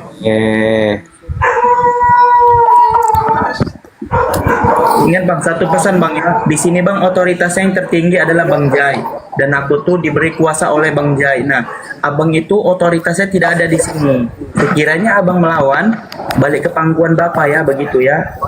Silakan Bang Jai, mau bertanya apa Bang Jai? Ya Bang Jack, atau Bang Jack mau menyangkal tadi perkataan Bang Zuma? Itu bernarasi sendiri, dia tambah-tambah ayatnya. Dia pintar baca tapi dia tambah-tambah, ada tambah-tambah di dalamnya. Tangan kanan, tangan kanan Tuhan tadi bukan berarti Tuhan Bang. Tangan kanan Tuhan tadi bukan berarti Tuhan yang jadi pakai tangan kanannya, itu berarti malaikat. Contohnya di kalimatnya begini, tangan kanan Bang Jai ini adalah aku. Apakah Bang tangan kanan Bang Jai ini ada? Tangan kanan itu artinya kekuatan. Itu malaikat bro, sederhana kok, mudah dipahami. Iya. Nah makanya di masalahnya saya tidak dengar ceramahnya Bang, makanya di Zakaria 12 nomor berapa itu, nomor 15 kalau nggak salah, nomor 12 perjanjian itu dikatakan Bang, roh pengasih dan roh penghibur itu adalah malaikat Bang. Itu di perjanjian lama. Buset. Jadi Bang Zuma tadi ngomong di mana? Di perjanjian lama. Nah, terus di perjanjian barunya Tuhan jadi manusia. Ada ditambah di perjanjian baru dia jabarkan sendiri-sendiri. Kan makanya kalau dibaca, kalau dia baca Alkitab itu Bang, berada di perjanjian lama Bang. Iya benar, nubuat semua nabi bernubuat kecuali Muhammad tidak bernubuat. Nggak sembuh-sembuh anak ini Bang. Nah saya tambah, kan semua itu nambah-nambah ayat. Dia Bang, pintar, dia pintar. Sal, izin Sal, aku ini bentar ya mau antar paket sebentar Sal ya, izin ya. Oke Bang, oke Bang. Kalau mengikuti kata-katanya itu ada benarnya, tapi ada dia tambah, yang ditambah itu menyakitkan. Coba baca ayatnya, dia baca itu rekamannya nanti kau lihat banyak yang salah itu. Dia menjabarkan Saya ini bukan pendebat, tapi lihat apa yang dikatakan itu ayatnya. Kalian terkecoh. Oke, bentar ya. Kamu ini kan orang dari Malaysia ya. Bang Zuma kan lagi sholat nih. Nah, aku minta samamu ini, coba kamu kasih lihat dulu ini di mana tertulis. Nubuatannya di mana tertulis? Di Lukas 24 nomor 46. Nah, ini tertulis di mana nubuatannya?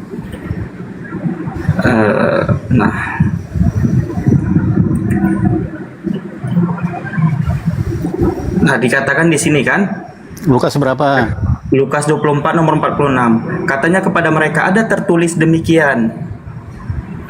Mesias harus menderita dan bangkit di antara orang mati pada hari yang ketiga. Itu Mesias menurut iman Kristen Tuhan atau tidak? Mesias. Iya, Mesias itu dalam iman Kristen Tuhan atau tidak? Mesias itu sama dengan Yesus. Iya, Mesias itu kan sama dengan Yesus kau bilang. Nah, dalam iman Kristen itu Tuhan atau tidak? Mesias itu yang diurapi. Itu tadi kan kita sudah bahas yang pertama. Mesias yang diurapi dalam iman Kristen itu Tuhan atau tidak? Tuhan. Oke, Tuhan. Aku minta nubuatannya karena dikatakan ada tertulis demikian. Tuhan harus menderita dan bangkit pada orang mati. Pada bangkit hari ketiga. Itu tertulis di mana nubuatannya? Sudah, ada kan itu kata-katanya.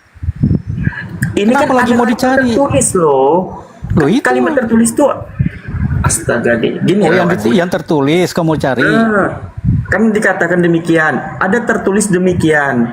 Mesias atau Tuhan harus menderita dan bangkit di antara orang mati pada hari yang ketiga. Itu tertulis di mana? Tuhan menderita dan bangkit pada hari yang ketiga.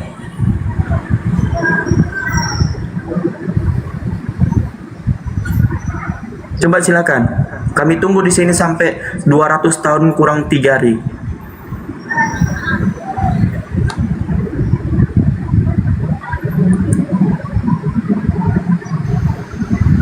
Nggak sampai sedetik kiamat. Dosa lah. Ya, maksudnya ya sedetik sebelum kiamat gitu. Kita tunggu datanya dulu.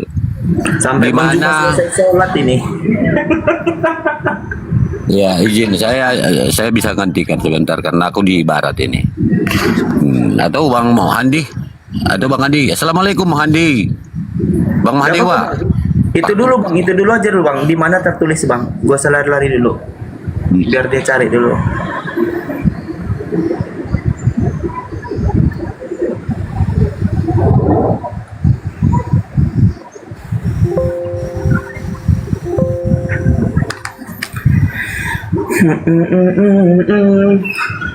Kenangan kita sampai kiamat gak akan nemu. Macet selalu, gak ada lampu merah, tetapi macet sampai ke hulu hati. Teng teng teng teng, jreng jreng jreng jreng jreng. Kalau turun gak usah. Coba, entar. Di mana Bang? Di mana tertulis biar ku buka nih. Tertulis Tuhan menderita dan bangkit pada hari ketiga. Tertulis di mana? Nubuatannya.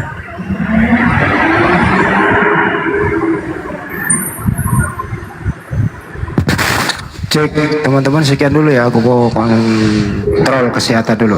Cek. Aduh ya. Iya. Ada coba teman-teman, saya kontrol kesehatan saya dulu. 53. Ya saya 53. Saya kontrol kesehatan dulu ya. Oke, ya saya 43 nomor berapa? Ya saya 53. Ya saya 53 nomor? 53 aja baca. Bersiapa? Ya saya 53 nomor? Baca aja ya saya 53 ayat 1 sampai seterusnya coba.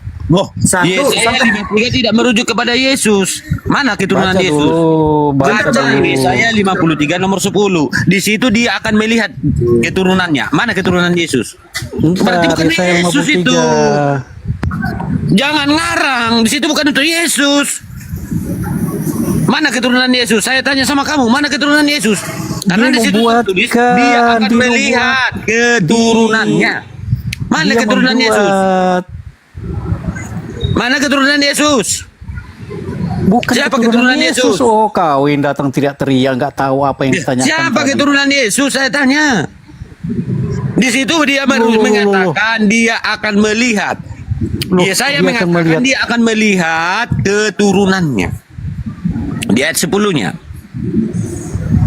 Nah, maka saya bertanya, siapakah keturunan Yesus? Kalau itu memang merujuk kepada Yesus. Jadi jangan comot-comot ayat, menafsir-nafsirkan ayat sesuai, tidak. Pertanyaan aku bukan itu, Bang.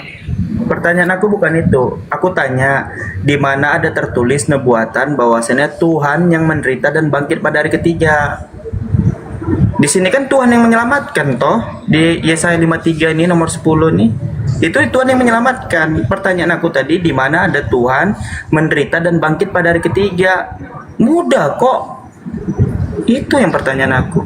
Di sini kan dikatakan, tetapi Tuhan berkehendak meremukkan dia dengan kesakitan. Ini kan Tuhan yang membuat kesakitan kepada orang tersebut. Tuhan yang melakukan. Pertanyaan tadi, di mana Tuhan menderita dan bangkit pada hari ketiga. Kan Mesias itu kan Tuhan yang diimani oleh adik-adik Kristen. Begitu. Jangan diubah dong pertanyaanku. Gitu abangku. Silakan Bang Jack, cari lagi Bang Jack. Bang Iya tadi Yesaya 53. Itu Tuhan yang memberikan kesakitan, Bang. Yang ditanyakan Tuhan yang menderita dan bangkit. Inilah baca dulu Yesaya 53 ayat 1 seterusnya ya. Siapakah yang percaya kepada berita yang kami dengar, dan kepada siapa tangan kekuasaan Tuhan dinyatakan? Itu udah salah, itu tentang kekuasaan Tuhan. Ia tumbuh di hadapan Tuhan dan sebagai tunas dari tanah kering. Ia tidak tampan dan maraknya pun tidak ada, sehingga tidak memandang dia, dan tidak ada sehingga kita memandang dia, dan rupa pun tidak sehingga kita menginginkannya. Ia dihina dan dihindari orang, seorang yang penuh kesengsaraan dan yang biasa menderita kesakitan. Ia sangat dihina sehingga orang-orang menutupi mukanya terhadap dia, dan bagi siapapun dia tidak masuk hitungan. Tetapi seluruhnya penyakit kita lah yang ditanggungnya. Itu sudah penyakit kita yang ditanggungnya. Dan Bang, di sini yang menanggung siapa, Bang? Dan kesengsaraan kita yang dipikulnya. Yesus itu yang disalib. Dia akan begitu. Dan dipikulnya, padahal kita mengira dia kena tulah, dipikul atau dipukul dan ditindas. Iya, itu artinya. Dan dia tertikam oleh karena pemberontakan kita, dan diremukkan oleh karena kejahatan kita. Ganjaran yang mendatangkan keselamatan bagi kita dilimpahkan kepadanya oleh bilur-bilurnya. Kita menjadi sembuh, kita sekalian sesat. Ada kan? Seperti ini Bang dengar dulu Bang, kan Abang tadi baca. Di sini kan, ini sudah. Di mana? Yang kutanya di mana? Bang Jack, yang kutanya itu sudah dibuatkan. Di mana nubuatannya bangkit pada hari ketiga? Tuhan yang mati bangkit pada hari ketiga. Ini artinya dia ganjaran, dapat ganjaran keselamatan bagi kita tampak kepadanya, dan oleh bilur-bilurnya kita menjadi sembuh. Kita sekalian sesat seperti domba, masing-masing kita mengambil jalannya sendiri, tetapi Tuhan telah menimpakan kepadanya kejahatan kita sekalian. Nah, di sini dia dianiaya, tetapi dia membiarkan diri tertindas dan tidak membuka mulutnya, seperti anak domba yang dibawa ke pembantaian. Di situ merujuk kepada Tuhan atau kepada Mesias? Sama, Tuhan Mesias sama yang diurapi. Di mana samanya? Tunjukkan datanya di mana sama Tuhan dengan Mesias. Mesias kan yang diurapi, yang diutus. Iya, ada berarti yang diurapi, yang diutus, ada yang mengutus. Sama Tuhan. Berarti ada yang mengutus. Siapa yang mengutus? Siapa yang mengurapi?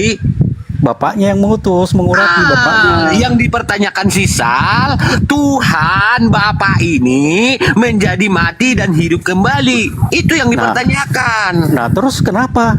Mana datanya? Tuhan hidup dan mati kembali pada bangkit hari ketiga. Sudah bangkit. Ini yang dipertanyakan datanya. Ya sudah, bangkit dia. Itu bangkit. Siapa di situ, Tuhan atau Mesias? Nah, kau bagaimana sih? Tuhan. Di situ tertulis Tuhan nggak? Tuhan Mesias, Tuhan memberikannya. Di situ dituliskan Tuhan memberikannya. Sama saja Tuhan, apapun dia itu Yesus. Kok sama saja? Kok sama saja? Di situ sudah jelas Tuhan memberikan kepadanya. Kan hari ketiga dia bangkit, itu sudah lah. Iya, di sini yang dipertanyakan siapa? Tuhan ini akan mati dan hidup kembali. Di mana tertulis?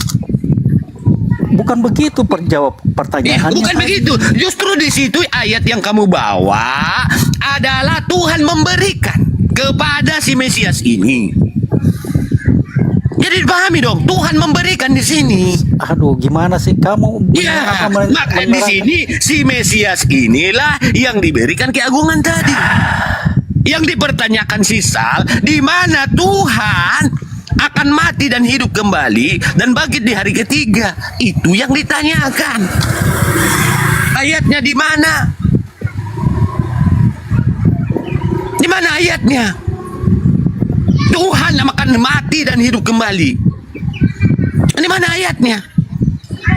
Jangan kamu bawa Mesias. Mesias bukan Tuhan. Kalau dia diurapi berarti ada yang mengurapi. Mana? Kalau dia yang memberkati, diberkati, berarti ada yang memberkati.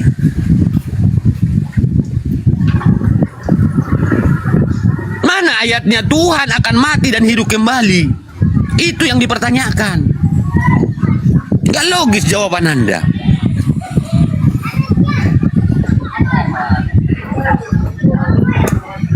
Mana datanya? Jadi data yang kamu bawa itu gabrul, itu kepada Mesias yang diberikan kuasa, yang diberikan kemuliaan. Silakan Sar. Kau bikin marah Bang Ali aja Bang Jacknya, memang kau nih. Gimana? Kau yang bicara, dia tidak tahu apa yang kamu pertanyakan. Coba kita Hosea 6 ayat 2. Oh, kalau ke Hosea habis lagi kau. Tuhan mana yang menginginkan persundalan? Hosea 4:14. Tuhan mana yang menginginkan manusia bersundal untuk sebagai bakti kepada Tuhan? Tuhan apa itu? Tuhan apa di Hosea 3? Mengatakan Hosea 3 nomor 1 dan 3. Berfirmanlah Tuhan kepada Hosea, pergilah lagi dan kawinilah perempuan-perempuan yang suka bersundal dan peranakanlah anak-anak sundal. Tuhan mana itu? Waduh, kayaknya berat tuh Bang Jack.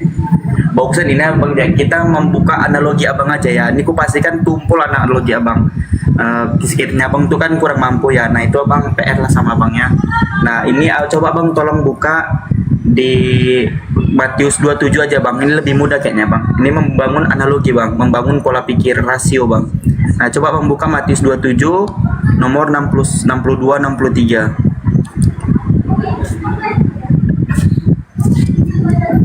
Gitu, lebih sederhana kayak Bang Jack. Ini apa namanya, Alkitab Sabdaku ini nggak bisa dibuka nih, kayaknya lagi renovasi nih.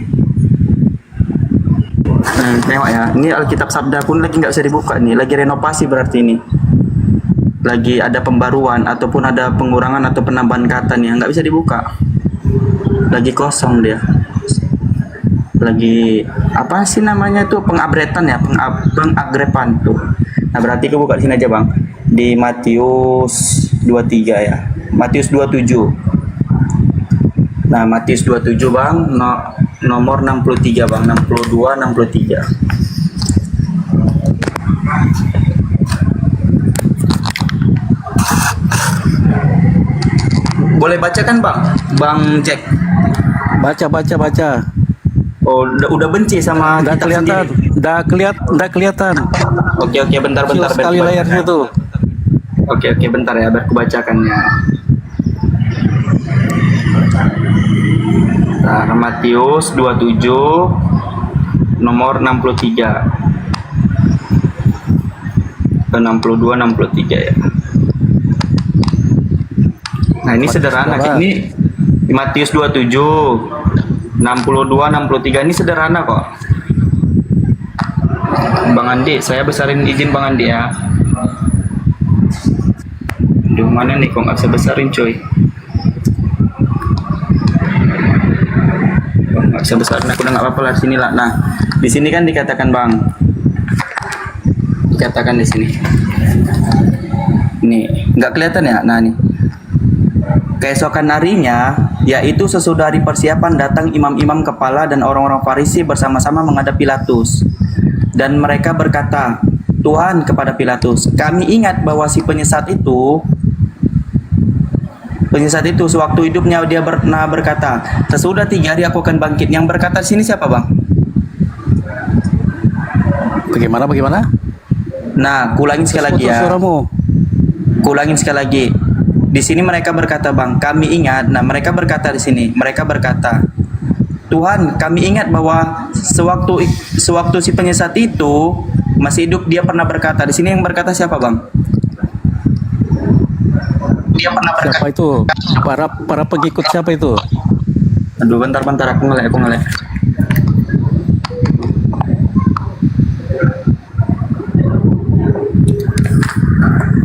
Ya. Gimana cara besarin aku nggak bisa? Moderatornya ada nggak?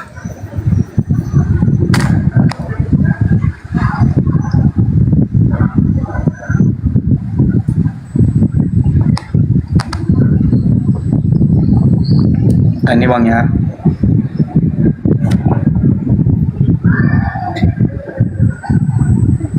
Oh udah nih, ada kok moderator. Nah ini Bang, keesokan harinya, yaitu sesudah hari persiapan, datanglah imam-imam kepala dan orang-orang Farisi bersama-sama menghadap Pilatus. Dan mereka berkata, Tuhan, kami ingat bahwa si penyesat itu sewaktu hidupnya berkata, sesudah 3 hari aku akan bangkit. Menurut daripada di sini, yang bangkit pada hari ketiga siapa, Bang? Yesus kan? Oh kan, udah aku bilang kan di sini kita membangun analogi loh, Bang. Aku tanya di sini, Bang. Ulangin sekali lagi, Bang ya. Keesokan harinya, yaitu sesudah hari persiapan, datanglah imam-imam kepala dan orang-orang Farisi bersama-sama menghadap Pilatus. Orang-orang itu imam-imam dan orang Farisi dan kepala-kepala itu kan sudah dibaca itu terus. Iya, nah, dan mereka berkata mereka nih, Tuhan kepada Pilatus, kami ini imam-imam kepala dan orang-orang Farisi nih. Ingat bahwa si penyesat itu sewaktu hidupnya berkata, sesudah 3 hari aku akan bangkit. Yang berkata di sini siapa, Bang? Nah itu yang kepala-kepala itu kan. Rombongan-rombongan itu kan, baca itu yang kamu baca itu, ya itu sudah yang ngomong. Iya, mereka ini kan ingat katanya. Ingat bahwa si penyesat itu sewaktu hidupnya berkata. Kan aku bilang di sini kita itu kan dia kan meramal Yesus. Iya, betul. Yesus apa berkata enggak di situ? Aku nggak bicara Yesus, Bang, di sini. Aku bilang di sini, Bang. Astaga. Astagfirullah. Iya, itu kan sudah jelas siapa itu semuanya, ya coba baca. Semuanya itu kan apa itu? Kan tinggal dibaca itu. Yang berkata. Tuhan, kami ingat bahwa si penyesat itu sewaktu hidupnya berkata, sesudah 3 hari aku akan bangkit. Menurut daripada di sini yang bangkit siapa, Bang? Tuhan, bukan Tuhan, bukan Tuhan, itu Tuhan. Iya, ini kepada Farisi dikatakan. Ini kan kepada Farisi dikatakan. Kamu tinggal baca lurus. Tuhan, kami ingat bahwa si penyesat itu sewaktu hidupnya berkata, sesudah 3 hari aku akan bangkit. Yang berkata siapa? Dia maksudkan Yesus itu penyesat. Aku nggak tanya Yesus, Bang. Astaga. Udah aku bilang maksudnya yang merah itu. Bang, aku tanya menurut dari sini, Bang. Iya, menurut dari situ orang itu yang berbicara. Dia copy perkataan Yesus. Udah aku bilang kan, kita nih main analogi loh, Bang. Main rasio, Bang. Pikiran, Bang. Analogi, iya, benar. Iya, jalan itu tinggal baca aja lurus. Menurut daripada Matius 27 nomor 62 63 di sini yang berkata siapa, Bang? Sesudah 3 hari akan bangkit. Nah, baca itu loh, itu kamu tinggal baca. Ada serombongan imam-imam apa semua itu kan itu yang ngomong, coba. Iya, imam-imam ini kan berbicara kepada Pilatus. Kenapa lagi mau analogi?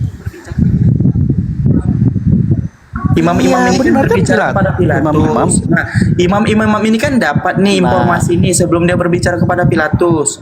Nah, yang dikatakan di sini, menurut di sini, sesudah 3 hari si penyesat itu kan dikasih tahu loh. Si penyesat itu sesudah 3 hari dia akan bangkit. Yang berkata siapa di sini? Imam-imam kan? Lanjut, Bang Ali. Memang nggak nyampe ini di akal dia, Bang Ali. Wah, gimana sih kau ndak nyampe? Imam-imam sudah nyampe di situ. Bang Andi, lanjut Bang Andi. Kupikir dia akal dia bisa. Dia kan menceritakan. Kau gimana sih? Mana Bang Zumanya?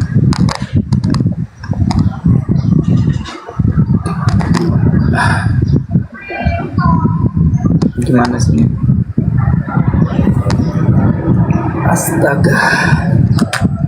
Baik. Oke. Jadi di situ yang menceritakan itu imam-imam. Oke. Iya. Oke. Imam-imam itu menceritakan perkataan Yesus, betul? Iya, katanya. Oke. Katanya ya kan. Maka yang perkataan itu yang saya tanya. Di mana ayat berapa Yesus mengatakan aku akan mati dan hidup kembali setelah 3 hari? Di mana datanya? Sehingga orang Taurat ini bisa, sehingga orang Taurat ini bisa, ahli Taurat ini, imam ini bisa menceritakan kepada Pilatus.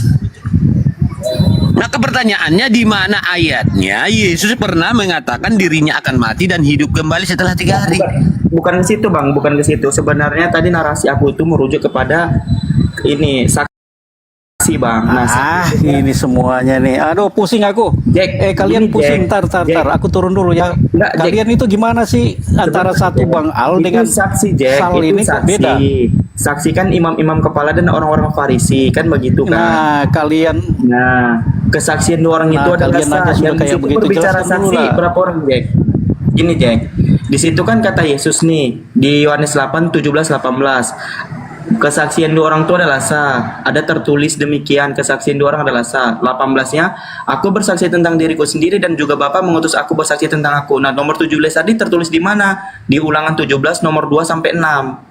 Di situ kesaksian 2 orang, 2 lebih dari 2, 3, 4 itu adalah sah.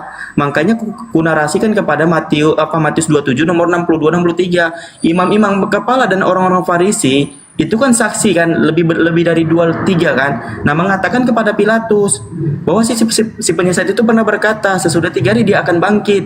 Nah, itu kesaksian benar atau tidak, Jack?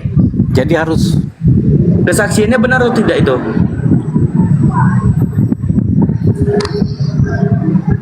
Menyampaikan kepada Pilatus. Kamu tidak tahu kah kalau dia itu orang-orang yang begitu ngomong itu adalah orang-orang biasanya pendusta? Enggak, karena Yesus mengatakan Yesus mengatakan imam-imam itu, orang-orang Farisi itu ilmu keagamaan di mana? Daripada Yesus. Kata Yesus, menurut daripada Matius 5:20 mengatakan bahwasanya ilmu keagamaan mereka itu adalah lebih baik. Maka Yesus mengatakan, jika ilmu keagamaanmu tidak lebih benar daripada orang-orang imam-imam dan orang Farisi, maka kamu kan tidak akan masuk dalam kerajaan sorga. Di situ Yesus memerintahkan mereka tuh agar keagamaannya lebih benar daripada imam-imam. Berarti Yesus kan di situ masih di bawah imam-imam. Buka tuh Matius 5 nomor 20.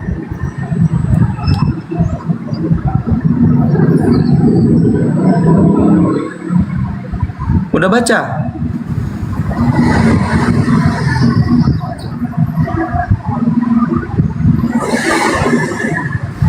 Yang kamu arahkan pertanyaan itu apa sih sebenarnya? Aku jadi yang aku tanyakan, pertanyaannya ini sederhana kan. Aku tadi kan bahas tentang di Matius 20, kamu menganggap bahwa perkataan itu Yesus kamu kan nggak bisa jawab, akan makanya kualikan kesaksian itu yang menyampaikan kepada Pilatus itu benar atau salah? Lebih dari 2, lebih dari 3 tadi imam-imam kepala dan orang-orang Farisi. Ya mana kita tahu? Mana kita tahu?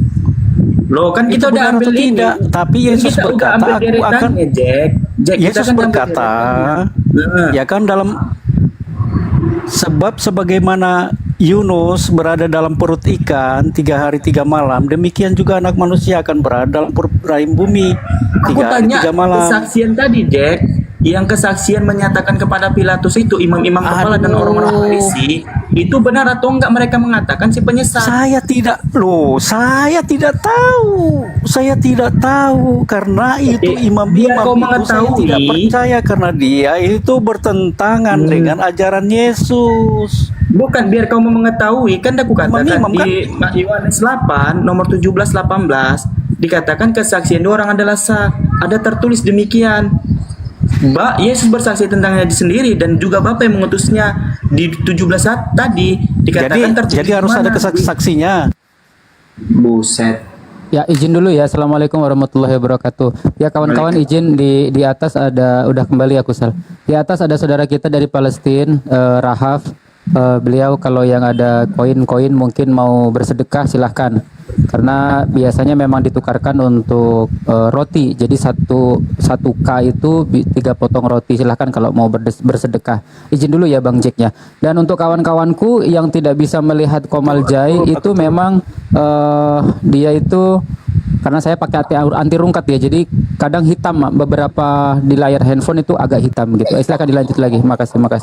Mohon maaf.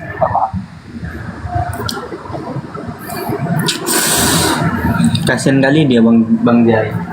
Kabur. Waduh. Udah kabur dia. Mengatakan bahwasannya kesaksian 2 orang adalah sah. Ada tertulis. Nah, Yesus kan mengambil kutipan dari Ulangan 17 nomor 2 sampai 6 tentang ada orang melakukan pembunuhan, maka si Pulan tadi kesaksian 2-3 orang tadi, maka si yang melakukan pembunuhan tadi harus dibunai. Nah, di situ kan lebih dari 2. Nah, kan begitu juga demikian ketika orang-orang Yahudi, orang-orang imam-imam kepala dan orang-orang Farisi datang kepada Pilatus mengatakan, Pilatus, kami ingat bahwa si penyesat ini pernah berkata sewaktu hidupnya dia akan bangkit pada hari ketiga, kan kayak gitu. Nah, itu kan imam-imam kepala dan orang-orang Farisi menyatakan kepada Pilatus apakah itu benar atau tidak. Kalau dia tidak membenarkannya berarti itu bohong perkataan Yesus di Yohanes 8:17-18 gitu. Suruh hapus saja.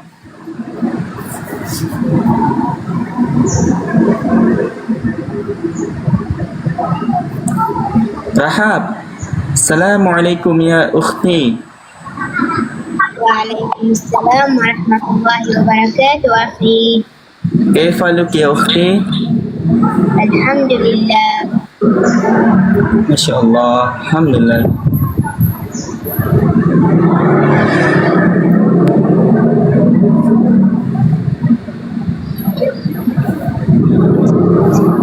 Memang iblis itu nyata banget ya Sal. Menyesatkan. Gimana dia? Memang iblis itu nyata banget menyesatkan. Sangat nyata. Makanya nanti seandainya gini Jaya ini ya, sekiranya nanti semua manusia ini sudah menjadi orang-orang Islam, orang-orang mukmin. Nah, setan itu mencobai kita bukan berdasarkan dari penyesatan lagi, berdasarkan daripada orang yang merasa lebih baik. Jika dia tidak mampu menyesatkan orang, dia akan membuat orang lain itu merasa lebih baik, merasa lebih, aku lebih benar ini, kayak gitu.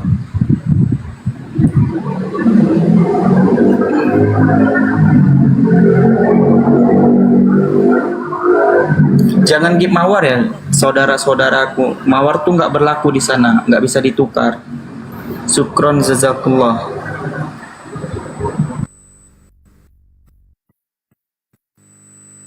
Ya mungkin ada lagi kawan-kawan Kristen yang mau naik silahkan. Nanti ada lagi kok Gurunda. Gurunda lagi izin sholat ibadah sholat asar. Di sana sudah asar soalnya. Di sini juga bentar lagi jam 4.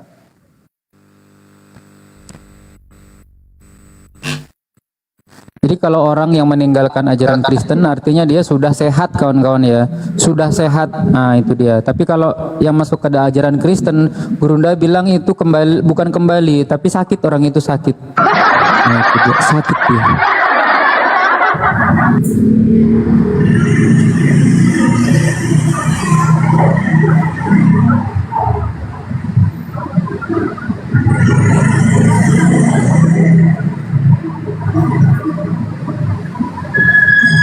Memang si Jack itu tadi ada di komalku, di komal satunya. Kalau komal satunya itu ini tadi nggak pakai anti rungkat, jadi rungkat dia sebentar aja udah hilang dia. Maaf mau tanya, kok satu persatu nggak kelihatan namanya? Iya karena pakai anti rungkat saudaraku. Jadi agak-agak ini, agak-agak susah dia. Tapi kalau nggak gini hilang soalnya komalnya. Tapi beberapa orang bisa lihat kok. Oke.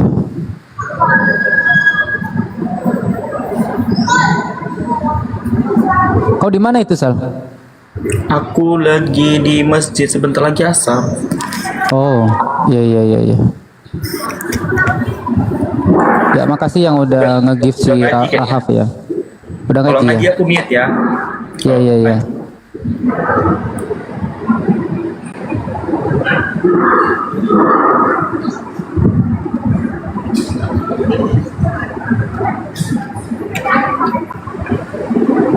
Masya Allah, syukron jazakallah.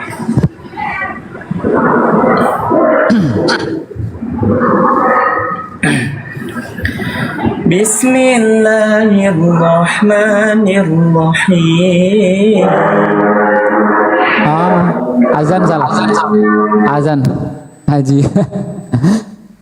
A'udzu billahi minasy syaithanir rajim. Bismillahirrahmanirrahim. Alhamdulillahi rabbil alamin. Ar-Rahmanir Rahim. Malik yaumiddin. Iyyaka na'budu wa iyyaka nasta'in. Ihdinas siratal mustaqim. Siratal ladzina an'amta 'alaihim ghairil maghdubi 'alaihim waladdallin. Amin. Panas Oten. Ya biar makin panas mereka.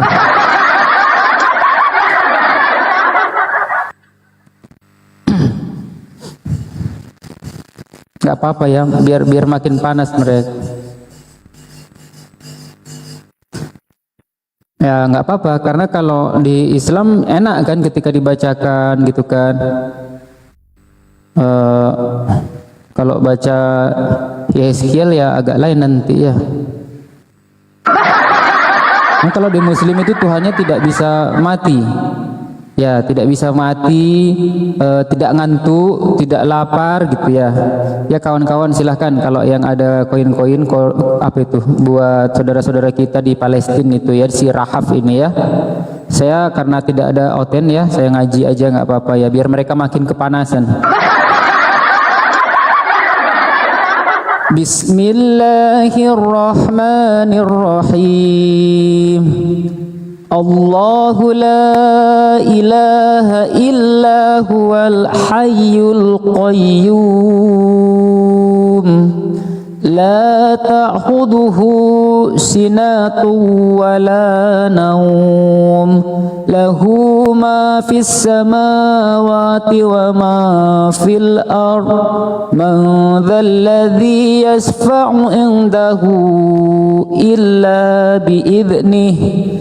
Ya'lamu ma baina aydihim wa ma khalfahum wa la yuhituna bi syai'in min ilmihi illa bima syaa. Wasi'a kursiyyuhu as-samawati wal ard wa la ya'udduhu hifdhuhuma wa huwal aliyyul 'azim. Allah katanya ya kawan-kawan, tidak ada Tuhan selain Dia yang maha hidup lagi terus menerus mengurus makhluknya. Dia tidak dilanda ngantuk, tidak dilanda oleh ngantuk dan tidak pula oleh tidur katanya. Miliknya lah apa yang ada di langit dan apa yang ada di bumi. Tidak ada yang dapat memberi syafaat di sisinya tanpa izinnya. Dia mengetahui apa yang ada di hadapan mereka dan apa yang ada di belakang mereka. Mereka tidak mengetahui sesuatu apapun dari ilmunya kecuali apa yang dikehendaki. Kekuasaannya atau ilmu dan kekuasaannya meliputi langit dan bumi, dan tidak merasa berat ia untuk memelihara keduanya. Dialah yang maha tinggi dan maha agung, maha benar Allah dengan segala firman-Nya. Jadi kalau Tuhan nuzul jadi balita, terus dipanggilnya dia itu Apa kelihatan? Jai. Rahab, afwan ya ukhti. Tilawatil Quran Al-Karim. Begitu kawan-kawan ya. Kau noise banget, Sal. Kau noise banget. Jadi kalau misalkan Tuhan nuzul jadi seorang manusia, ketika dipanggil dari belakang nanti, woi, nggak nyambungnya dia itu dipanggil, nggak kelihatan. Makanya nggak mungkin Tuhan itu menjadi tidak maha kuasa. Begitu.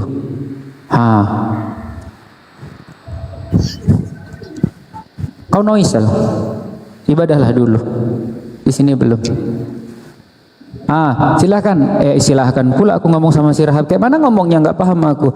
Can you read Quran, Ukhti Rahab?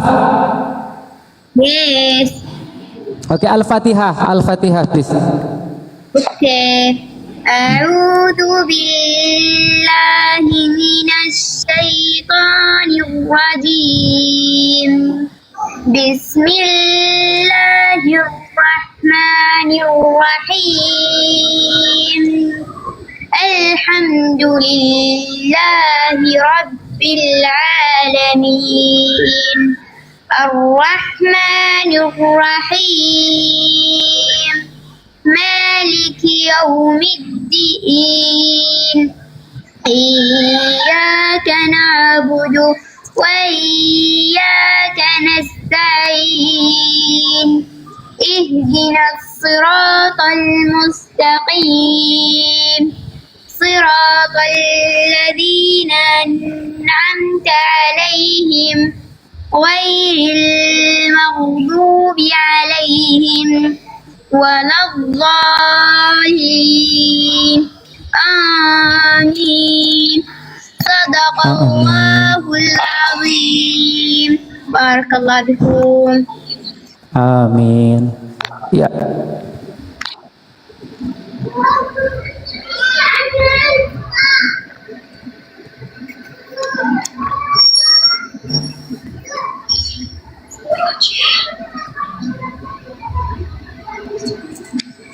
Ini nggak ada kawan-kawan Oten lagi nih ya. Oke. Kalau ke Rahab jangan kasih mawar ya kawan-kawan, kata Bang Dewa, nggak bisa dicairin katanya. Nggak tahu kenapa. Oten punah host. Enggak lah, Otennya udah mu'alaf. Ini salah satunya hostnya ini. Sudah tidak mau lagi menyembah manusia hostnya.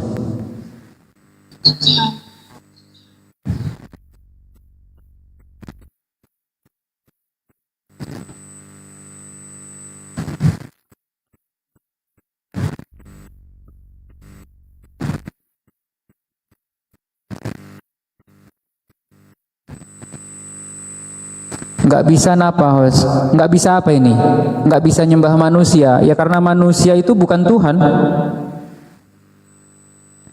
Manusia bukan Tuhan kawan-kawan. Alhamdulillah berarti berakal host ya. Iya, salah satu untuk menjadi Islam itu pakai akal. Giftnya bro, bisa giftnya bisa.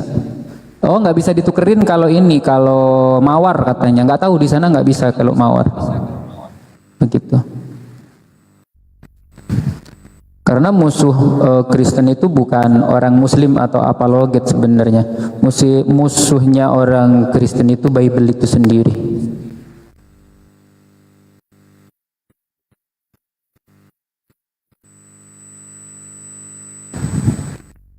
Di dalam Bible itu sendiri, Yesus itu mau dikenal hanya sebagai hamba, sebagai utusan, tidak sebagai Tuhan. Tidak ada dalil yang menyebutkan Yesus itu Tuhan, nggak ada sama sekali. Kalau di kitab Roma, kitab Filipi, itu Tuhan Dewa mengosongkan diri, itu benar itu. Ya izin asar dulu ikhwan filah, oh iya betul. Tapi kalau kitab Roma itu kan kitab karyanya Paman Paulus. Paman Paulus.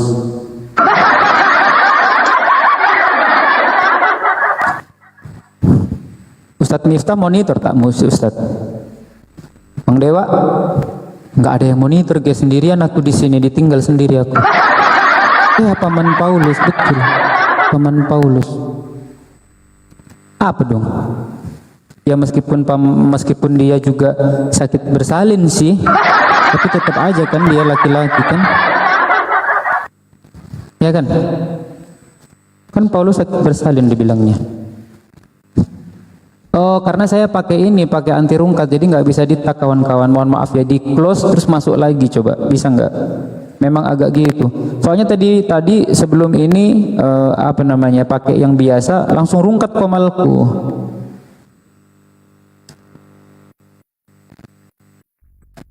Nah, besok saya pakai yang nggak anti rungkat tapi nggak ditombak. Kalau ada oten yang ngeyel langsung ku ini aja deh, langsung kita turunkan. Susahnya kita.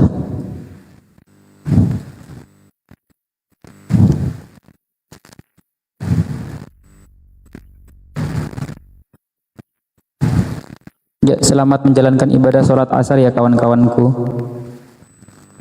Dan karena sholat itu adalah tiang agama, katanya Pak Kiaiku, as-sholatu imaduddin, sholat itu adalah tiang agama, maka sebagai seorang muslim kita wajib hukumnya untuk melaksanakan ibadah sholat. Bilangnya ada hadis nggak bisa give, bisa kok, ini ada yang bisa.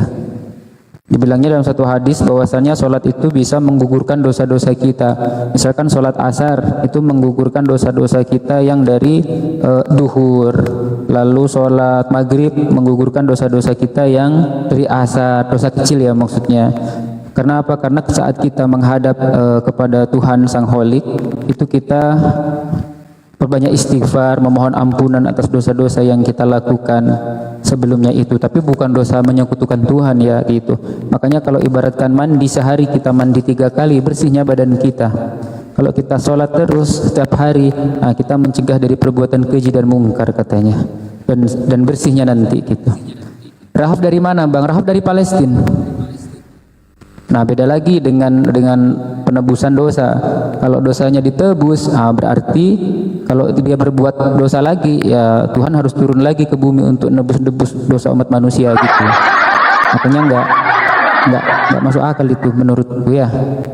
Begitu kawan-kawan.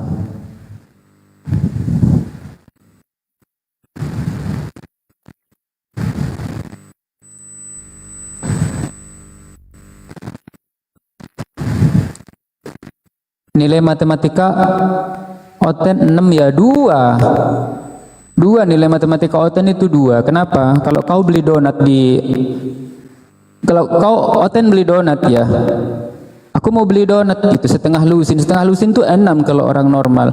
Kalau oten dibilangnya 2 itu 2. 1 2 3 1 2 3 2 nya itu kan 3 jadi 1. Dulu itu aku maksudnya. Jadi kalau kau makan donat 6 berarti kau baru makan 2. Apa? Ada habis asar nih, ada mau disolatkan jenazah Jai. Oh ya? Innalillahi wa inna ilaihi raji'un.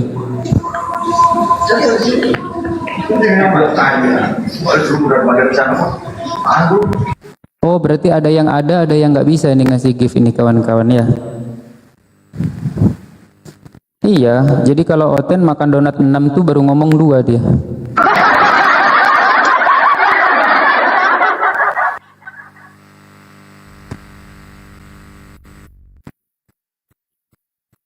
Bang Jai sholat asar dulu. Belum, ntar lagi di sini. Gantian.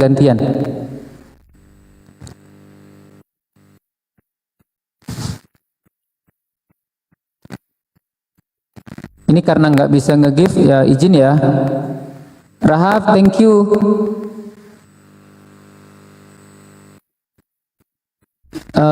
Tidak bisa itu apa? Nggak ngerti aku bahasa Arab guys.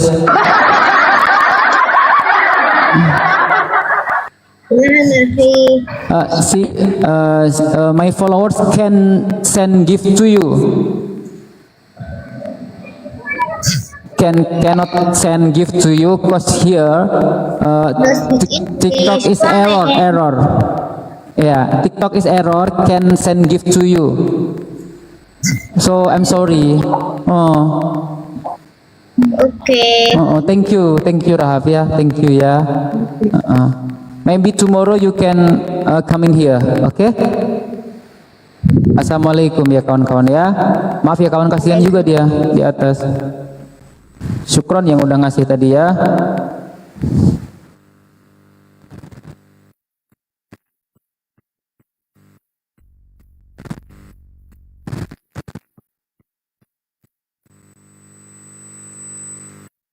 Kawan-kawan kalau mau naik boleh, mau nyapa-nyapa boleh, silahkan.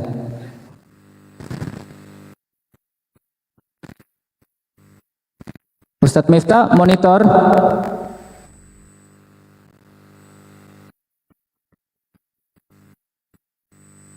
Nggak ada yang monitor ini.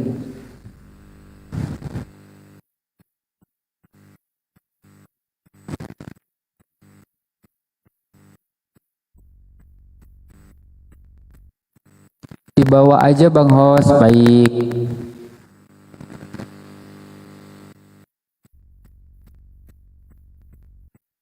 Ngaji aja Host. Ngaji, waduh ngaji apa ini? Bismillahirrahmanirrahim. Qul huwallahu ahad, Allahus samad, lam yalid wa lam yulad wa lam yakul lahu kufuwan ahad. Ah, udah. Itu aja yang bisanya.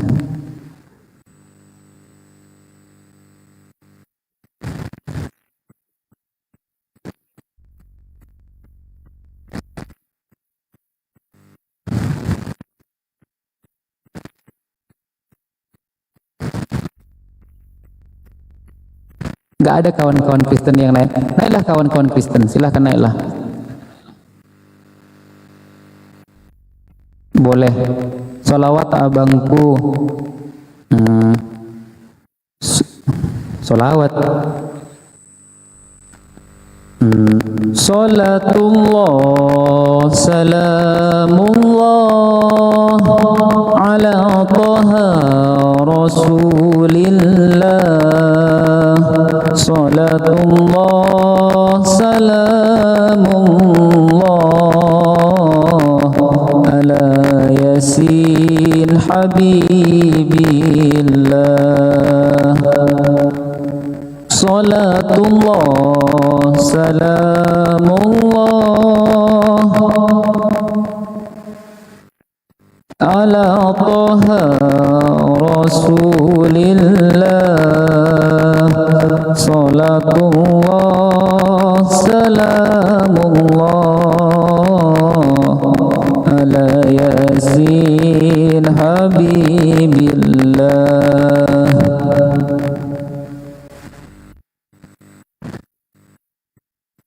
Tawassalna bismillah wa bil hadi rasulillah wa kulli mujahidin lillah bi ahlil badri ya Allah. Salatullah, salamullah ala taha rasulillah. Salatullah, salamullah ala yasin habibillah.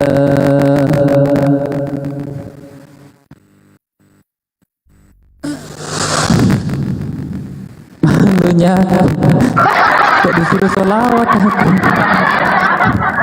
Nggak apa-apa lah, masih belajar aku guys. Enak kan? Ini kan apa namanya, hari kelahiran baginda Muhammad Rasulullah Sallallahu Alaihi Wasallam. Allah Subhanahu Wa Taala aja apa bersolawat kan kepada baginda Muhammad Rasulullah. Makanya kita harus perbanyak bersolawat juga ya kawan-kawan. Kalau kita mencintai itu baginda Muhammad Rasulullah Sallallahu Alaihi Wasallam. Karena kita umat Muslim mencintai baginda Muhammad Rasulullah Sallallahu Alaihi Wasallam. Nanti aku mendengarkan ceramah agama ya. Nabi yang memberikan syafaat kepada umatnya tidak lain adalah baginda Muhammad Rasulullah Sallallahu Alaihi Wasallam. Bukan nabi-nabi yang lain. Syafaat itu diibaratkan kalau kita lagi buat apa namanya? Kita lagi buat bisnis gitu ya. Modal katakanlah 20 juta, modal kita kurang gitu ya. Nah, kita punya modal 15 juta, nah modalnya itu yang 5 juta itu ditambal gitu. Ditambal oleh Rasulullah Shallallahu Alaihi Wasallam. Tapi dengan cara kita sebagai umatnya menjalani segala perintahnya dan menjauhi segala larangannya. Larangan siapa? Larangan Allah. Perintah siapa? Yang kita jalani perintah Allah Subhanahu Wa Taala. Begitu. Coba kalau nanti misalkan kita bernubuat kepada Yesus, Yesus, bukankah aku bernubuat menggunakan namamu Yesus? Bukankah aku bermukjizat menggunakan namamu? Bukankah aku mengusir setan menggunakan namamu Yesus? Bukan dapat syafaat tapi malah dapat tendangan penalti. Nyahlah kau daripadaku, kalian semua pembuat kejahatan. Aku tidak mengenal kalian. Kayak gitu kata Yesus. Kalau ada orang yang bermukjizat, bernubuat pakai nama Yesus. Kenapa? Karena dalam Bible sendiri tertulis, barang siapa yang mengaku ada Yesus dalam dirimu, maka engkau harus hidup sama seperti Yesus hidup. Tapi ternyata hidupnya Yesus itu ala Yahudi, bukan ala Kristen, ya kan? Begitu kawan-kawan ya. Jadi Kristen nanti ditendang tendangan penalti nanti. Makanya aku nggak mau jadi oten.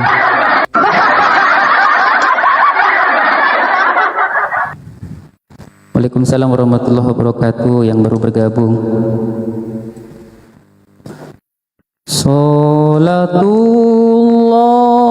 salamullah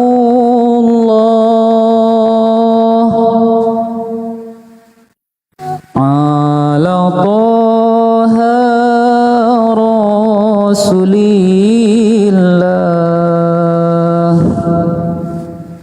Salatullah salamullah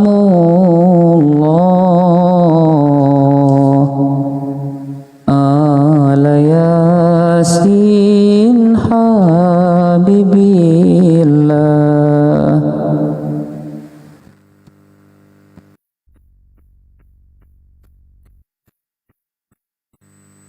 Salatullah salamullah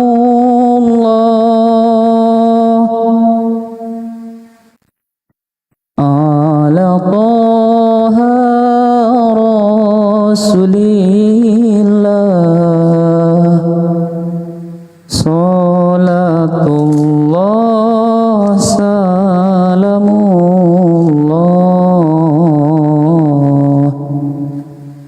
ala Yasin Habibillah. Enak kalau sholawat itu guys. Coba kalau gurunda yang nyanyi, sampai berapa hari lagu itu kuhafalkan. Kalau Tuhan jadi manusia. Anakku sayang, tahu kalian lagunya gurunda Anakku Sayang? Ya kan?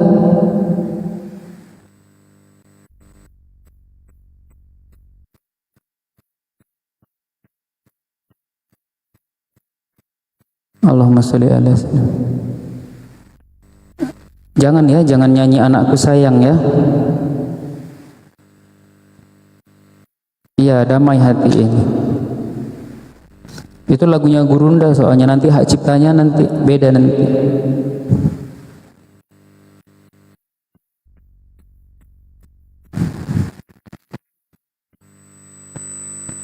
Lanjut host, Anakku Sayang.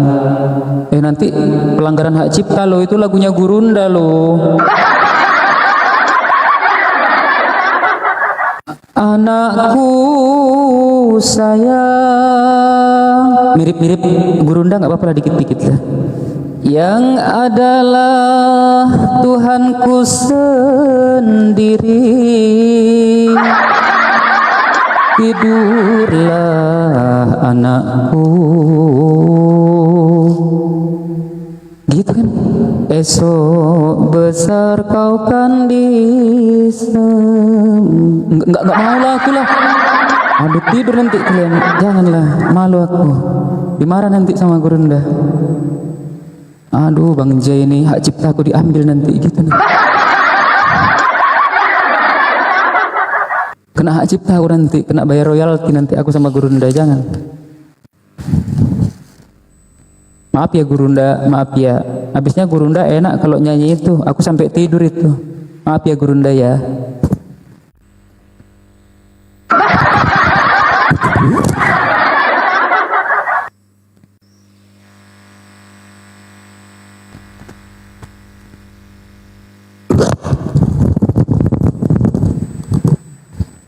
Host multi talentan. Iya, hostnya memang multi talentan.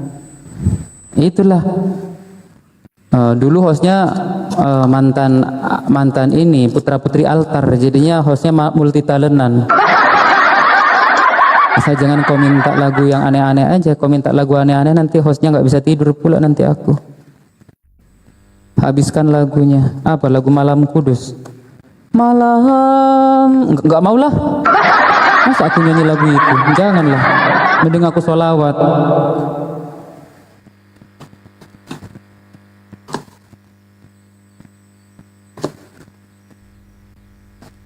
Iya, hostnya ex penyanyi altar, iya.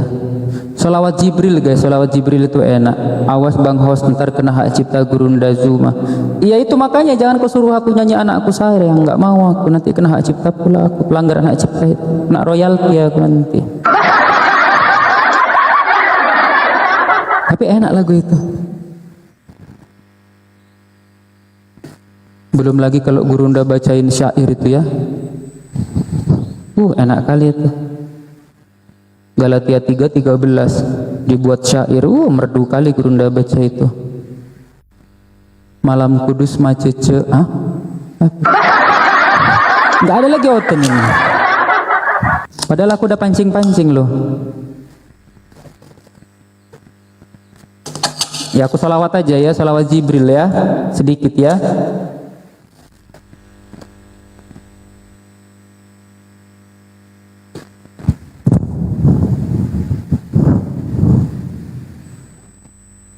Oh ada oten. Sallallahu ala Muhammad. Sallallahu alaihi wasallam. Sallallahu ala Muhammad. Sallallahu alaihi wasallam. Nah. Iya bang. Bang Edi, abang Edi lagi. Iya Bang Edi. Iya. Iya.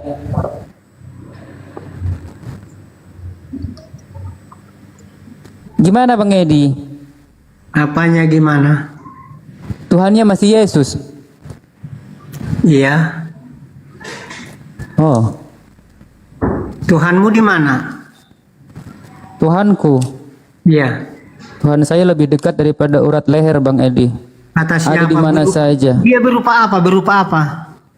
Tuhan tidak berupa apa Bang Edi. Tuhan tidak sama dengan manusia. Iya, kan angin, berupa roh, berupa ini, berupa itu, berupa zat padat. Ya, berupa apa dia? Oh gitu. Jadi sebelum Yesus turun ke bumi ada Tuhan nggak? Ada. Oke, berupa apa? Roh. Yohanes 4 Tuhanmu roh. Allah itu adalah roh. Oh, jadi Tuhanmu roh? Iya. Kalau Tuhan saya pencipta roh, berarti maha besar dan maha kuasa Tuhan saya dong. Allah mencipta roh. Ngeri kali Ya berupa Bang apa Abang dia? ini. Berupa zat atau berupa apa? Oke, kalau berupa roh, berarti di dalam Zakaria 12 ya. Iya, itu kamu mengerti. Dia yang menciptakan roh. Dia di mana-mana. Tuhan kamu masih ciptaan. Ya. Tuhan kamu masih ciptaan. Bahkan di dalam 1 Yohanes 4 nomor 1. Tidak semua roh itu berarti Tuhan kamu bisa jadi roh iblis kan? Angin berupa apa? Ya, bisa jadi di dalam 1 Yohanes 4 nomor 1. Ya, di situ dikatakan tidak semua roh itu berasal daripada Allah. Artinya Tuhan kamu juga roh. Berarti roh kamu bukan daripada Allah. Roh tidak Tuhan sayang. kamu Bagaimana kamu adalah mengenal Allah? ciptaan Bagaimana kamu menyayangi roh dia? iblis, ya kan? Karena Masa Tuhan kamu Allah roh. bersolawat kepada Muhammad. Tuhan Allah kamu roh kan? bersolawat kepada Muhammad. Allahmu itu berdoa kepada siapa lagi? Iya, bersalawat mengagungkan sama saya. Saya memuji kamu, boleh. Saya memuji kamu. Kepada siapa lagi Iya, Allahmu itu? Tuhan memuji umatnya. Tuhan memuji ciptaannya. Tuhan Nggak ada kamu memuji. mencipta. Iya, bangga di situ kan. Ya bagaimana Dia salawat memuji Allah ciptaannya. kepada Muhammad? Berarti lebih tinggi Muhammad ya daripada Allahmu. Bah, di situ bukan lebih tinggi, tidak ada Allah mempertuhankan Masa Allah Muhammad di situ. bersolawat kepada Muhammad? Bersolawat bersama Nggak ada dengan ceritanya. memuji. Aku memuji ciptaanku. Apakah aku ciptaanku? Apakah aku ciptaan, tidak ada memuji Apakah ciptaan. aku mempertuhankan ciptaanku? Gak ada memuji ciptaan, gak ada. Kok kejang-kejang dengar orang bersolawat ini? Kenapa ini? Apakah aku mempertuhankan ciptaanku? Kalau aku memuji ciptaanku, mengagumi ciptaanku. Solawat Solawat itu kepada memuji. Allahnya Allah dia bersalawat, kamu itu Allah memuji. mendoakan kepada siapa lagi? Allah bersalawat, Allah memuji. Tuhan kamu bahkan bukan dipuji, bahkan dikutuk. Disembah-sembah Muhammad gitu. Tuhan kau kok dikutuk. Dia puji Kok Muhammad. Tuhan katanya, tetapi Dia dikutuk. memuji-muji Muhammad gitu. Yesus Memang kan siapa dengar, itu Muhammad aja masih di tanah sampai dengar. sekarang. Gimana ceritanya? Yesus katanya pengikut hukum Muhammad Taurat. masih di dalam kubur Tetapi sekarang. di Galatia 3 nomor 10, orang yang hidup di bawah hukum Taurat, Bagaimana? dia hidup di dalam kutuk hukum Taurat. Artinya Mendoakan Yesus itu Muhammad manusia supaya diterima terkutuk di sisi yang Allah, mengikuti hukum yang Taurat, ya. Bagaimana itu Allah mendoakan Muhammad? Allahnya Ih, memuji ciptaan, memuji Aduh. ciptaan itu boleh. Apakah di situ memuji? Apakah di situ menuhankan ciptaan? Tidak. Muhammad daripada Nah, Allahmu. dia memuji Allah, memuji ciptaannya. Sama Oh, saya dia- mengagumi Allah karangan memuji atau ciptaan Muhammad saya gitu. sendiri. Saya menciptakan Allah sebuah memuji Muhammad. lukisan. Saya mengagumi dan memuji. Memuji, saya Ya, memuji Muhammad aja sekarang apa lukisan saya. masih di dalam Ya, tanah. beda. Bagaimana dia Tidak bisa ada kata di situ umatnya? mempertuhankan. Ya, beda mempertuhankan. Seperti kamu mempertuhankan manusia yang terkutuk ya karena hanya mengikuti hukum Taurat. Galatia 6 nomor 10. Allahnya memuji Ternyata Muhammad. Tuhan kamu itu adalah manusia terkutuk. Aduh, kalian itu nggak sadar-sadar. Kok manusia terkutuk? Karena Yesus adalah pengikut hukum Taurat. Maka tidak dibenarkan siapa yang mengikuti hukum Taurat. Mereka hidup di dalam kutuk. Kepada Muhammad. Galatia 3:13, Tuhan kamu manusia terkutuk. Sedangkan Muhammad sampai sekarang masih di dalam kubur. Bagaimana dia? Muhammad manusia sama seperti kita. Muhammad manusia tidak ada satu dalil yang menyatakan Muhammad pencipta atau Tuhan alam semesta. Seperti kamu mempertuhankan Tuhan yang terkutuk. Muhammad dia berdoa kepada Ya, siapa? jangan samakan literasi kamu mengikuti Yesus dengan cara mempertuhankan Yesus. Jangan samakan karena tidak ada Islam yang mempertuhankan Muhammad. Nggak ada dalil. Semua isi Semua apa? Semua manusia Kristen adalah ajaran iblis yang mempertuhankan manusia terkutuk. Bang Edi. Jadi kalian harus sadar, Bang Edi, Muhammad Bang masih Edi. di dalam kubur sampai Ya, sekarang. Bang Edi, aku tanya sama Bagaimana dia pelan-pelan menyelamatkan Bang Edi. umatnya, dia Bang sendiri Edi, nggak selamat. Bang Edi pelan-pelan, Bang Bagaimana? Edi. Bang Edi pelan-pelan. Boleh ku tanya samamu? Boleh ku tanya samamu? Silakan. Tapi pelan-pelan ya. Ya. Oke. Abang pernah baca dalil barang siapa yang mengaku ada Yesus dalam dirimu, maka harus hidup sama seperti Yesus hidup. 1 Yohanes 2 pasal ke-6. Barang Ya. siapa mengatakan bahwa ia ada di dalam dia, ia wajib hidup sama seperti Kristus telah hidup. Begitu kan dalilnya ya? Ya. Oke, yang kutanya, Yesus itu kalau Anda mengaku ada Yesus dalam diri Anda, Yesus hidup ala Kristen atau ala Yahudi, dan apa yang Anda lakukan? Yang sama seperti Yesus lakukan.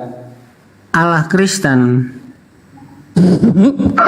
Di mana Yesus hidup ala Kristen itu di mana? Loh, kan kamu bertanya. Saya Ya, jawab. tunjukkan dalilnya di mana? Ditunjukkan dalilnya. Jadi di mana Yesus hidup ala Kristen itu di mana? Di mana Yesus ala Kristen? Ayo di mana? Jangan ngadi-ngadi. Setiap tingkah laku Yesus Kristus itulah yang dipanuti oleh orang Kristen. Ya, Jadi Yesus itu mengajarkan, Yesus yang bilang aku hanya diutus bagi domba-domba tersesat bagi Bani Israel. Di situ bagi Bani Israel itu Kristen atau Yahudi? oleh karena Yahudi tidak mengindahkan. Dengar dulu. Oh, ya, karena ya, ya, ya. orang Yahudi tidak mengindahkan dia, makanya dia pergi ke seluruh dunia. Pergilah, Matius 28 ayat 18, pergilah ya ke Yudea. Coba dibacakan dulu, coba dibacakan dulu 1 Yohanes 2 pasal ke-6. Coba dibacakan dulu 1 Yohanes 2 pasal ke-6. Ayo, itu yang itu Yesus bangkit dari kubur yang itu. Coba baca dulu 1 Yohanes 2 pasal ke-6, ayo. Ayo. Kitab Anda loh itu. Iya. Apa saya itu baca. bacaannya? Ya, apa itu? 2 Yohanes 1 Yohanes 2 pasal ke-6.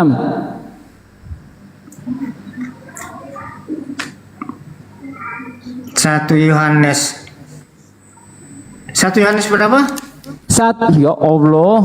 1 Yohanes 2 pasal ke-6.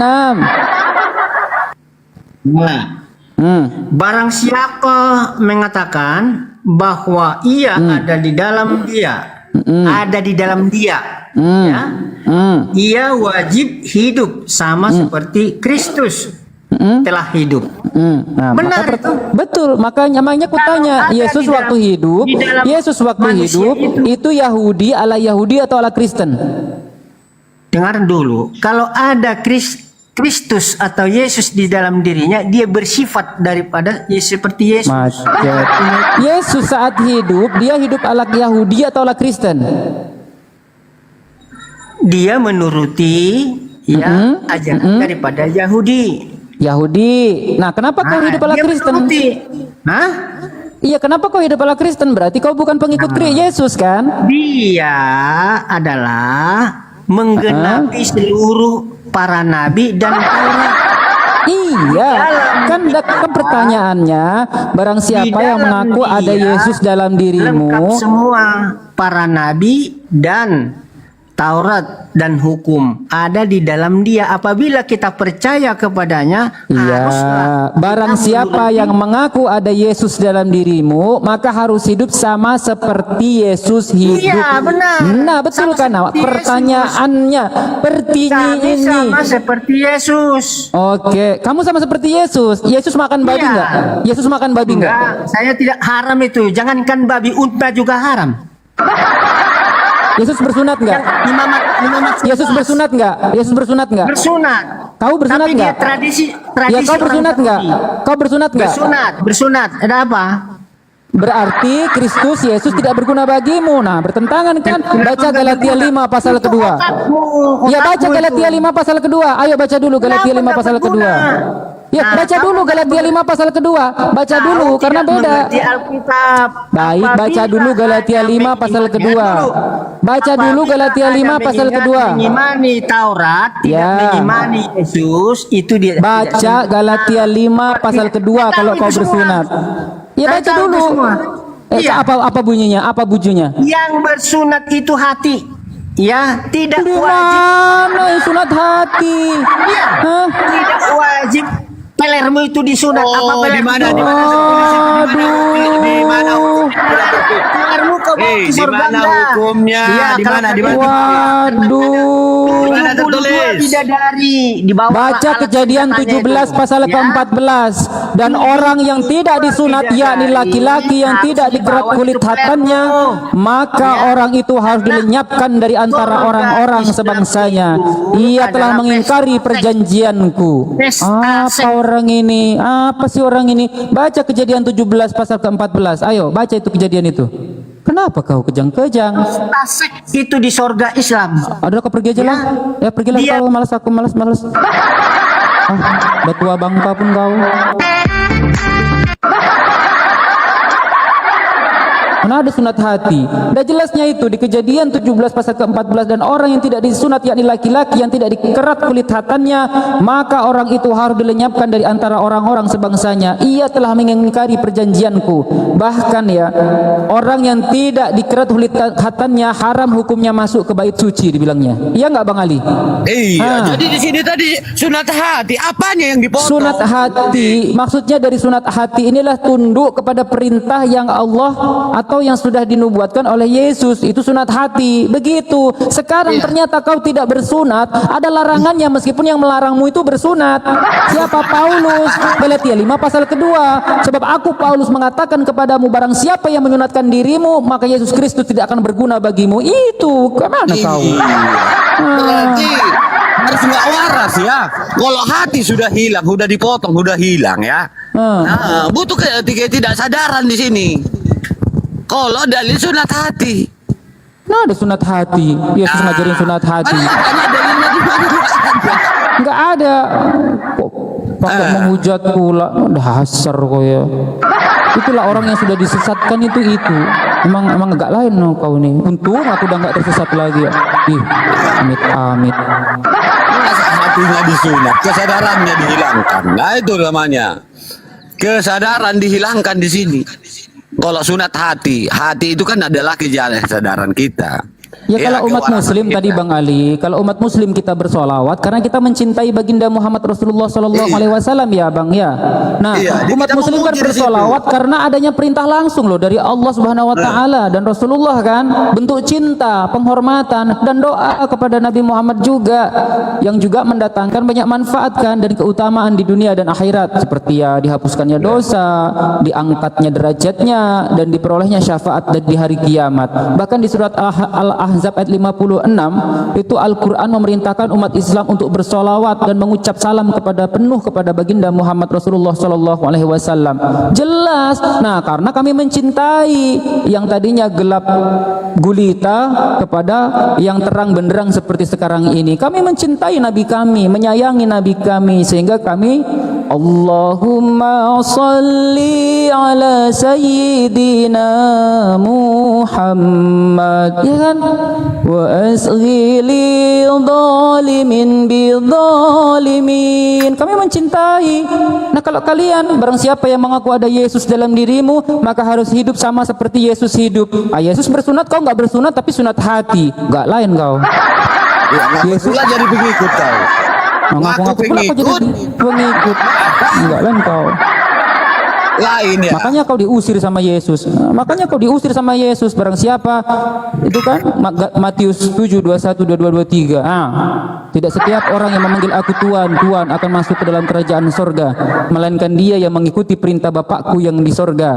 Pada hari terakhir itu banyak orang akan bernubuat, bermukjizat, mengusir setan pakai namaku. Aku akan berterus terang kepada mereka, enyahlah kau daripadaku kalian semua pembuat kejahatan. Ditendang kau nanti ya. Naik kau kejang-kejang. Bang Handi monitor. Bang Andi udah selesai cek kesehatannya. Ada Bang Andi? Kurang tahu. Ini monitor kayaknya. Kurang tahu ini. Cek monitor Bang Andi. Iya, monitor Bang Handi kayaknya. Cek kesehatan Bang Andi. Iya Bang Handi sudah. Bang Handi noise Bang Handi.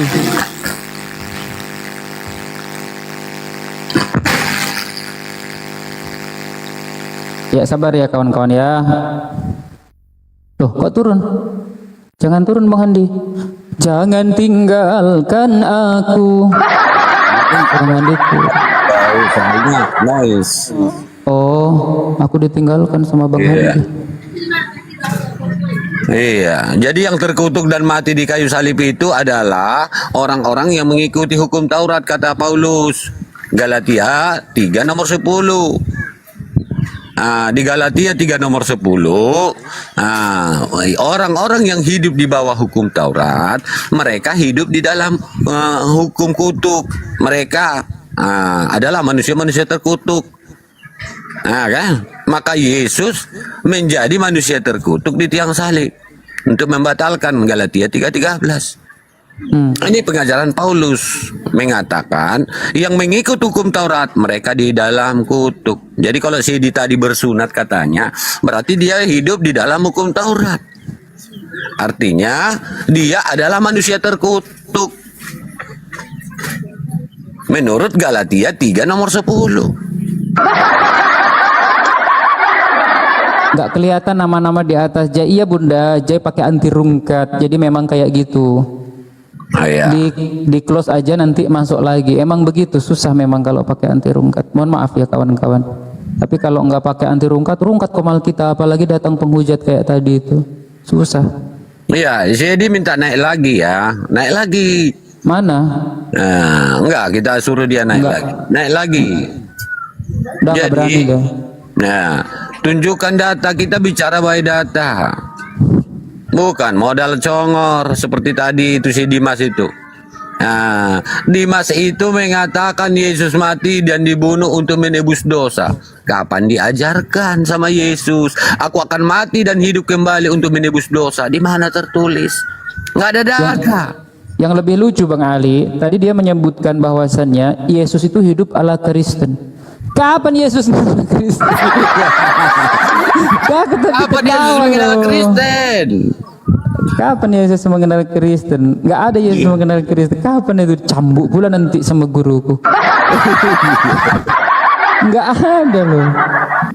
Nggak ada Yesus mengenal Kristen. Yesus memperkenalkan nih Kristen sebagai ajaran dari nabi palsu, tapi bukan Kristen dia kan. Apa dikatakannya buahnya kamu mengenalinya? Matius 15 nomor 7, Matius 7 nomor 15 sampai 23. Yang buah-buah pengajarannya, buah-buah pengajaran dari nabi-nabi palsu itu, buahnya mempertuhankan Yesus, bermukjizat dengan nama Yesus. Ya, ini diperkenalkan. Semua apa yang dilakukan oleh orang Kristen dinubuatkan ya sebagai buah pengajarannya, mempertuhankan Yesus, berbuat dengan nama Yesus, bermukjizat dengan nama Yesus, bahkan mengusir setan dengan nama Yesus. Inilah buah-buah pengajaran dari nabi-nabi palsu. Maka kelak Yesus mengajarkan atau mengatakan dia akan mengusir, enyahlah kamu semua daripadaku, aku tidak mengenal kamu, kamu semua adalah pembuat kejahatan. Siapa ini Prof? Ada tamu Prof? Ya, Kristen Prof. atau Muslim? Ayo Prof. Prof. Ayo Prof. Jadi Yesus mengenal yang namanya Kristen dengan nubuat ya. Nubuatnya ada pengajaran yang akan mengajarkan manusia mempertuhankan dirinya. Maka Yesus mengatakan, enyah kamu semua daripadaku, aku tidak mengenal kamu, kamu semua pembuat kejahatan. Bahkan Yesus mengatakan di dalam Wahyu 3 nomor 9, mereka adalah jemaat iblis, jemaat yang senantiasa mengaku dirinya orang Yahudi padahal bukan orang Yahudi, senantiasa berdusta.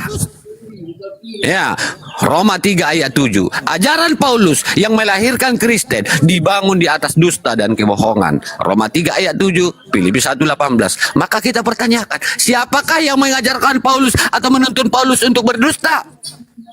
Maka jawabannya ada di Yohanes 8 nomor 44. Iblislah yang menjadi bapakmu, dialah pembunuh sejak semula, dialah bapa segala dusta, bapa segala kebohongan.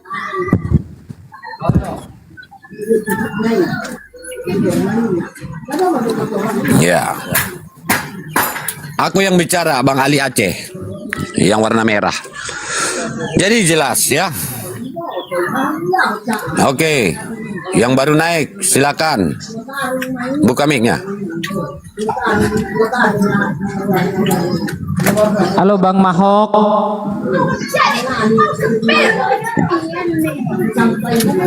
Bang Mahok. Mahok. Tadi saya kan sholawat Bang Ali.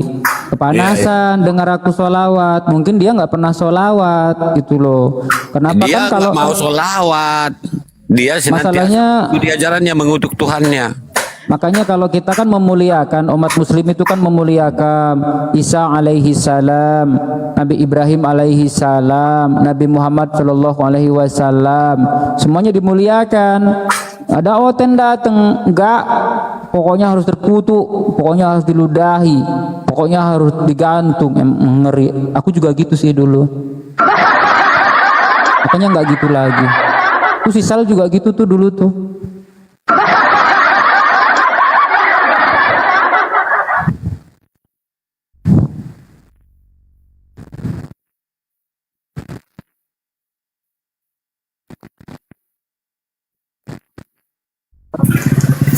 Jangan nangis lah, Sal. Jangan nangis. Kamu lagi nangis nggak? Itu pakai tisu. Sedih, woi, sedih.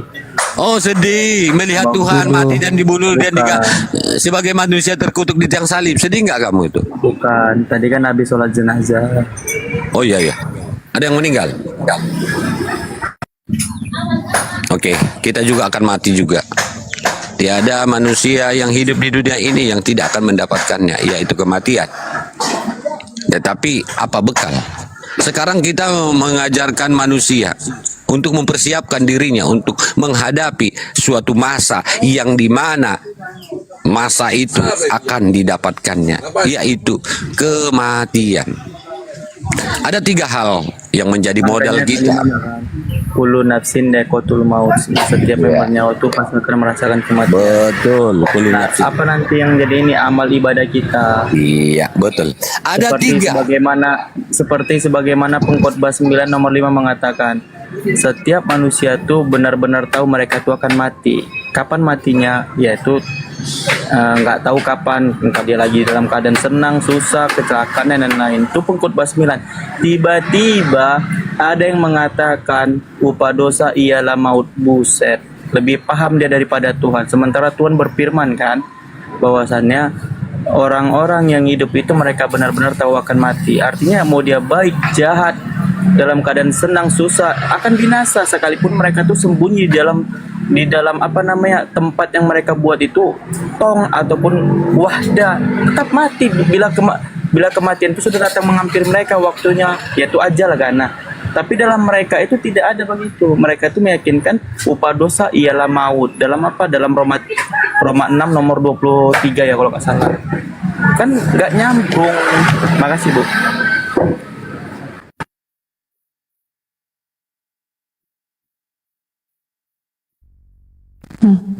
Mereka tuh barisan sakit hati. Orang lagi sholawatan sakit hati. Ya Bang Dew. Ya. Tadi apa bicara mengenai soal umur ya? Umur panjang. Umur semua akan mati.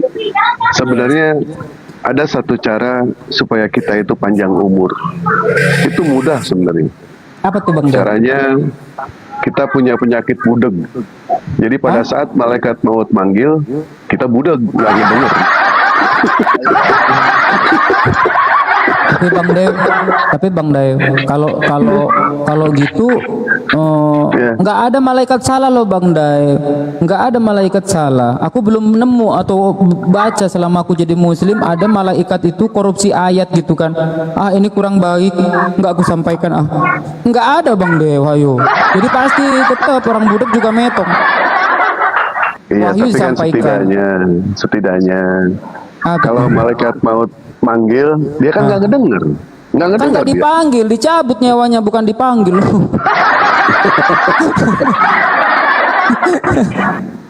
Ada. Mana Otennya mana ini? Jai, Bang Jai, nanti pembahasan kita yang kemarin jadinya Bang Jai, bahwasannya apa namanya ketika kalau mereka yang metong nanti ditanya mantrop buka, dibilang kan. Oh iya. Nah, jadi begini. Nah, jadi kesana nanti kalian ketika wafat kan ditanya mantrop buka, Allah manabiyuka, Nabi Muhammad SAW, kan kayak gitu kan. Nah, Ini ada tamu. Siapa dulu ada tamu? lanjut, Ada Bang. tamu. Bang. Halo malam. Halo Bang. Bang. Apa? Halo Bang, sore Bang. Bang, selamat sore Bang. Bang. Ya Allah Bang. Ngomonglah Bang. Oh Bang. Tadi suara Bang Mahadewa ada? Mana, Ada Bang? Ada itu. Ini ada tamu. Saya sapa dulu kok enggak ini. Ya. Anander.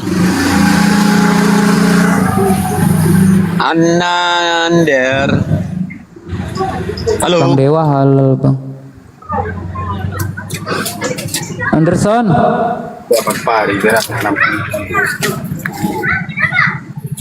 Anander. Meja. Kenapa sote nenek? Aduh. Ya Allah, ten. Iya, naiklah. Yang coteng-coteng tenggiri naiklah. Bang Din. Suara Bang Dewa hafal katanya. Cie, Bang Dewa suaranya dihafal, cie. Iya, ada pengagum rahasia itu Bang Dewa. Cie, sama Mama Iwan. Uhui, Mama Iwan. Jadi begini ya teman-teman ya, izin host ya. Tadi aku kan memakai baju yang dikirimkan oleh saudara kita Bang Mahadewa. Baju yang ada lambang Apologet.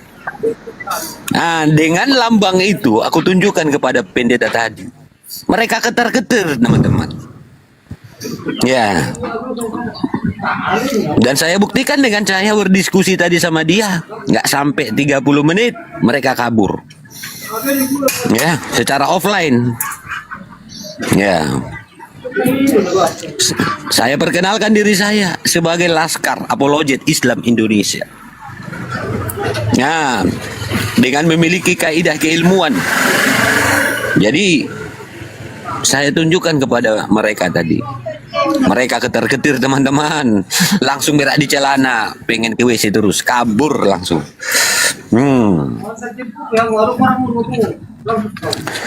Oke, silakan Bang Madewa. Ya, justru Dewa kemarin sempat diskusi juga ya sama perempuan Oten. Di situ Dewa yang nggak kuat malah. Akhirnya Dewa kabur. Maksudnya itu kabur dalam pelukan.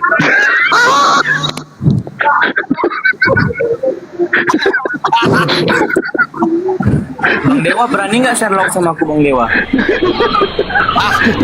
Tahu, mengamalkan juga nanti.